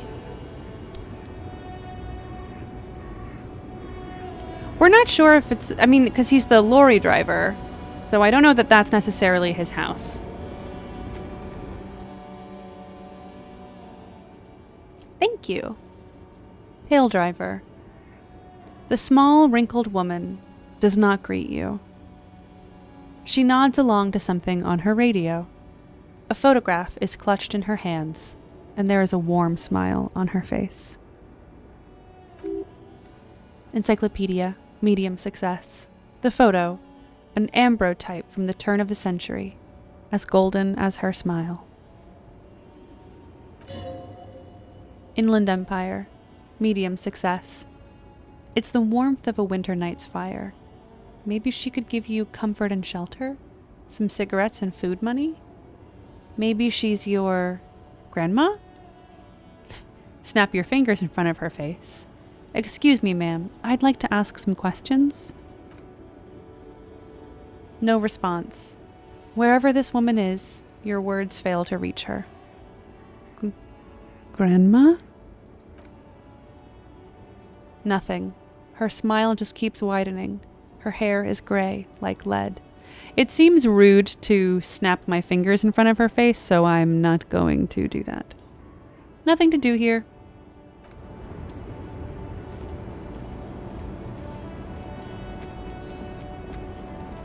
I read a book about the Pale. You think I should? Will that get her to talk to me? It seems rude.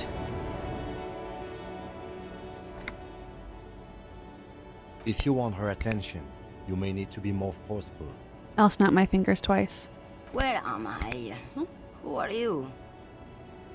Like a magician recalling a subject from hypnosis, you've jolted her back to reality. Oh, I was actually hoping you could tell me that. You just put an offer on our house! Holy cannoli! Congratulations! Congratulations! Pew, pew, pew, pew, pew, pew, pew. Hold on. Hold on. What's the word? A horn noise. What are they called? What are they called? Yeah, air horn sound effect. Hold on.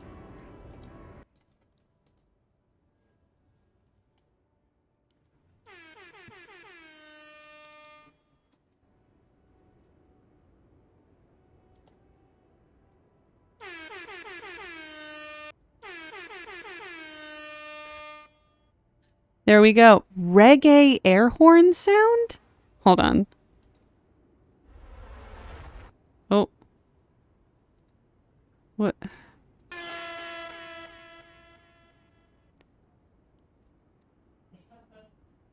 Can be used without any permission. Great. It would be very funny if I got DMCA'd for playing an air horn sound for you putting an offer on a house. Congratulations! I hope it goes well, and I hope it hasn't, you know, carved you out from the inside and turned you into a husk. But even if it has, that's okay too. It should, it's only up from here, right? I hear the most expensive part of homeownership is buying the house.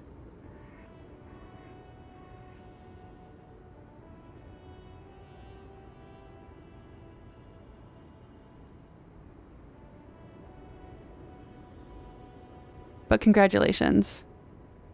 Congratulations are in order.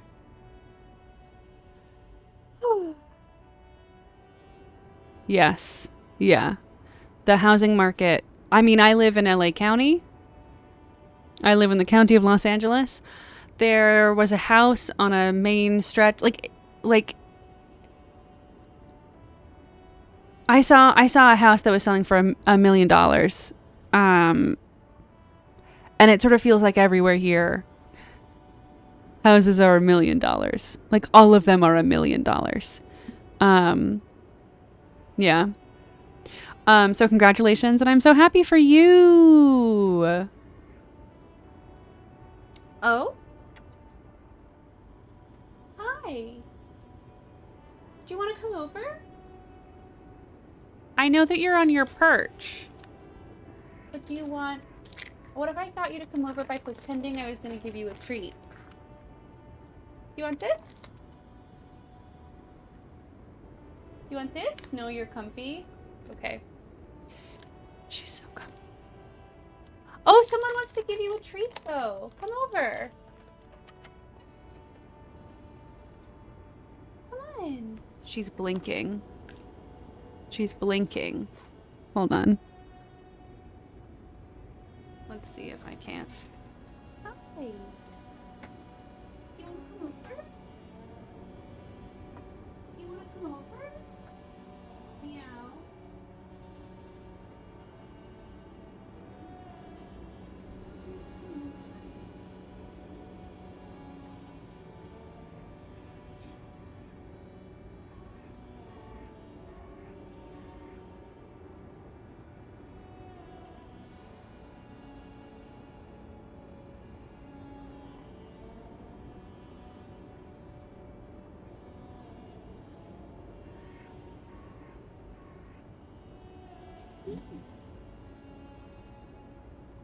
Hi.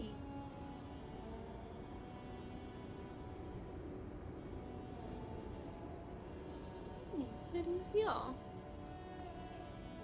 How do you feel?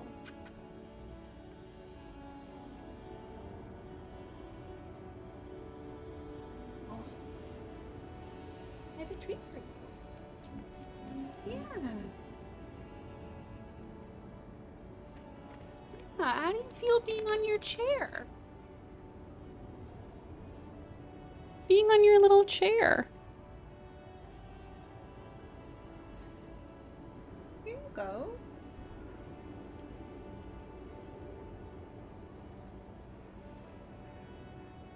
Hi.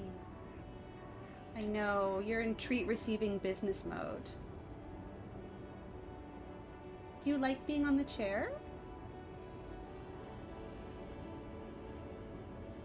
Is that nice? I won't pet you because I know you've just received treats. And that puts you in a business state of mind. But you're being such a good little lady on the chair. Goodbye.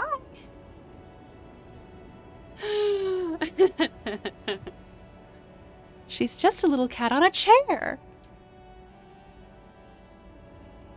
Oof. Hello.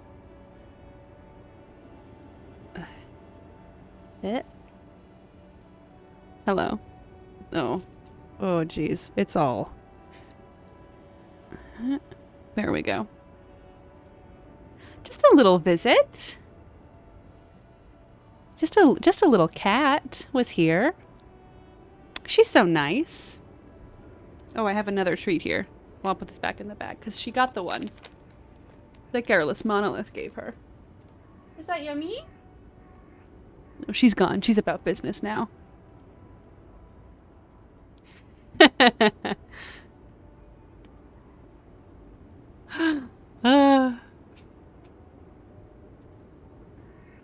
Okay, let's talk to this lady. I agree. I agree big time.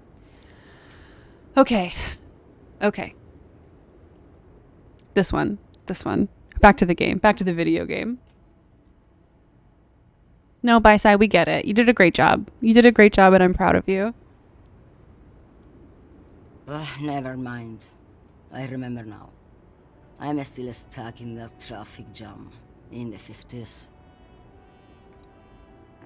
She adds with contempt. Wait, what's so bad about the 50s? The men have small jaws and everything is made out of plastic. Why do you need plastic when you can make the world out of amber? Where else would you be then? Back in Mecca, during the time of the revolution. The sidewalks and cafes are filled with the young people. I was on my way to see a new Boyadero picture starring Gabriel Buenguerro. That sounds great. The smile returns to her face.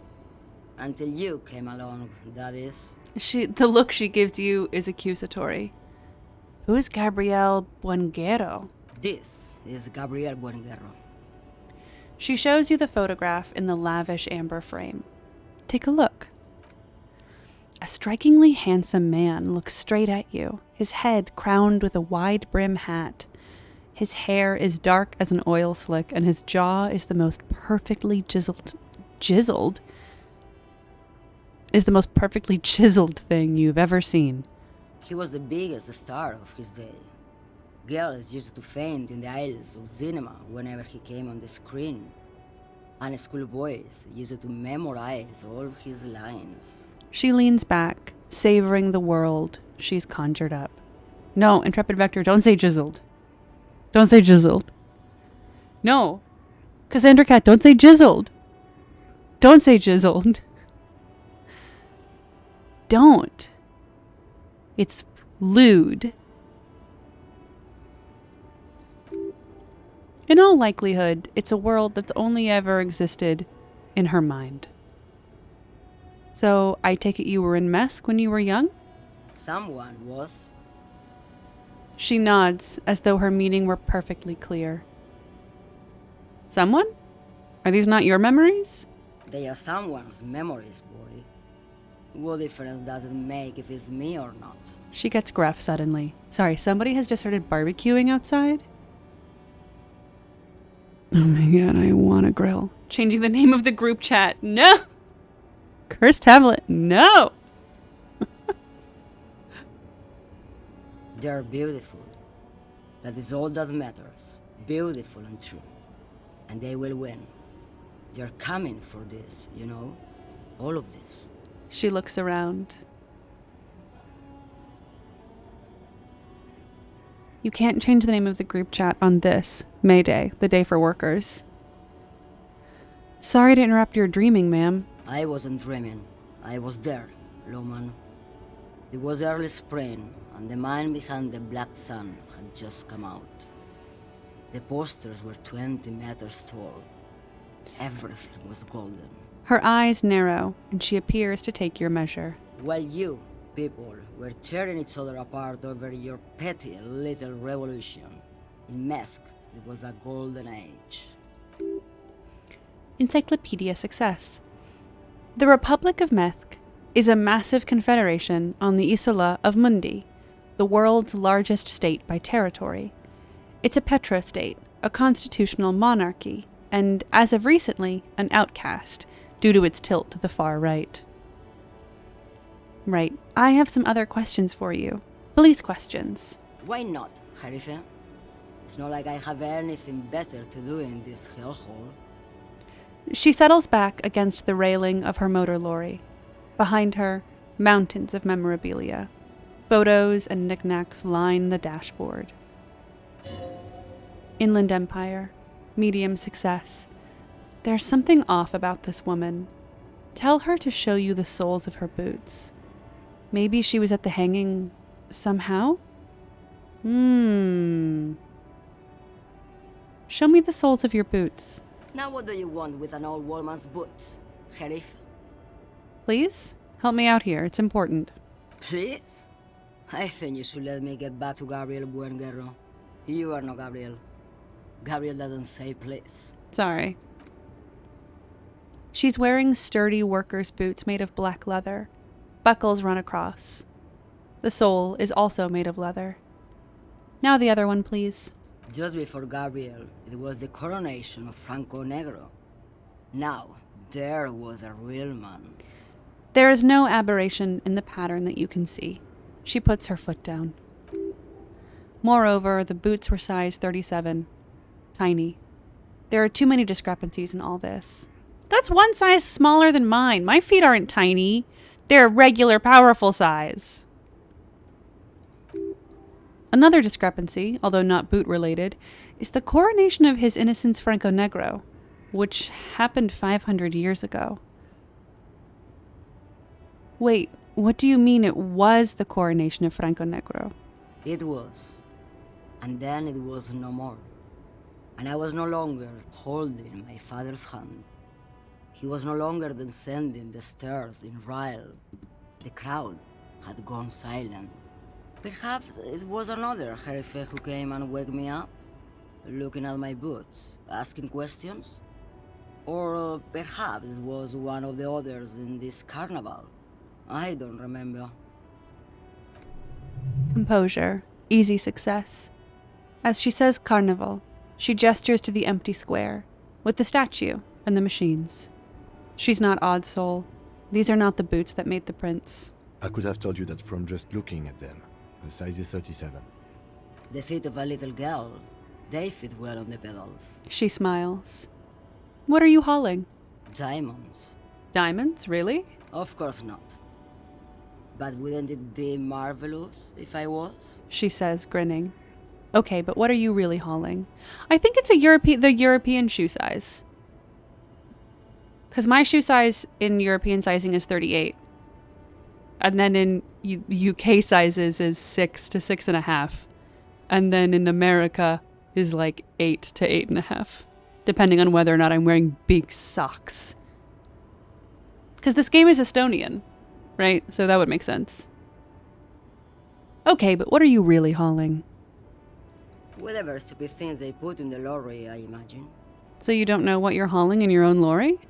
I quit concerning myself with that a long time ago. Besides, I don't drive the lorry for the cargo, if you know what I mean. She smiles a careless smile. I guess that makes sense, minding your own business. Of course it does. What did you expect? I still don't really understand this whole boyadero thing. Of course not. To truly understand the boyadero, you need to listen to On the Western Plain. Will Mañana sing it to me? A boyadero, boya for short, is a cowherder from upstream Magritte, the great steppes of northern Mesk. People like Mañana at the gates have turned it into an ideology of sorts. Okay, what's that? It's an old ballad about a young girl who falls in love with a daring boyadero. He promises to marry her as soon as he returns from the Western Plain. I'm guessing that doesn't happen. Of course not. The boyadero returns from the Western Plain a changed man. One night, as he and his beloved are out walking along the river Magritte, she pleads with him to give up his riding and settle down. Drama, medium success. In the background, you can hear the orchestra swell as the screen fills with the maiden's imploring eyes. I think I see where this is going. So the boyadero strangles his beloved and throws her body in the Magritte. Then he rides off, because the Western Plain is calling to him. I forgot what my shoe size was, and for one beautiful moment I thought I should Google what my shoe size is. Amazing. Amazing. Yeah, I recently bought some secondhand loafers off of eBay. I was very proud of it. I've been dying to get some like leather loafers. Basically, remember when Kristen Stewart went to the Oscars and she was wearing they must not have been Prada loafers because she is a brand ambassador for, I want to say Chanel. But I've been obsessed with like the black Prada loafers and like the, I guess the Chanel loafers that Kristen Stewart was wearing. And I had been idly after a pair of loafers for a while that were, leather. But I'm not going to buy them, for market price from the market. And, I managed to get a pair of Madewell loafers. They retail for $158 and I got them for $49.99, and that felt great. So that felt very good. So I recently had to reinvestigate my shoe size. Anyway, this is not what I was expecting. You have to understand. A true boyadero needs a whole horizon to himself. He can't be tied down by man or woman. His beloved was selfish. She didn't know what it meant to love a boyadero. What if to truly love a boyadero is to float lifeless downstream? Before I came, you seemed away. She's just a distracted old woman. We should maybe let her get back to her things. Kim. So, he doesn't think she's the smuggler. You hear that, Loman? I don't think your partner likes you spending too much time with me. Wait, why is that, Lieutenant? Nothing. I just don't think she's connected to anything. He doesn't want your frail mind caught up in something here. Something unconnected to the case. But connected to this woman turning out like that. Should you drive a lorry if you get like that? Oh, don't worry about me. I'm one of the best camioners around. I drive routes no one else will. What routes? Lomonosov's Land, Udajnaya Zemlya, the Western Plain. She nods and closes her eyes again, letting her mind submerge. A terrible cold comes over her, rattling her teeth as she stares inward. The Transcatolia Magistral. You for 1A. Adestradas du Mirador. All the good ones. The deep trenches. Where the bluebirds fly.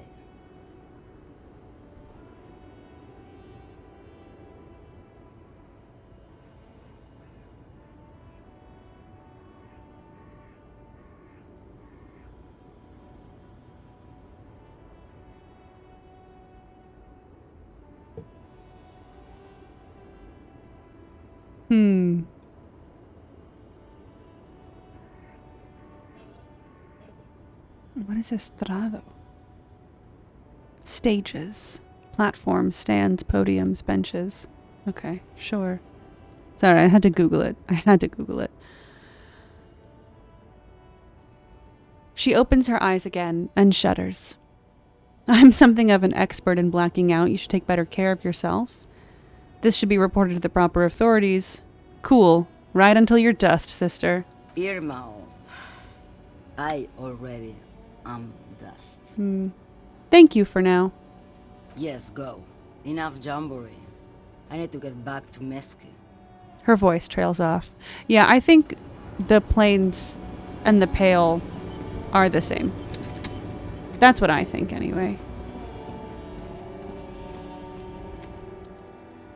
Horseback Monument. An old monument stands in the middle of the traffic island, pointing toward the sea. It looks as if it's been reassembled, piece by piece, secured and mounted in the air with the aid of numerous ropes and rods. Who is this? A silver plaque on the statue's pedestal reads, I am Philippe III, the Squanderer, the greatest of the Philippian kings of Revachol, son of Philippe II, the Opulent, father of Philippe IV, the Insane.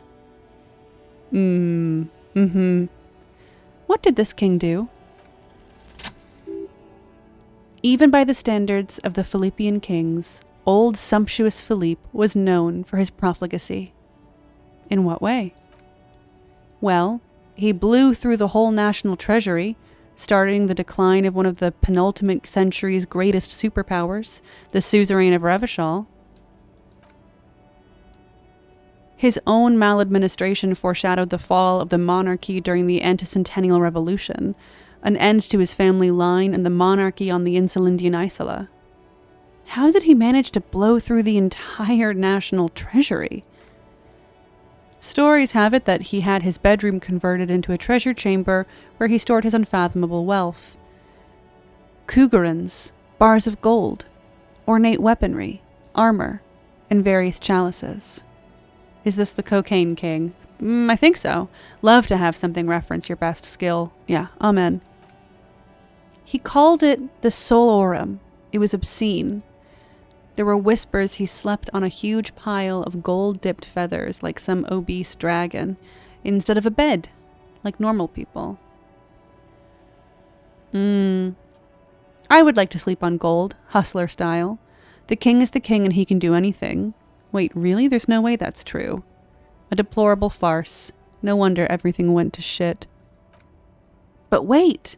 You haven't even heard about his fabled cocaine addiction. The what now? You see, old Philippe wasn't just good at squandering the national treasure on gold and ceremonial weaponry. He was also a prodigious snorter of nose candy. This is a lot to process. His Majesty's courtiers said it helped him connect with the higher realms. So he was addicted to nose candy. A bloated druggie? That's what the revolutionaries said, 150 years later, right before they emptied out the royal mausoleum and dumped His Majesty's mortal remains in the Insulindian Bay. Okay, where is he buried now? Beneath the cold waters of the Insulindian Bay, thrown there by the revolutionaries after they cleaned out the royal mausoleum. A group of marble plurants still surrounds the king's vandalized tomb. A deathly cold wind sweeps up candy wrappers and old newspapers. What happened to the statue? The original was blown apart by communards, then further damaged during the landing of the coalition's airships during the turn-of-the-century revolution, when Martinez was leveled. Most historians think the coalition's hasty landing may have ultimately saved the statue. If the communards had more time, they would have reduced it to even finer pieces. Who restored the monument? The moral intern? Some years ago, a group of liberal, artistically inclined individuals, designers mostly, thought it would be ironic to restore the statue of the most wasteful ruler of Revachol in the poorest part of the city. The statue was supposed to capture the moment it was blown apart, like an instant frozen in time, a rare butterfly trapped in amber, floating on a sea of shit. That's brilliant. So funny and nihilistic. That's such a bad idea. I really don't get art. Number 1. I'm just going to do it. People in matinees tend to disagree, as do many prominent art critics and thought leaders with more nuanced social awareness than young ironists. I think Raphael thinks it's funny. Philippe III, the squanderer, however, with his bronze face up in the air, doesn't seem concerned about what the hoi polloi think of him in death. Not that he ever did in life, either. Damn. Oh? Oh, right, yes. I found this tank top. Tank top, gym vest, reeking of sweat. This sleeveless shirt is the best choice if you're not afraid to show off your masculine upper body and that hairy chest. Yes, we will go and see what Measure had accomplished. But not after, or rather not before, I finish exploring the traffic jam. Ruins full of snow. No one lives here anymore.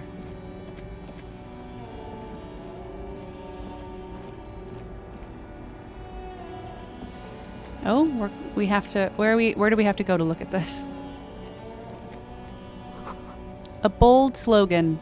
Humanox covers the truck.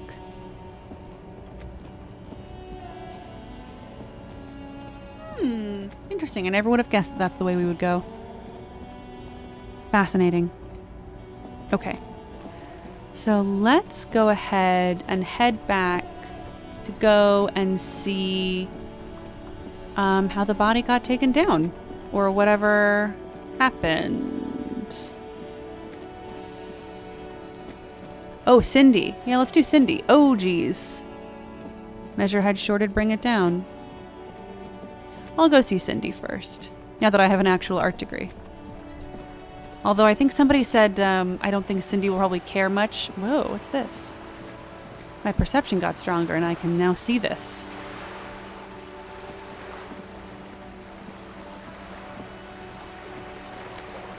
Nice. I love to gain money.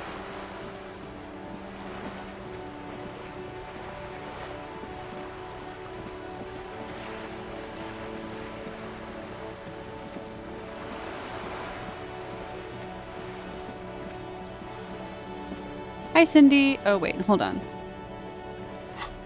That's my conceptualization. Do I have anything that can boost it? Mm-hmm.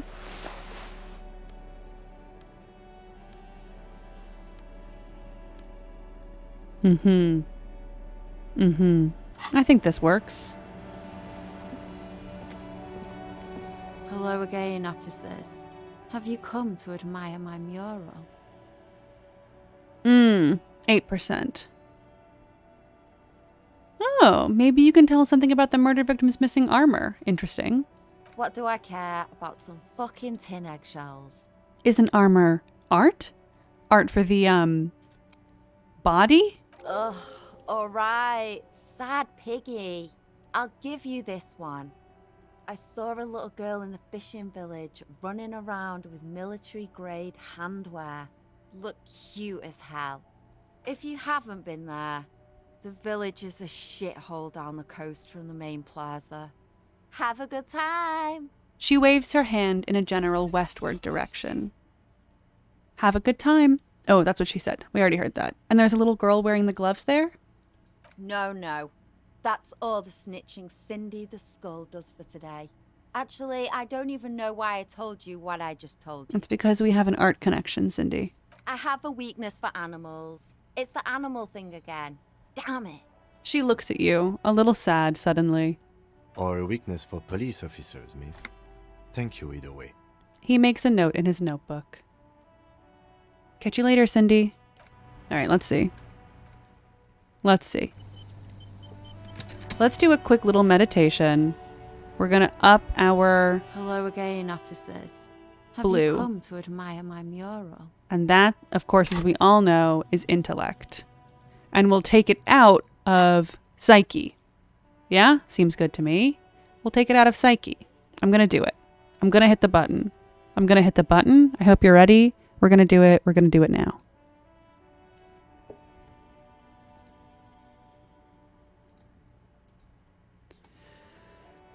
I don't think this is going to work, but why not? You know? Why not give it a shot? Okay. 17%. I mean, come on. Let's see. Major League Gaming, are you kidding? I can't believe it. I can't believe it. On our first try? Wow. Wow, we're just made of success. Conceptualization, impossible success. You don't have the skills to execute something like this in practice, but oh boy, the idea is gonna blow her fucking mind. I'm going to create a highly detailed skeleton of an ancient bird that went extinct 100 million years ago. She squints her eyes. And then I'm gonna paint it red using heavy fuel oil. And then I'm gonna fucking light it on fire. On fire. Her lips move. She whispers to herself. It's the Phoenix. Get it? What do you say? I say, sod off. You don't have the technical skills to do that. She hunches her shoulders and throws you a grim look. What's your problem? I like your idea. Should have thought of it myself. I don't need this kind of competition in my neighborhood. Damn. It was too strong. But Cindy, art is bigger than either of us. Then get your brush from fucking art. Oops, my apologies. I guess I was trying too hard. Authority, trivial success. You're a police officer and a grown-up. Why are you trying to impress her? Maybe try a different approach, like climbing up there. Sure. Let's go up. Why not? Poor Kim. Is it this one? Oh yeah, Cindy? Well, just you wait. I'm coming up there.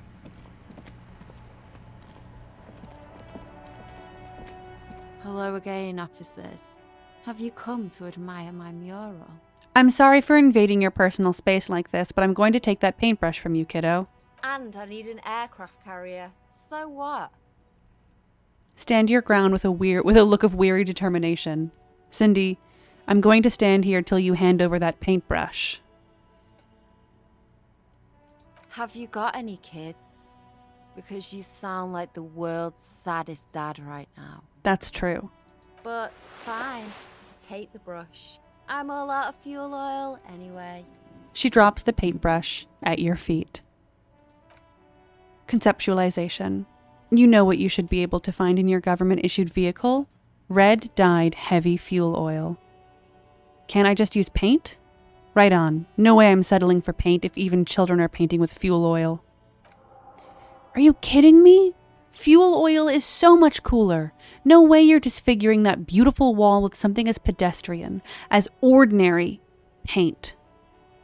Hey Kim, do you think you could lend me some of your fuel oil? Kim, my friend, would you be willing to sacrifice some of your fuel oil for art? My fuel oil is for my kinema. Use your own fuel if you are unable to contain your artistic impulses, but please, leave my kinema out of it. Catch you later, Cindy.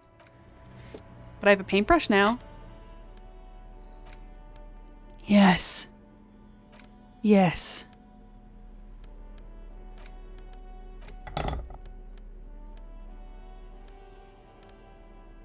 Wait, where did my paintbrush go? Oh, here it is. I can't hold it? What do you mean I can't hold it? It's not a tool? Absolutely cannot believe it. I can't believe it. I want to hold that paintbrush all day long.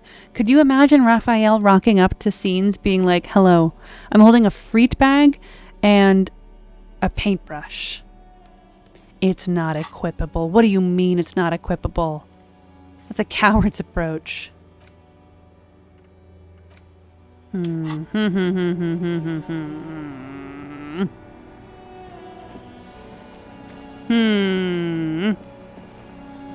Yeah, I also wish I could hold it and get +1 conceptualization.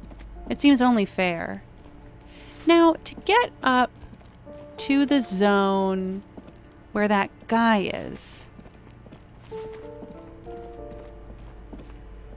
So I'm prepared for my evening.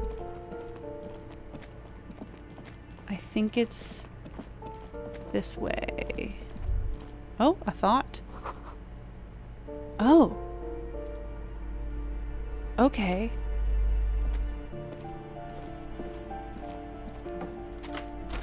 It was the door on the bottom.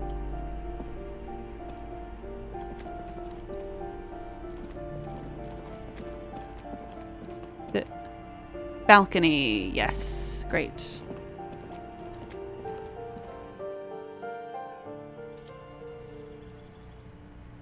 Wait. Yes, this is the balcony man. And I think this is apartment 28. Yes. Okay. For my date later. Thinking about shoes. Thinking about them. No, I just heard Jack clap. What is this? Oh yes, no, I've been that way before. Shoe score of at least 5. Wow. I'm a genius. I did open the door for Everard. Yes. I'm gonna go talk to Joyce again. Yeah, I found that little racist mug. Let's see.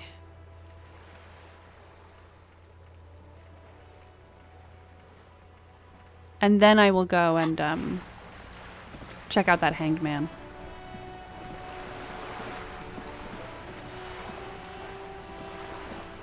You're back. Good. What can I help you with? I got more questions about More lessons reality. in basic reality? Whoa. My favorite part of the day. Go ahead. Ask me anything. I want to know what you are. Hmm. She won't maneuver her way out of this one. What are you? I am the vilest of the vile. A traitor. A devourer of nations and infants. She says with a sudden flash of teeth. I am an ultra. Wait, what's an ultra? Dios mio. Draw a cross. A liberal. Cool. I liberate pretty hard myself. I don't understand what's so vile about that. Dios mio! Is that what we say? Do we say Dios mio? Everyone was excited about Dios mio. Dios mio. A liberal. I'll do it. Why not? Yes. I am the nether creature of the Forbidden Swamp. I pushed the king under a shit wagon and betrayed the revolution. My kind surrendered the nation to financial colonists. She nods, slowly.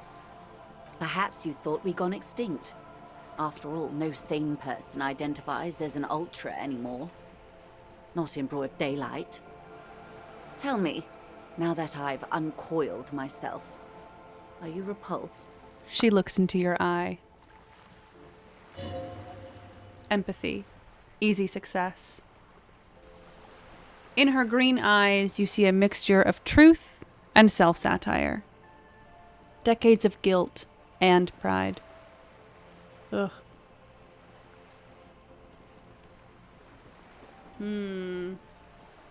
Please vote, my friends.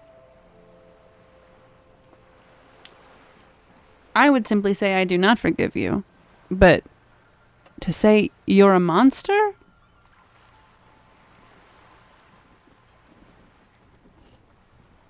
That's tough. But I have to be the communist builder. That's a pity. I hope we can remain collegial, despite my monstrousness. The Ultras didn't have anything against the king, or the commune, you see. It was just business.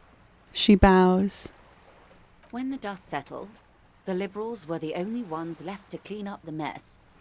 By virtue of their survival, they were handed enormous power to shape the future. This was all our last generation managed. Would you have done something differently? With due respect to our overlords, the eternal caretaker government that keeps Martinez a monument to the efficacy of its artillery. While a gentle wind sweeps the streets in the rebuilt east, light drizzle washing it clean, lights go up and motor carriages circulate the tracts. I would not have relinquished sovereignty to the Coalition. Not here in Martinez, and not in the Stella Maris or Delta Beachheads either. If not for my own sake, then for my daughters. We had an obligation to defend our sovereignty. We should have burned the whole Isla down rather than let them have it. Dark orange flames reflect in her green eyes. An oil fire on the ocean. You're a patriot? Yes, I suppose I am. But I wouldn't be a patriot anywhere but here. Seditious talk, man. The lieutenant puts down his notes and gives her a look. You have daughters? Yes. Whatever else I am, I'm also a mother and a wife. Now, shall we return to reality? She closes her eyes, then opens them again. I'll ask. Esprit de Corps. 6 kilometers. 6 kilometers. 6 kilometers southwest, in the Valley of Dogs. Junior Officer Chad Tilbrook takes aim at a rabid black dog licking its wounds in the grass. To his left, his partner, Emile Mullins, whispers, "You heard what happened to Tequila Sunset? In Martinez?" "Yes." "He lost his mind," Tilbrook answers, finger on the trigger. "Don't worry, Emile." He pulls on it slowly. Slowly now. He'll find it again. We always do. What am I? You? You're an officer of the RCM. She says energetically. The Revachol Citizens Militia? Preciso mundo. Good. And what is the Revachol Citizens Militia? Nothing more nor less than the de facto law enforcement body of post-revolutionary Revachol, Detective. Yes, we are the Revachol Citizens Militia. The lieutenant steps in to make a gesture encompassing you both. He's being sarcastic. Are we? You said de facto. Are we? We are. You said de facto. Yes, that means not de jure. The RCM acts in what is poetically called the twilight of international law, both at the behest of the coalition government and to its chagrin. What do you mean? The RCM's responsibilities are defined by the Emergency, Wayfarer and Aliments Acts, 3 pieces of legislation keeping the city in a, let's be honest, laissez-faire stasis to the benefit of foreign capital. All 3 are good to know when we are out policing. So I'm basically a lackey of capital. So I'm basically a thrall to foreign interests. So I'm basically one of the good guys. So I'm basically going to avoid this subject and ask the next question in this line of inquiry. It's number 1. There's nothing basic about your role, Detective. It's true that the RCM keeps everything the way our seemingly permanent provisional rulers like it. She leans in. Yet, on the other hand, I know these people. I deal with them daily.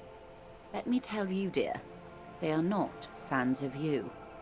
The post-revolutionary decade was a disaster for the coalition government. Revachol in the 20s was hell, especially on the west side of the river. Gang warfare, a botched privatization scheme, a nuclear pile meltdown. They called it the international zone because no nation wanted to claim responsibility. The RCM restored peace where the coalition failed. A true blue citizens' initiative. They will never forgive you. She smiles. Kim is a moral intern, I think. I think he's a moralist. Yeah. That's what he seems to imply. He's sort of like, listen, there's no point in fighting it. It's simply facts. We live in a moral intern state. You know, let's just all be moralists. That's somewhat of an exaggeration. In reality, ours is a mutually beneficial arrangement.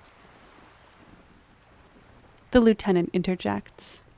Ravacholians get to keep the peace in Ravachol, and the coalition doesn't have to worry about it. Anyway, sorry to intrude. Please continue. He coughs. Yes, Lieutenant. Permit me to conclude with this. Who you are, to me, is the police. The only legitimate law enforcement authority in Revachol. Back to those basic terms of reality, then. And if those authorities drink so hard they need help recalling the basic terms of reality, well, I'm here to help. What is this?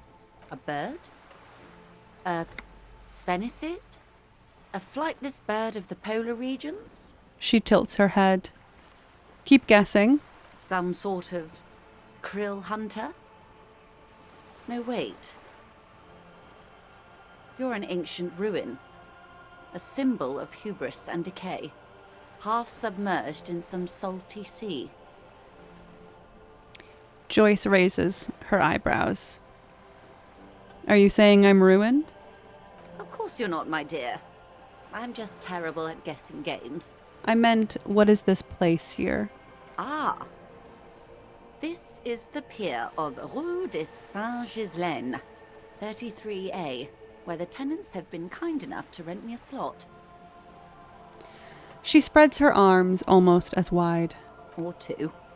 She turns around. What is Rue de Saint-Ghislaine 33A? A pre-revolutionary tenement. Old buildings are called tenements, you see. And new buildings, bâtiments. After les bâtiments nouveaux. But 33A and 33B are not nouveaux. They're old. She looks up at the crumbling facade. This one used to be 8 to 10 stories tall. A real high-rise by the standards of the last century. Built to mirror the skyscrapers across the bay in the Delta. That was before the war, of course. Who lived in them?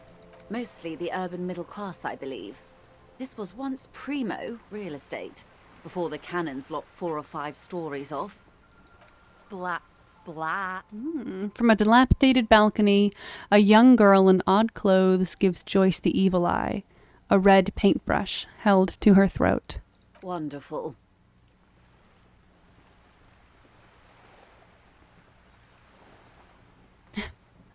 What is that? The girl in the old lady rags. Yes. Looks like a sullen and rebellious member of a teen infraculture. Infraculture? Yes. You and I belong to the supraculture. We're common, the herd. The music on the radio, the food in the chain restaurant, those are all too popular for the girl in the old lady rags.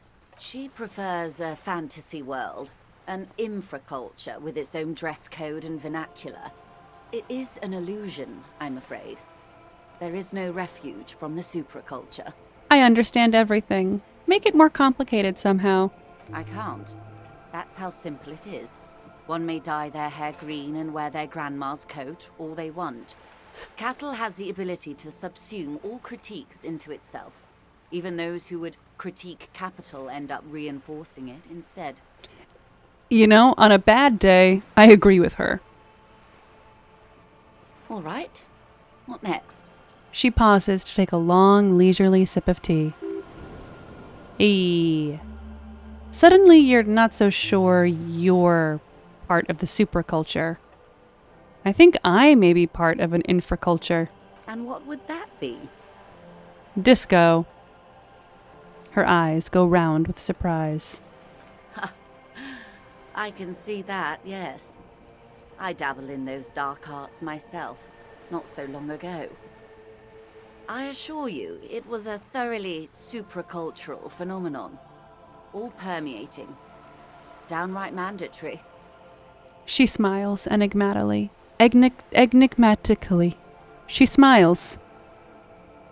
Nothing infra about disco, baby. Your disco? Those days are long behind me. And even in the early 30s, I would say I was more of a new girl. Disco was a minor, but still enjoyable facet of the whole thing for me. She looks inland with sarcastic wistfulness. The new, a cultural era, and the name of the decade it ravished, the 30s. It came out of post-revolutionary Revachol. It was ultra-liberal. It involved lots of partying, as you might imagine, and champagne-colored everything. By the looks of it, that would have been when you came of age. Now. She raises her eyebrow at you. Sounds fun. I can't remember a single thing. Champagne? That doesn't sound like anything I'd be into. I'm straight edge. Got it. Let's take it back to Reality Central for the next one. I'm straight edge, I've decided. Raphael is straight edge. Of course. You're much more grounded. A serious detective on a case called Reality. Speaking of, is there anything else? What is... Reach for something fundamental. 3% chance. Off we go.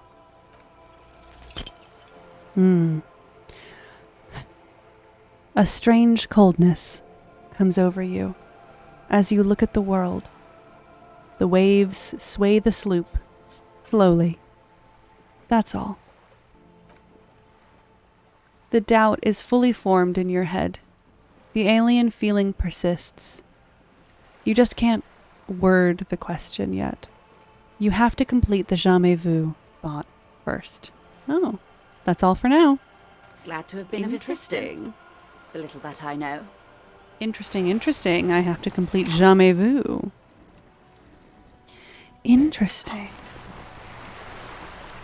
Well, I have that point and I don't want to waste it on leveling up when I could be using it to do something else. Okay, let's go investigate the body in its final resting place. Well, its penultimate resting place. And then let's call it for the day, I think. A pretty substantial day, even though we have yet to reach the real end of it. But it just means that the next time we do the stream... Oh, I'm having a thought next to this man. All around you, rain falls on the great city of Revachol. Rain drips from the eaves and floods the gutters, washing the filth away. This is actually a very helpful view of Martinez. The spring thaw must be here. The snow is melting. What am I doing? Looking up at the sky, cold water dripping from your hair. What do I see? Gray sky, like great battleships, clouds colliding with one another. Rain falls down on the world. How does it feel? Humid. Your coat shields you from the rain, while the city shivers around you. What is in the west? Sheets of rain over the water, a flight of stairs leading into the ocean, wave after wave washing the coast of Martinez with its motorboats and gently swaying reeds. The ruins of a half-sunken sea fort crumble on an inlet. Beyond the bay of Revachol, ghosts rise into the sky. Who are you, ghosts? The skyscrapers of La Delta, the financial district. Faint golden light seeps from the office windows. Will you ever go there? Will I? No. You are just one of the hundreds of thousands who watch them rise across the bay from Martinez every day. What is down the shore? Urban coastline, rain dripping off eternite-covered roofs, cinder blocks left over from half-finished construction. A defunct research and development building once seized by revolutionaries. An old wooden church stands on stilts above the water. And beyond that? Coal City. End of all lines. Run your fingers through your dampened hair. Your hair is an oily mess, flecked with ash from neighboring coal plants. Smokestacks rise somewhere in the distance. What is in the east? The great gates of the industrial harbor are locked. A chill runs down your back. You shudder like an animal trying to shake water from its hide.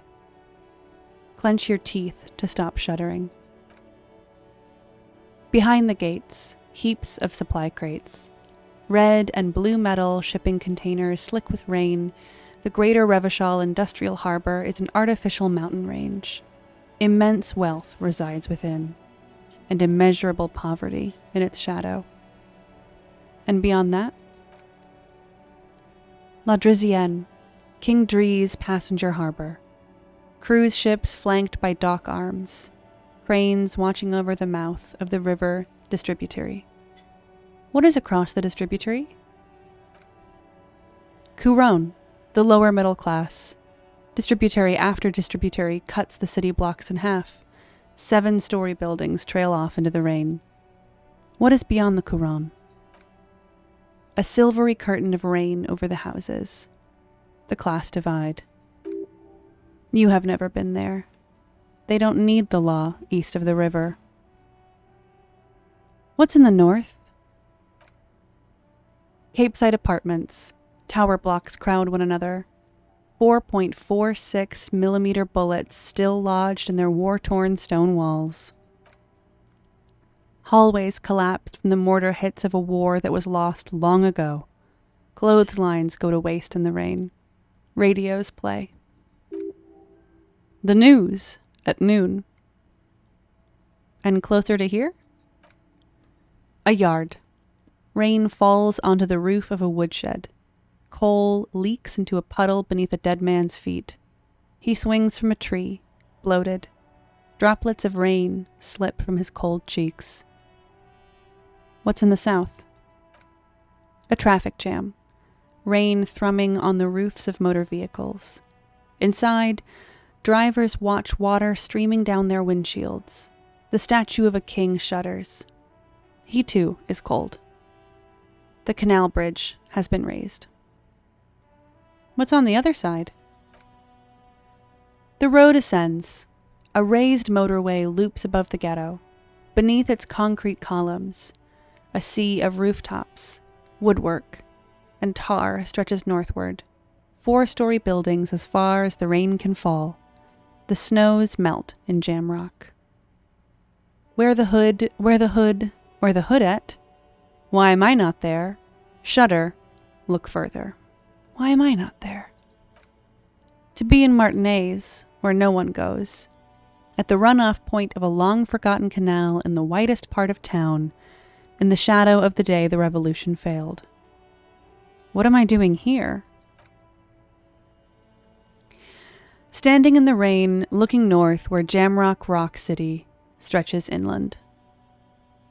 I imagine the where the hoodette joke is meant to diffuse the mood. Shudder, look further. In the rain-swept distance above the rooftops of Jamrock, a repurposed silk mill stands perched above the motorway exit. Precinct 41 hunches in the rain. What's above? Your vision blurs. You wipe your face with your hand. The rain stings your eyes, making you look up and blink. Coalition aerostatics hang like apparitions under the cloud cover. Way up there, where rain forms, rotors flutter silently. Your sight clears. Motherfucker. Finished thought. This rain will not let up anytime soon. At least we are dressed for it. Let's keep moving.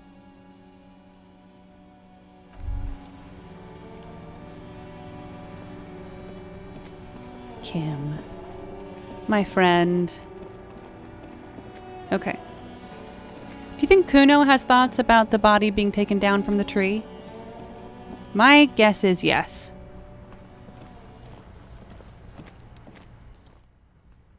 Speed train Kuno leaving station. The corpse lies on the ground among the remains of an absolutely demolished pinewood branch. It's gently laid on one side. Well, it's down. Celebrate in a more reserved manner. Mr. Measurehead has done a good job. Nothing is too broken or compromised. The victim is ready for a field autopsy. The lieutenant nods approvingly. A field autopsy? Yes. 1. Investigation of the scene. 2. Initial examination of the victim. 3. Field autopsy. 4. Transportation of the body to the morgue. We are on number 3. He covers his nose and lists. The RCM's 4-phase murder scene processing manual. The fuck are they on about? Cop's gonna cut his shit up. But don't we have someone else for this? A doctor? No, you and I are detectives. The honorary rank of detective signifies our ability to handle the entire incident chain, from autopsy to cleanup to social work, everything. Wait, honorary rank of detective? An honor and a burden attached to your rank once you've proven yourself able, usually after 5 to 8 years of field work. Mine is lieutenant detective. Yes, I feel like a detective. You are. Your station would not have assigned you on this case if you weren't. Now... Okay, I think we're about to do a field autopsy. The lieutenant adjusts his glasses and takes a deep breath. First, what exactly is a field autopsy? Come on, officer. You know what a field autopsy is. You've done 100 of them. Have I? He pulls on a pair of latex gloves. What you do know is, at 18.9 kilometers, the dormant shield volcano Corpus Mundi is the world's highest summit, and the failure of the 38 single Et Puis du Sang to crack the top 20 was the death knell of disco. But what a field autopsy is? You have no idea. Why don't you know? What use are you? You must have me confused with the Copopedia. Who's the Copopedia? I think I need to talk to him. You, sir. You are the Copopedia. Do you have another pair of gloves? Unfortunately, no. I have gardening gloves. Maybe they are enough? They are better than nothing. Tell you what, I perform the anatomical side of things while you will take notes. The lieutenant looks at the gloves. We just fill this in, right? Show him the red field autopsy form in your ledger. That's right. Open your ledger at the field autopsy form. The dead man stares in silence as you crack open the ledger. The bright red paper is covered in boxes and lists, describing the condition of his skin and organs in 3 parts. Above those, an 11-field info form needs filling out first. It begins with, "Hi." I just wanted to say, this is a long scene. Yeah? Oh. Do you want to sit down? You can say no. Let me grab a LaCroix. Okay. I just knew you were thinking maybe wrapping up. Yeah, but it'll be easier to extend that wrapping up period. If you're next to me. Yeah, I'll grab a LaCroix. Okay. You don't have to. No, I know. Okay.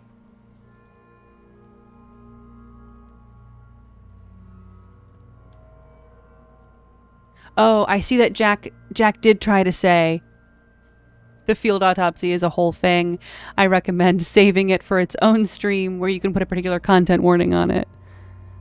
Oops. Jack uses they them pronouns. You really don't have to. I know, I just want to say hi. Got my lunch? You want headphones? You don't have to. No. Okay. No, I can. Oh. Oof. Oof. Okay. Is it yummy? Yeah, it's fantastic. Yeah, I yummy. mixed some more quinoa and some more. Better. I used up the last of that quinoa. Yeah, that's good. Yeah. I'm thinking about having some sausage and crackers as a post-stream snack. Mmm. Unless you ate more sausage. I put a little bit in, but there's enough. I thought you might have. Okay. All right. So we are going to do a field autopsy. Because I've decided to. Oh, do you want to be in frame or do you want to? No, I'm fine. Yeah. Just fine being out of Yeah. You don't have to. I know. Okay. It's just nice to say hi. Yeah. Okay, listen up. Okay, listen up. I love that there's a whole like Rot 13 conversation know. happening in my chat. If you are new to Disco Elysium, but you've been watching this stream, you will now be familiar with the fact that this game does not pull its punches. If you are the sort of person who, understandably, is sensitive to extensive descriptions of Viscera? gore Yeah. and viscera Yeah. from a body that has been Hanging in the tree, Yeah.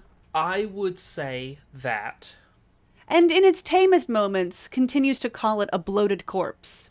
yeah, I would say that this next scene is not for you, or you should maybe watch with care. The field autopsy is one of my favorite parts of the game, but part of that is because it goes so hard in the direction that you are probably expecting it to go in.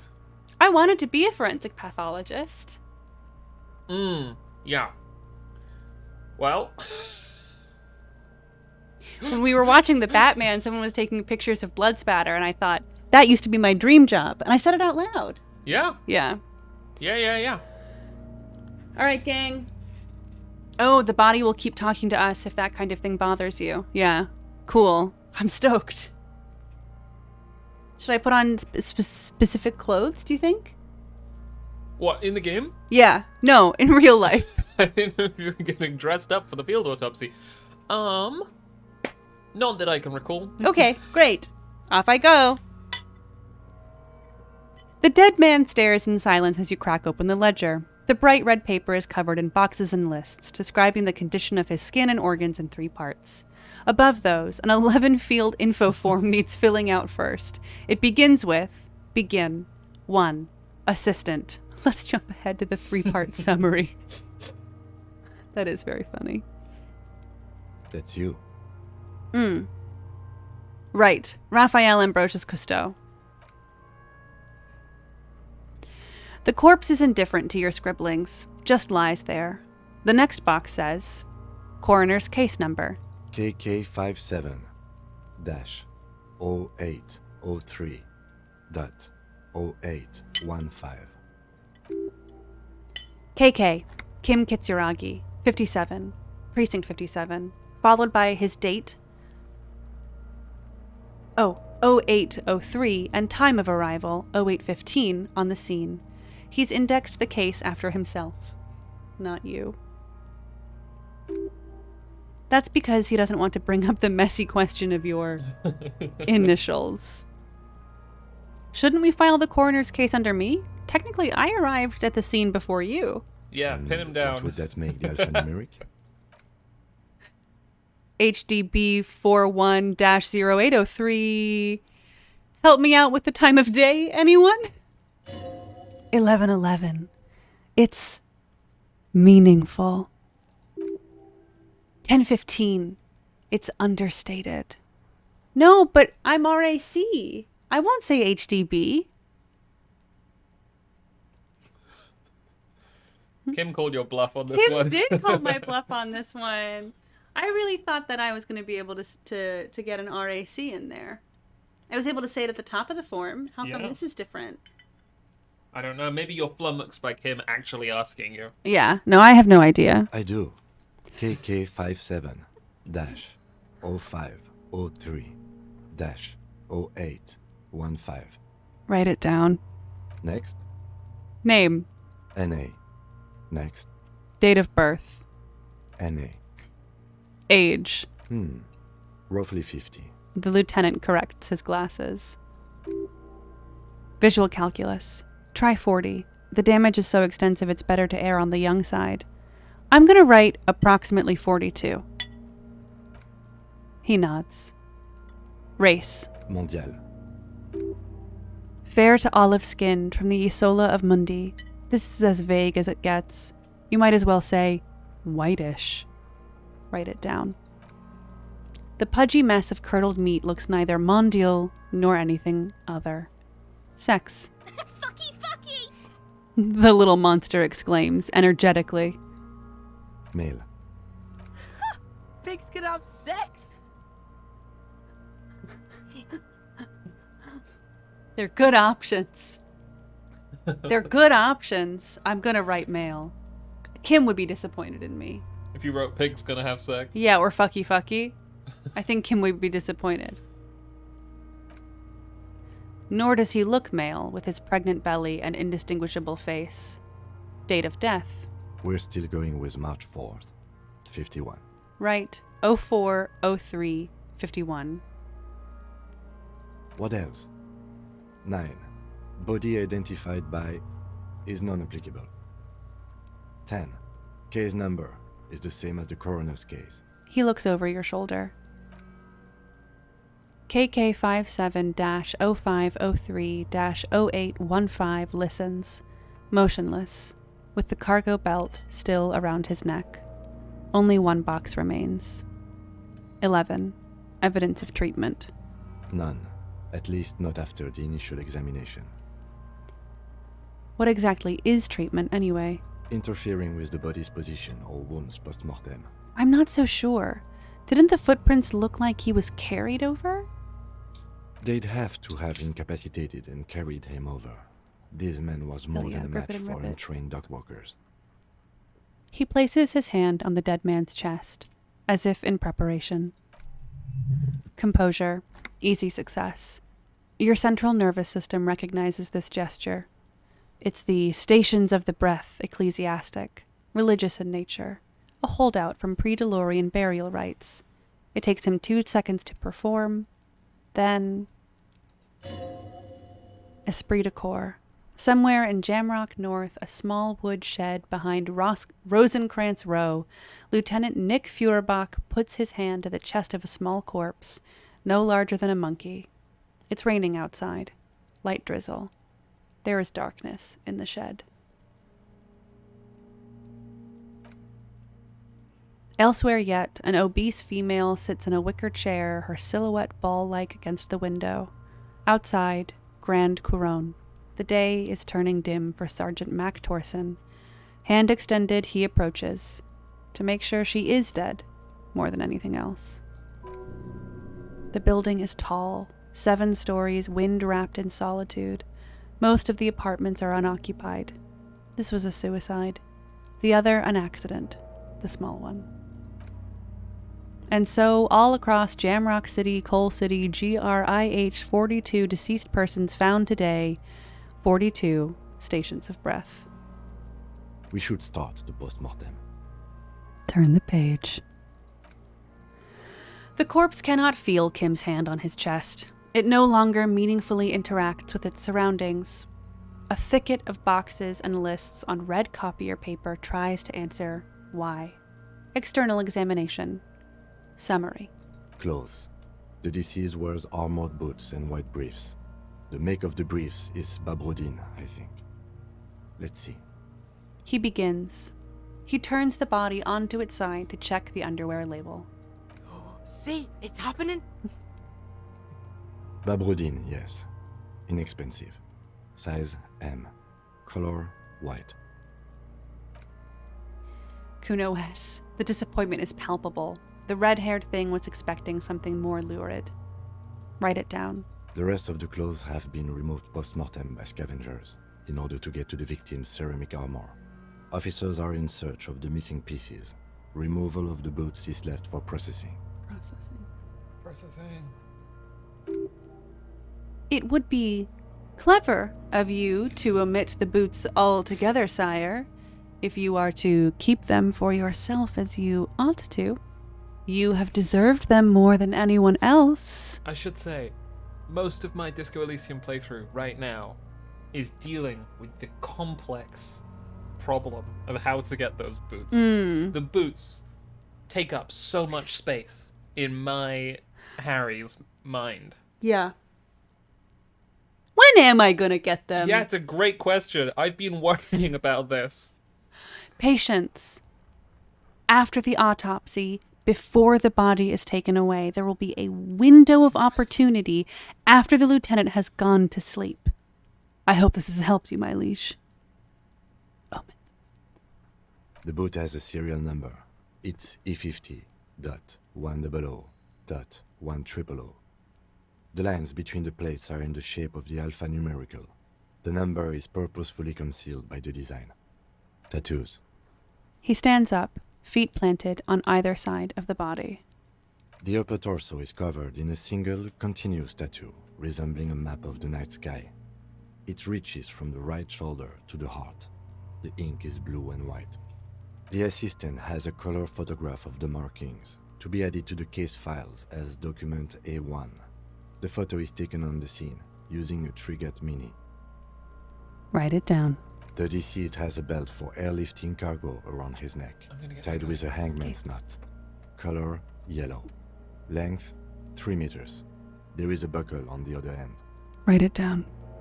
Well-nourished, athletically built, measuring 1.8 meters. Generally consistent with age 42. Preservation is good. Ambient temperature, below freezing. He produces a measuring tape. Body hair is light brown. Distribution is consistent with age. The deceased had male pattern baldness. Hair is combed back, short. Touch the corpse's hair before moving on. His hair feels wet, soaked with rain, cold to the touch. Not that different from a living person after a swim. Stroke his hair, gently. The stench is suffocating. Strands of dark brown hair start sticking to your hand like threads off a rag doll's head. Yo. I feel like this could go in a very Lynchian direction. Should I keep petting this dead man's head? Should I see it through? Call my own bluff? Keep.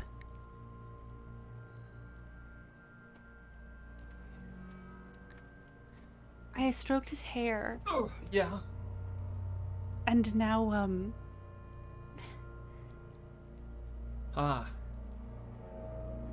Yeah. I mean, why not? Oh! Oh, that's, unrelated, but very interesting. More hair sticks to your hand. Hair off the rain-soaked head of a dead man. There are bumps and dips on the skull. An alien landscape. Write it down. Short, light, brown, male pattern baldness. Lividity is consistent with hanging. The head is congested. Contusions are present on the head, chest, and thighs. Consistent with stones thrown post-mortem. Low velocity. Fucking low velocity? You think Kuno doesn't know what you're talking about? Velocity was fucking max. Talking shit about Kuno's velocity. In addition, there are bite marks on the face, scalp, and chest. Consistent with predation. Ligature mark. The lieutenant produces a small folding knife. While with the other hand pulling on the belt, he starts cutting into the polyester. The stench is horrid. After a while, it's obvious the material cannot be cut. The steel wiring. There's too much of it. We need to remove the belt so we can get to the ligature mark. He concedes, breathless. Interfacing. Easy success. You got just the right tool for that. The chain cutters. Oh yeah. I'm prepared. Pet the chain cutters. Pet is a repeated verb. I know. Good thing we got these. Chain cutters. Pull out the rubber gripped cutters. Should we pet the chain cutters? We have been petting things consistently. Yeah, you're right. The hanged man lets out a joyous little bubble of rot from his nose. Good thing we got these chain cutters. Always good to think ahead. Now... He points to the rope squeezing the dead man's neck. We need to cut the belt to see the ligature mark below. Carefully, with as much precision as you can. I'm not wearing my interfacing gloves. See, my pig is gonna fuck his head off. No, he ain't. Your pig's a boring fuck.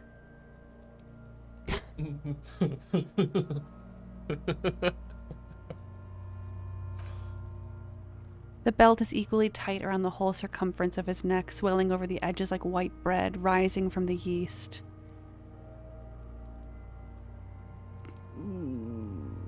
I mean, could we inflect this in some way by responding to Kuno? Could the game be like, you spoke back to Kuno, so we're gonna give you a +1? Yeah, or but is it like you stood up to Kuno, or is it Kuno's you a really agreed weird to be one that like you this. were Kuno's pig?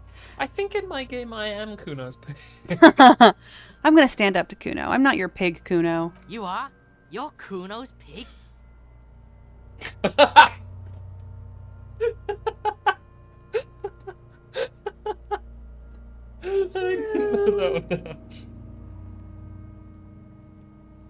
That's really funny. Okay. Well, we gotta meditate, haven't we? Yeah, we do. We do. So we need to. We did. So we have to meditate into physique. I'm gonna hit the button. Everybody. Wait, do you have a cooldown on meditating? Yeah. How long is the cooldown? Like 2 minutes, 120 seconds. Okay, cool. You ready? Yeah. Okay. So we want to up our physique, and I can be an idiot for this, so I'm voting down on intellect. This video game. Stupid argument with Kuno. We need some pro gamer roles right now. I know I wasted it on having insights about art. Okay. Well. No!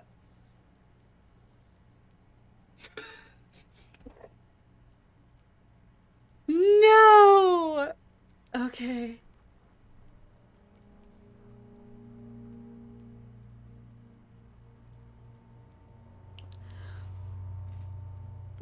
I need to see it by how much I failed. By 1. Because of that stupid argument with Kuno!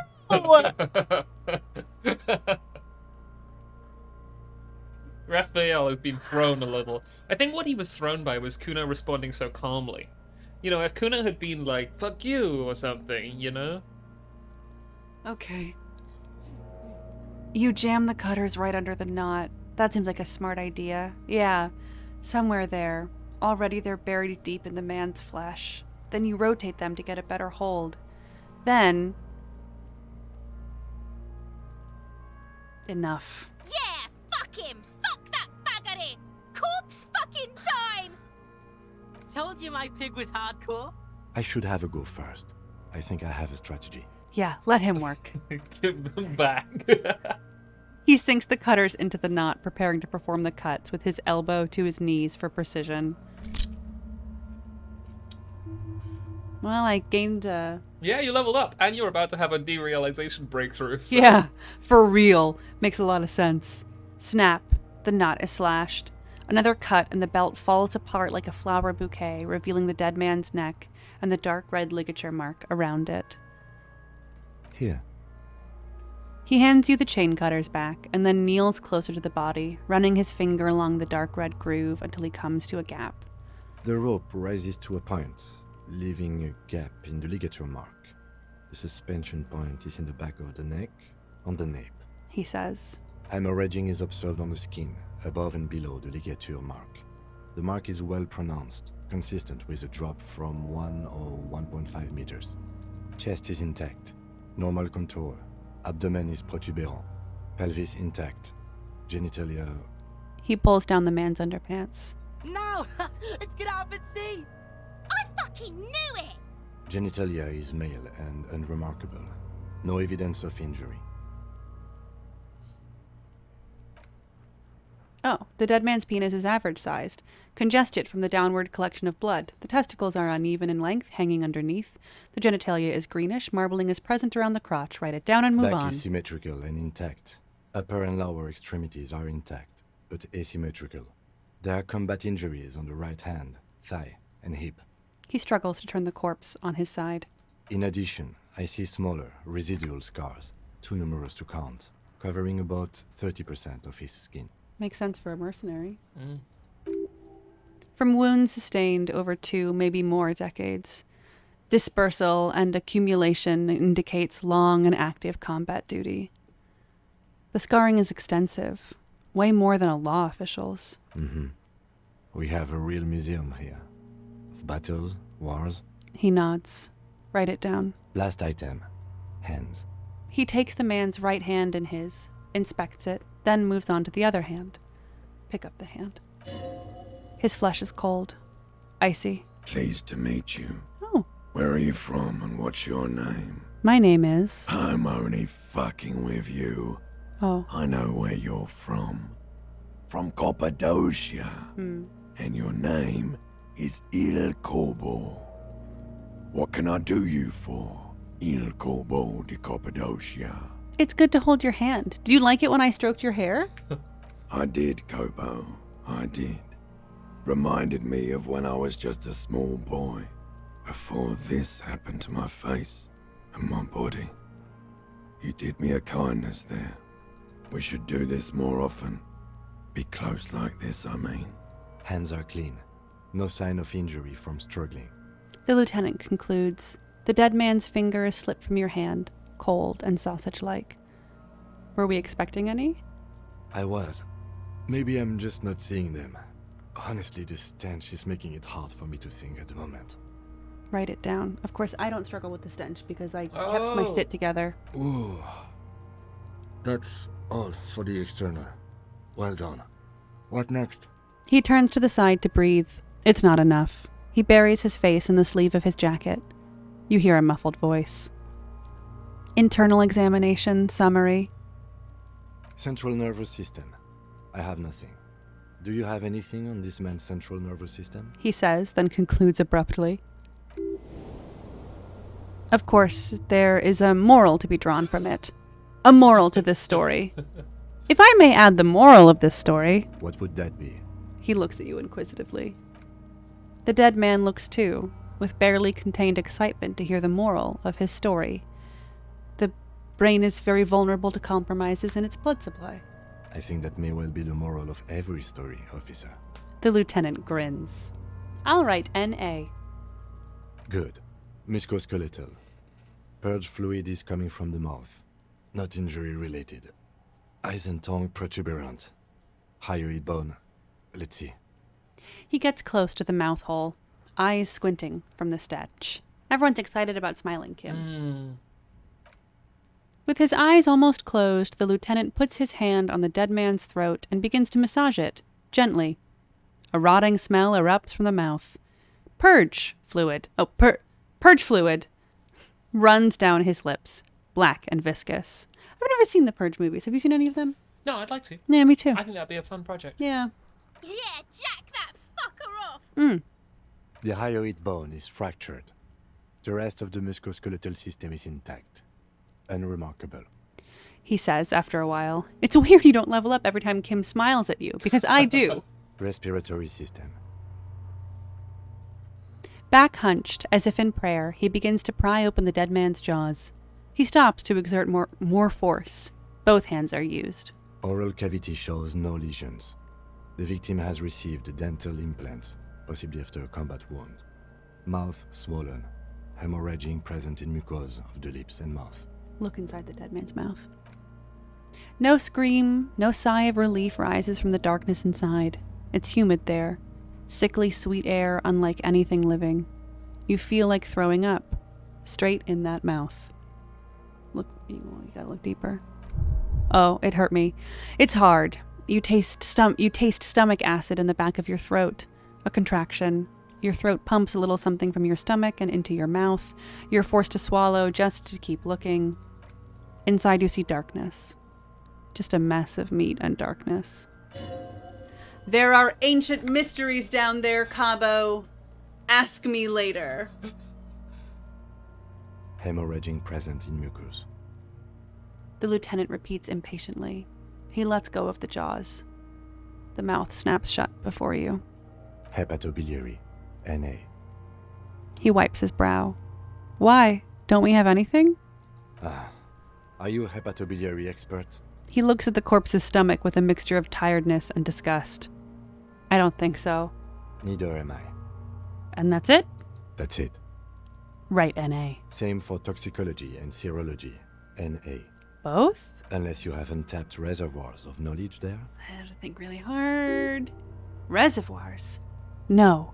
But do they take obscure trivia and odd tidbits?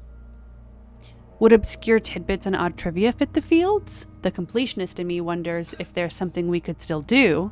I love obscure trivia, obscure tidbits. Mm. Odd tidbits, odd trivia. Yep, it is good. I have to say it. No. Well, the completionist in me wonders if there's something we could still do. Like a toxicology screening? At this stage, I doubt processing will find anything, even if he was brimming with cocaine. But still, you should add a request.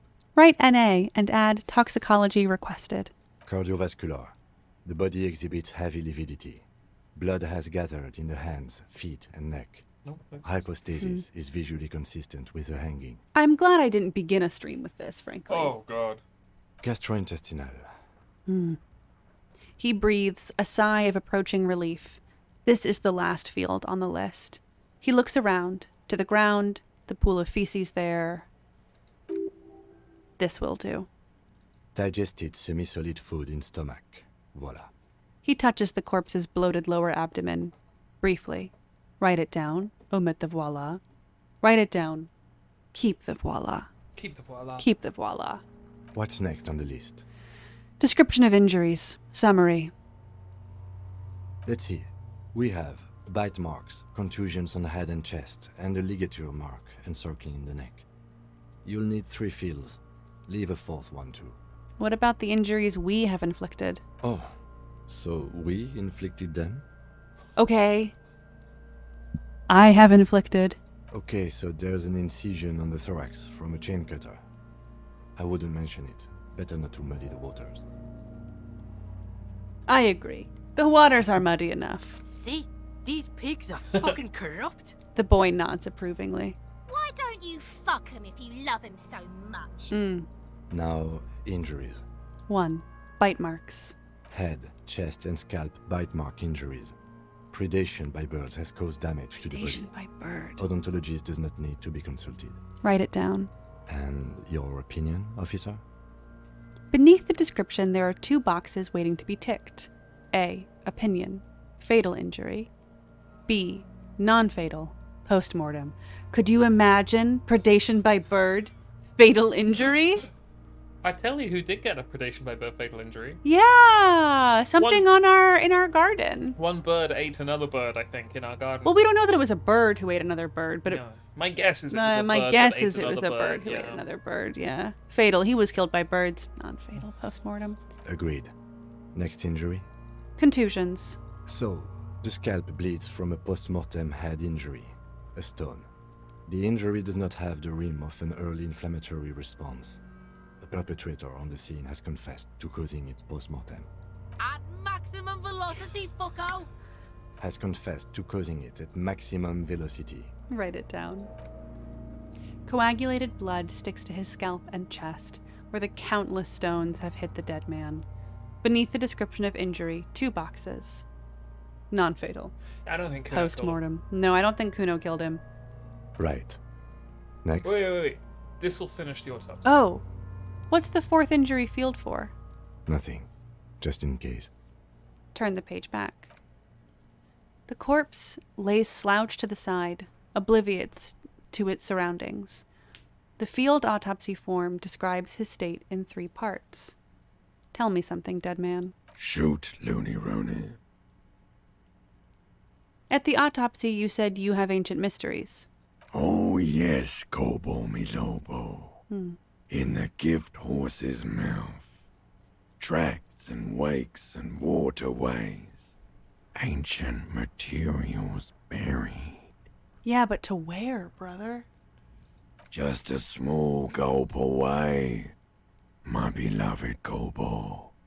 A small gulp away. I can't get the damn compartment in my ledger open. The blue heart. Oh, that's good shit. You'll love it. Just press down and fuck it open like you always do. Fuck it hard. Kopopo the clown.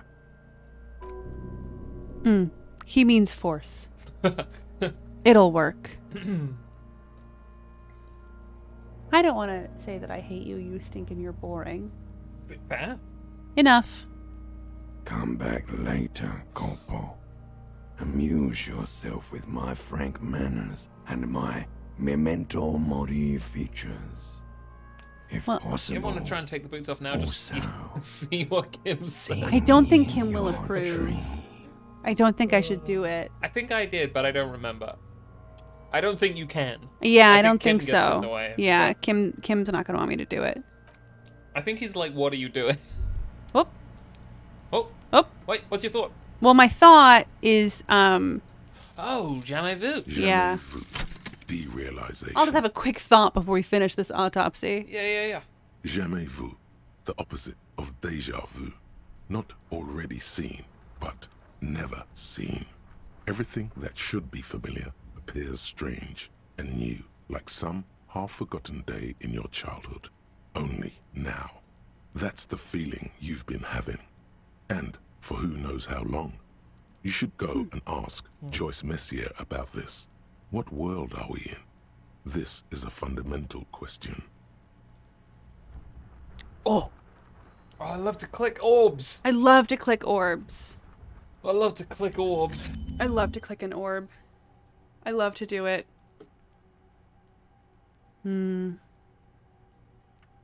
Great. Well, time to finish this. Okay. Oh. Description of injury summary. I was like, do I...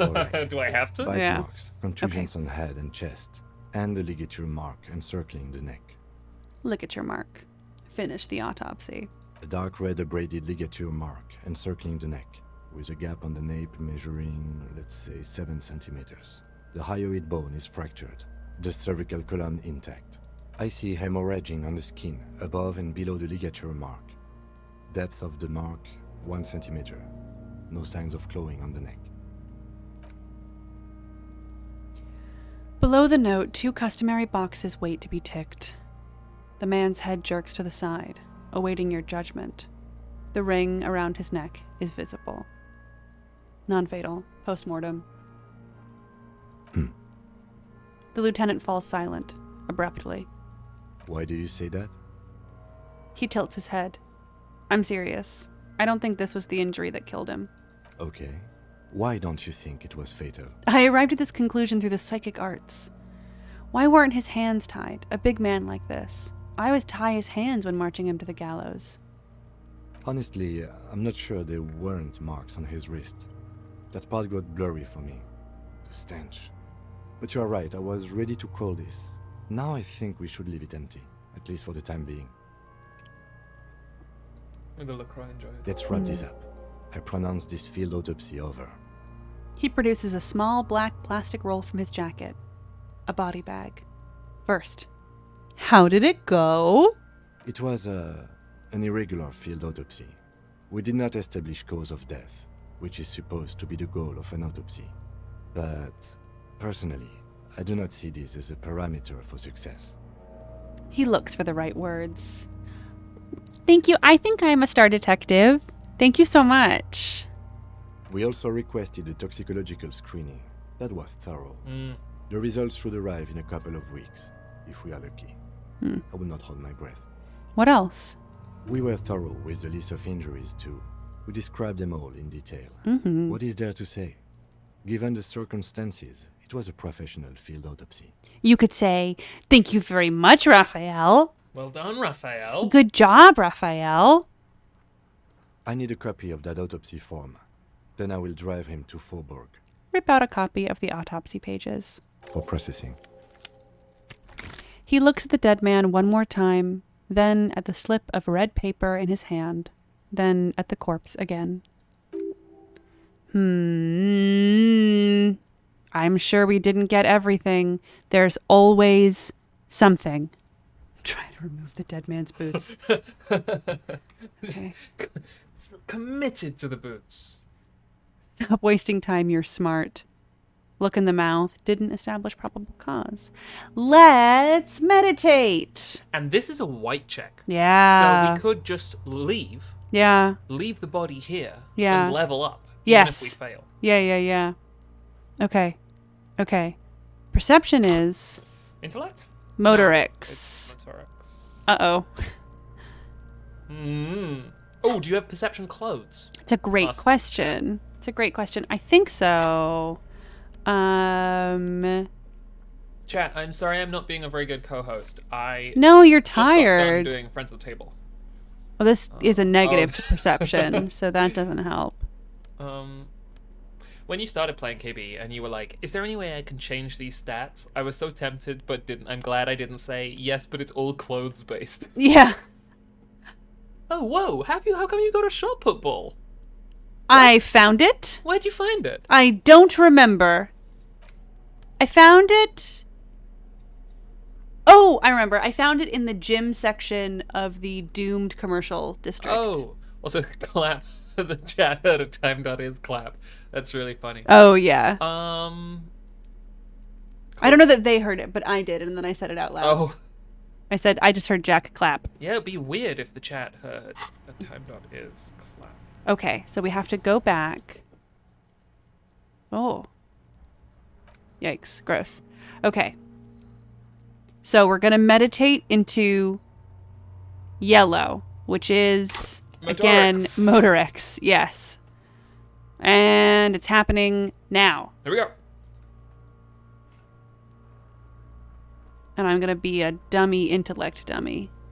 So I we don't need voted to for solve the Motorix. murder. Yeah. No, we don't have to solve the murder. We just need to, like, see what we can see to help us later solve the murder. Okay. A 28%, 17. Oh, yeah, that's like a under 30% chance. Off we go. Fuck. Okay. You run your hands over the victim's cold body, his limbs, his torso with its swollen organs. Maybe you should be more thorough? Wait, don't you want to see what these are? I don't want to look in his pants. Kuna might like it. Kuno might get very excited. No. I don't know. Sometimes you fail forward. His fingernails have turned dark. They're chipped and quite long. There is dirt under them. That's all. Do you think we missed something? You can't shake the feeling that there are more secrets concealed in the flesh before you. Yes, there's something we're not seeing. I've got a gut feeling that there's more to this corpse. That's gotta be number one. Okay, well, we are in livor mortis here. He is disintegrating. We need to refrigerate the body if we want to conduct another examination, and we need to do it fast. Can't he just hang out here for a while longer? If you want for this task to slowly become impossible, then yes. Otherwise, no. He's been hanging out far too long already. We need to ice him. Okay. This is really funny. I didn't see this. Where do we get a fridge for the body? Hey, wasn't there a giant ice bear sarcophagus below the body? He points toward the commercial area. Why, yes, there was. Now, detective, I've rarely been disappointed by the size of a giant ice bear fridge, but I think we should still take a look at it first. Make sure it's big enough before we carry him over. Let's move. With every hour, whatever we are looking for in the deceased will become harder to find. I mean, we have to go. We have to go. We Jack have says to go. Jack didn't do the fridge stuff. The fridge stuff is great. I succeeded at the thing that if you fail at, you do the fridge stuff. Which means I didn't see any of the fridge stuff, which is a great demonstration of the way this game handles failure as an opportunity for more interesting storytelling. But I have to plug it back in. I unplugged it. I was baffled about why this bear fridge was in the game until I saw someone be like, "You can put the body in the fridge." Did you get the bear fridge's backstory? Whoops.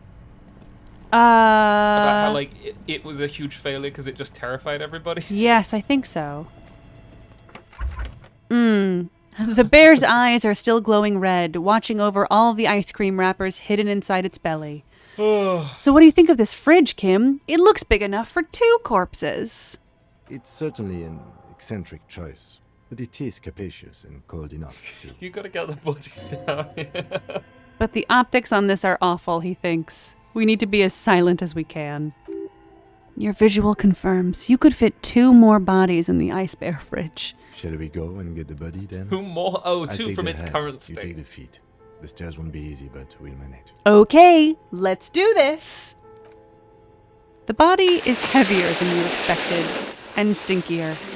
It takes half an hour to get it down to the basement, then 10 more minutes to stuff it into the fridge. There was a squelching noise. The lieutenant takes a step back to admire your handiwork. Look at this. Yeah, and that's just what I was thinking, Clear August Sky. This is the easy way to get to the boots, too. I don't even know how you would without the fridge. Oh, sure, because it's like tucked away. Yeah. Yeah. The lieutenant... Oh, yeah. Great. Great. Yes. Kim is admiring me. Excellent. A dead body in an ice bear fridge. This is some of the best police work I've ever done. He says, wiping his hands in his handkerchief. You have created an ice bear sarcophagus. Behold, we have created an ice bear sarcophagus. Talk of the ice bear sarcophagus must not leave this room. I think this is a glorious achievement and people need to hear about it. No, they do not. They need to hear about our uneventful, boring, downright conservative murder investigation. At least we've stopped the body from decomposing further. Now you can conduct another inspection under controlled circumstances. Come on. And this is also a white. Even if we Yeah. fail here, you may be able to see what he thinks about being in a fridge. Oh yeah, tell me something, dead man. Yeah. How do you like it in the fridge?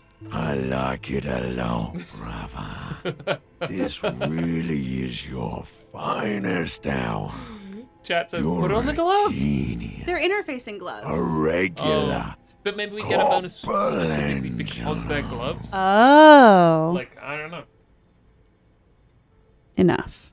Come back later, Corporal. Imagine if we just said to Kim, all right, now Kim. Now take it away. Oh God, he's in there. Let's see.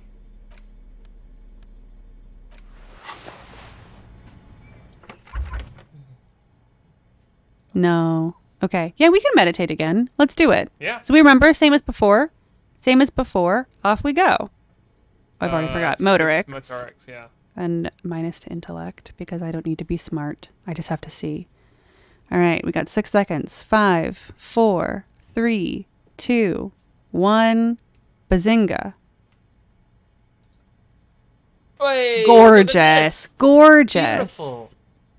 Oh, that's excellent. Fuck. Oh, it hurt my morale. Oh, no. We have unique dialogue because he's in the fridge. Wait, why? Oh, no. Just because I'm bummed. Oh, okay. You touch the dead man's body. His skin is cold, light blue, and silvery in the light of the fridge. You still have no idea where to begin or what to even do with him. It'll come to you sooner or later. At least he's safe here until then. Okay, hold on. Hold on. Okay. Oh, we can level up right now. Yeah. Now, wait, hang on. Now, hang on. I think it has to be in the skill. Does it? Hey, Yeah. chat, does it have to be in the skill? I think it to does. unlock it? Or is it just any level up? I think it has to be in the skill. Yeah, okay. I just want to make sure that we don't... Yeah, it has to be the skill. Cool. Yeah, yeah, I yeah. wanted to make sure that if we didn't have to, if you had previously locked things that you wanted to do more or anything. The thing is that I only ever really want to do the thing that I have failed at most immediately. You've seen the menu that shows you the ones Yes, that- I have. Yeah, yeah. But it's remarkable how meaningless that becomes as soon as I'm Yeah. faced with an immediate failure. I only want to Yeah. conquer that one thing. Besides, perceiving things is pretty good. It's I love good. that our reaction speed is just shit. Yeah, no, it's terrible.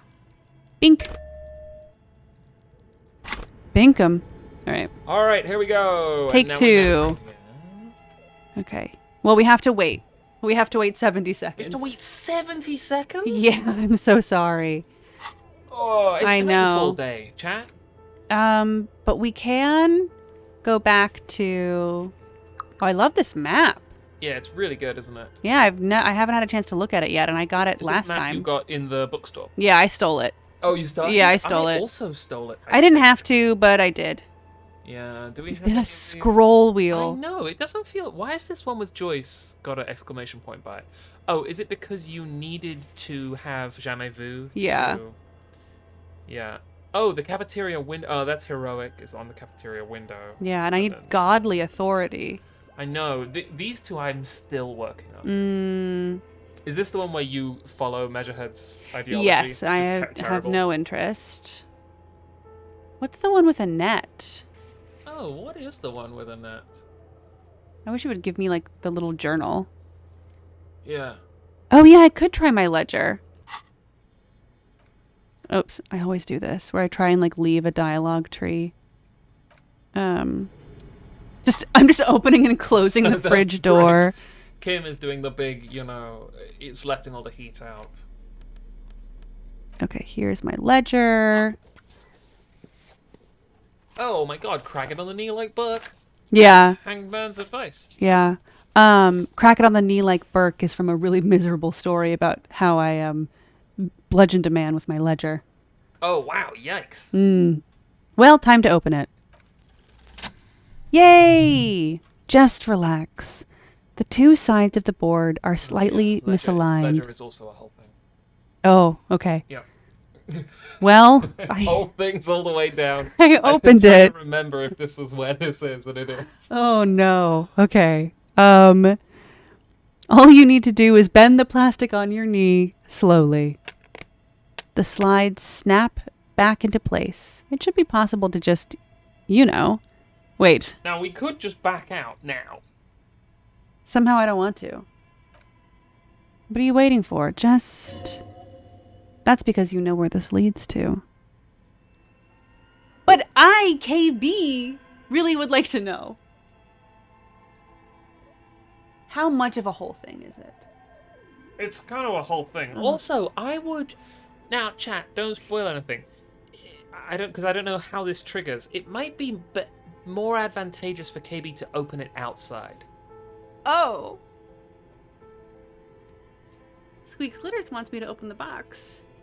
The box is full of friendship. Squeaks Glitters says, don't know anything about the box.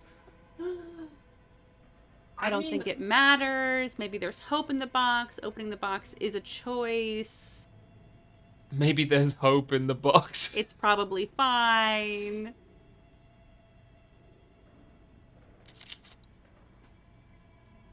I never found the legend. That's so good. That's really funny. When has Raphael ever made a bad decision? Great question. You might want to wait. It will give you a chance to wait to go outside. It will give you a chance to wait to go outside. Oh. I'll wait. Fuck no. Put the ledger away. Just check that we can open it again, right? Yeah. Cool. God, I always do this. And every time I do it, then I say... Potato Note says, whatever's in this box was Harry's problem, not Raphael's. Mm-hmm. I agree. Don't get me wrong. I'm big pro open the ledger and figure it out. Yeah, but we have to meditate about Motorix. And I'm sure that whatever we find out about the corpse won't in itself be a whole thing. No, it'll be fine. Yeah. All right, so we're going to meditate. 5, 4, 3, 2, 1. We want Motorix. I've only ever seen KB stream this, from Twitch. So it was a big surprise to me to discover that they also vote. Yeah, I can vote. Yeah. Because I have it open in Okay. Okay. Look at this. Look, that's incredible. All there right, we go. Legendary success. All right. Hey, listen, remember that content warning? Oh. Yeah, I remember that content warning. You wanna re-emphasize the content warning before we open it? Gore, extensive gore and viscera. Okay.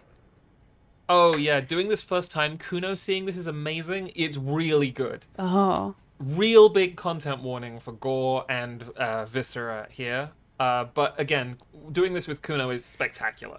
Does he get really excited? He gets, I think he actually gets like this weird grudging respect begins to set in. He calls you a necromancer for the rest of the game. Yo! He gives you bonuses for future interactions with Kuno. Kuno thinks it's so cool. Yeah, if I remember right, like Kuno starts being like wacky and everything, and then over the course of what is about to happen, gets this weird like holy awe for Damn. the scene. But you did get the bear fridge. I which do didn't have get. the corpse in the bear fridge. Well, is it too late to go outside and ask Kuno to come in? I think you could not get Kuno to do anything you wanted So him to true. do. Unless I said, hey, Kuno, do you want me to see me reach inside a dead man? He might come. All right. Your arm reaches out and your eyes close, as if by their own volition. It's dark all around. You feel cold, dead flesh through the latex glove. It's right under the palm of your hand. What is this?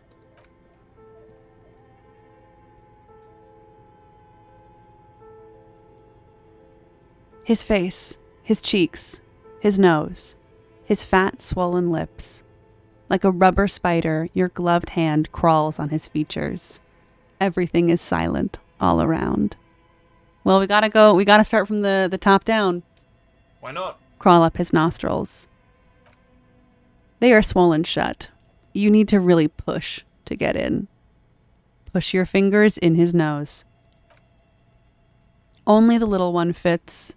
The flesh changes shape as you bore in, searching for something in the cartilage. The thing you're looking for, it's not there. Crawl out, spider. Put your fingers in his mouth.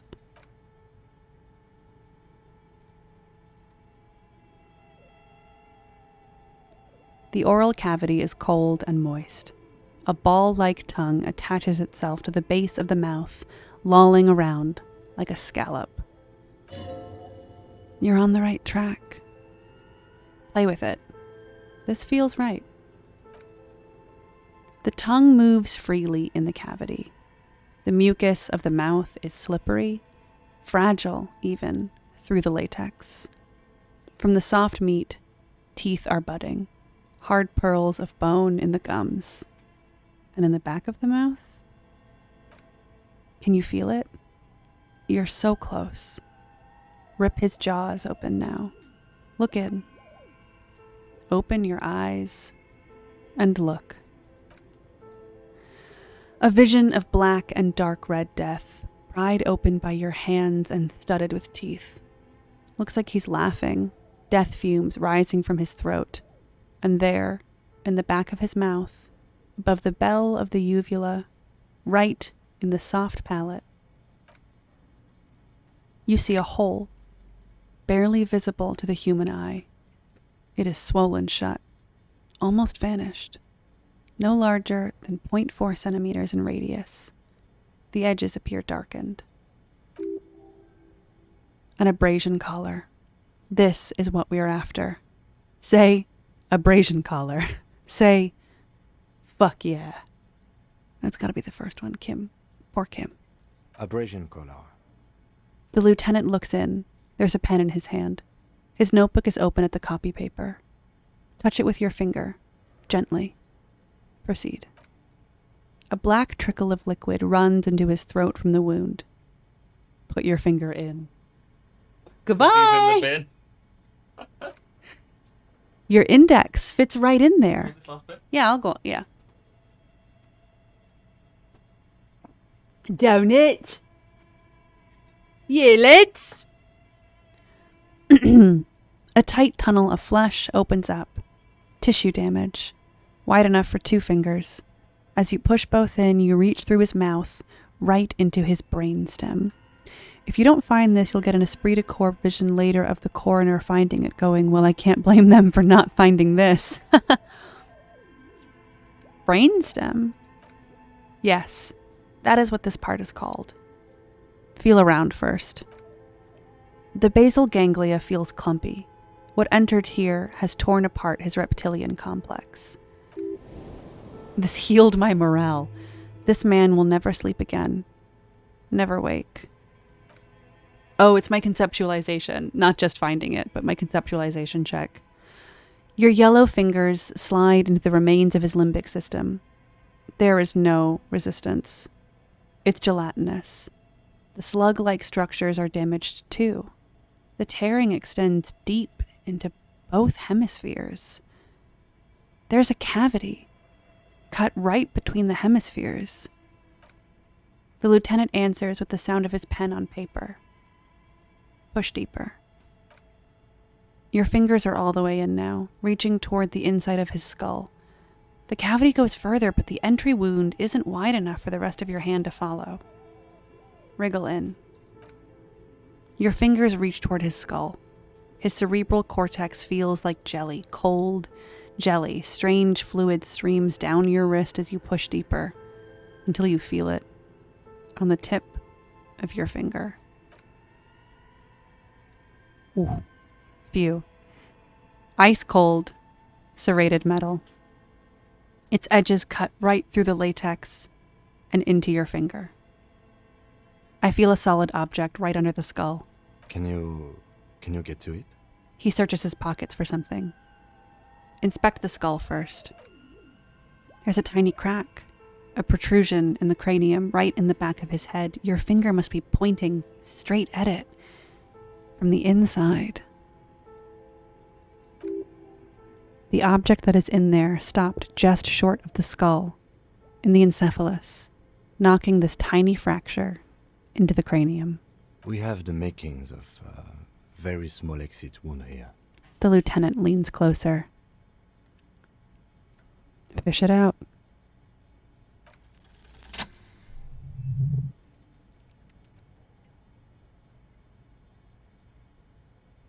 Now imagine you are Kuno watching this. You pick the object between your index and middle finger. It feels sharp, like metal. With your face twisting from pain and concentration, all you need to do is just whisper, "I got it." Good. The fridge in the background buzzes with excitement. Slowly pull your fingers out. The inside of the head feels cold and smooth like a glove as you pull out, sweat dripping down your brow. Careful not to lose the prize between your fingers. With a plop, your hand emerges from the mouth. The garden glove is covered in blood, right up to the wrist. Between your fingers, a small flower, a blossom made of lead. A bullet. The lieutenant puts a small bag marked evidence under it. Drop it in. Oh, if you say fuck yeah, Kim is a little more enthusiastic. Aw, that's cute. The bullet falls in the bag, leaving a smattering of blood on the plastic. He raises the bag under his eyes and says, A non-caliber rifle. Some kind of brittle alloy. Fractured on impact. "Keep it, Lieutenant. As a gift." No, you deserve it. We can log it later. The lieutenant drops the bag in your hand. It feels light. We need to add an item to the injury list. Injury number 4. Oval entry wound with an abrasion color. Soft palate, back of mouth. He turns to his notebook. High velocity. Temporary cavity in brain tissue. Small exit wound on the occiput. How does that sound? He underlines the injury, forcefully. Sounds like heaven. Opinion, fatal injury. Goddamn right. And one last thing. We can now fill in injury number 3. Ligament mark. Opinion, non-fatal. Post-mortem. Treatment. Click, click goes the pen. He's proposing the bullet was the real cause of death, and the hanging an attempt to conceal this fact. The ligament mark, the fractured hyoid bone, it was all treatment. Yes, and the belt around his neck, the hanging, even dragging him to the yard. Oh, that's cute. All of it was done after this man was already dead. Dead. Dabba-doop-doop. Should I say that? Yeah. Okay. Dead. Agreed. I have had my doubts since you showed me the tracks. Why did they carry him over? Why not march him, I thought. There was no satisfying explanation. There have been other signs too. Small things. We were right not to assign hanging as cause of death, as the perpetrators expected we would. No such luck for them. Find the bullet before you got fooled. Great task. We didn't fall for it, he thinks. There's pride in there.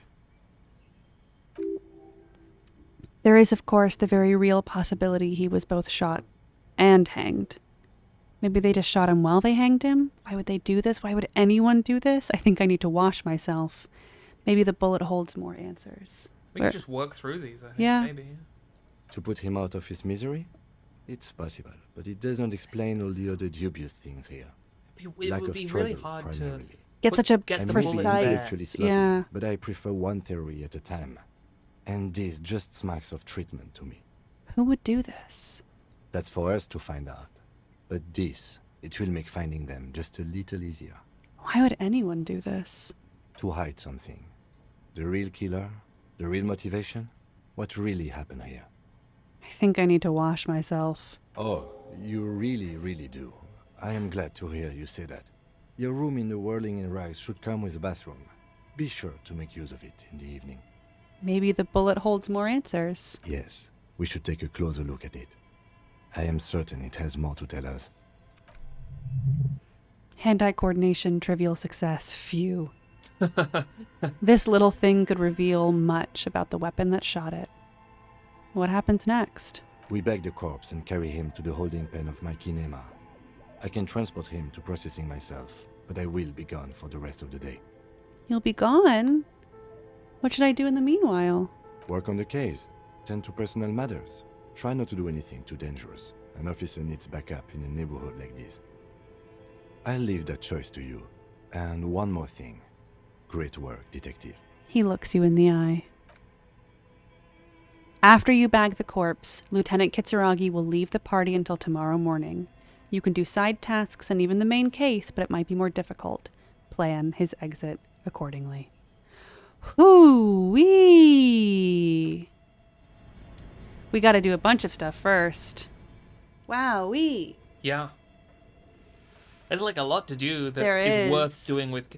Everything's worth doing with Kim. Oh, everything's but like, worth there's doing with cryptozoology Kim. stuff. There's everything past the water lock. Yeah. He'll be There's- gone for the rest of the day.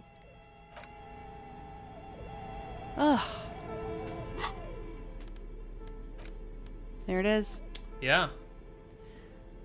The bullet mushroomed out on impact. It now looks more like a fanciful jacket button than something that could pierce skin, flesh, and bone. Well done, buddy. God, he looks miserable. All right. People say you can send Kim away at his bedtime. You can send him away late tomorrow. That's what I was thinking I would Yeah. do tomorrow. Oh, but if you want the boots, you should... I know. You should send him to bed tonight. Yeah. Then... Well, I have to do Smoker. Then, because we have to go and see the Smoker together at 9 p.m. And then after the Smoker, I have to send Kim away. Yeah. Send Kim to bed. And then I need to go back Steal the before my boots. own bedtime, steal the boots. Yeah. Chat says something with Annette. Did you have a plan with Annette? Yeah, everyone wants me to go and talk to Annette again. It's worth talking to. She's Yeah, I fun. like her. We have a schedule. We do. Yeah. Thanks for joining me for this last little Of course, bit. I had to leave there because I knew what was about to happen with getting the bullet. And having just had my lunch, I was like, I feel a little ill. Yeah. And while it would be a really entertaining piece of live streaming for one of the participants to have to leave and go and throw Yeah. up, I didn't want to. No. You just roll to keep your shit together. Yeah, and I succeeded. You did. By walking away. By walking away. Yeah. Okay. Well, everyone, thank you so much for coming out to watch this stream today. It was a long one today. Chat says you probably would have gone viral. I cannot That's think of anything that I would like less. fate worse than death. Yeah, thank you all so much for coming out. I really appreciate it. If all goes well with work, I would like to be able to do another Wednesday stream. Yeah. But agreeing. I'm agreeing. Also, I'm about to say, Yeah. now that we're able to say that we've actually got a couple of edited episodes. Oh, yeah? Yeah, we've got a Nancy Drew LP. I already told fully on the them. way. Oh, you've already I told did them. tell them. I did. Do they know what it is?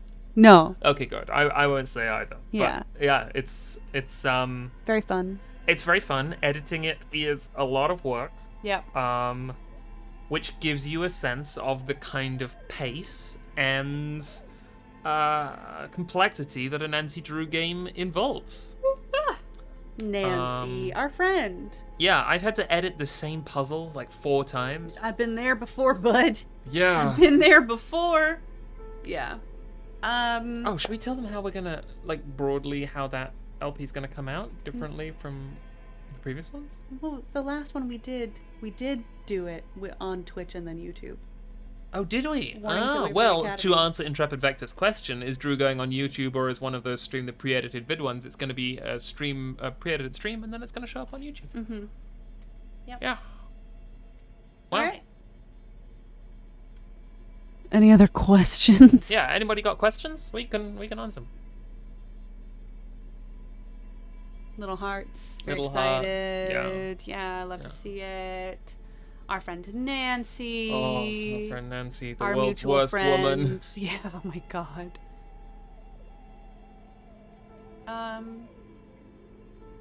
Yeah. Great. Okay. If I don't stream again on Wednesday, then it'll be 6 to 7 days from now that we will again see our good friend Raphael and our friend Kim Kitsuragi. How is Virginia is my question. She is sleeping Yeah. in the box and has been for the whole day. Not true. She was on this she came chair Oh, and how was a nice. very good little cat. And now she's gone back in the box. Yeah. Yeah. She was fed a treat. She's just down. Yeah, she was a perfect little lady sitting on the chair. So, but I do want to go and touch her after this and see if she makes the sound. Yeah. If you want to know when I'm going live, you can follow me here on Twitch, and you can turn on stream notifications. I find that they are useful. And again, especially since I only really stream like 1 to 2 days a week, it's a good way to be in the know. I'm not saying that because it's like a hashtag content drive. It's because I truly want everyone to be able to be there. You can also follow me on twitter.com/catbamkapow, and I will always tweet when I'm going live. And that's my story. Tonight for dinner, we are having crispy tofu and braised bok choy in a miso deliciousness. I'm very excited. I'm also very excited. Oh, yeah. And if you want more updates on the food I'm eating during the week, you can sign up for my Poison Pill BCC Digest, a friendly little newsletter in your inbox where I tell you about the food I'm cooking and the plants we're growing in the garden. I tweeted about it recently, and you can find the form. It's literally you just put your email address in, and then I BCC everybody once a week. Thank you all so much. Have a wonderful evening, day, morning, period of derealization, wherever you are. Goodbye.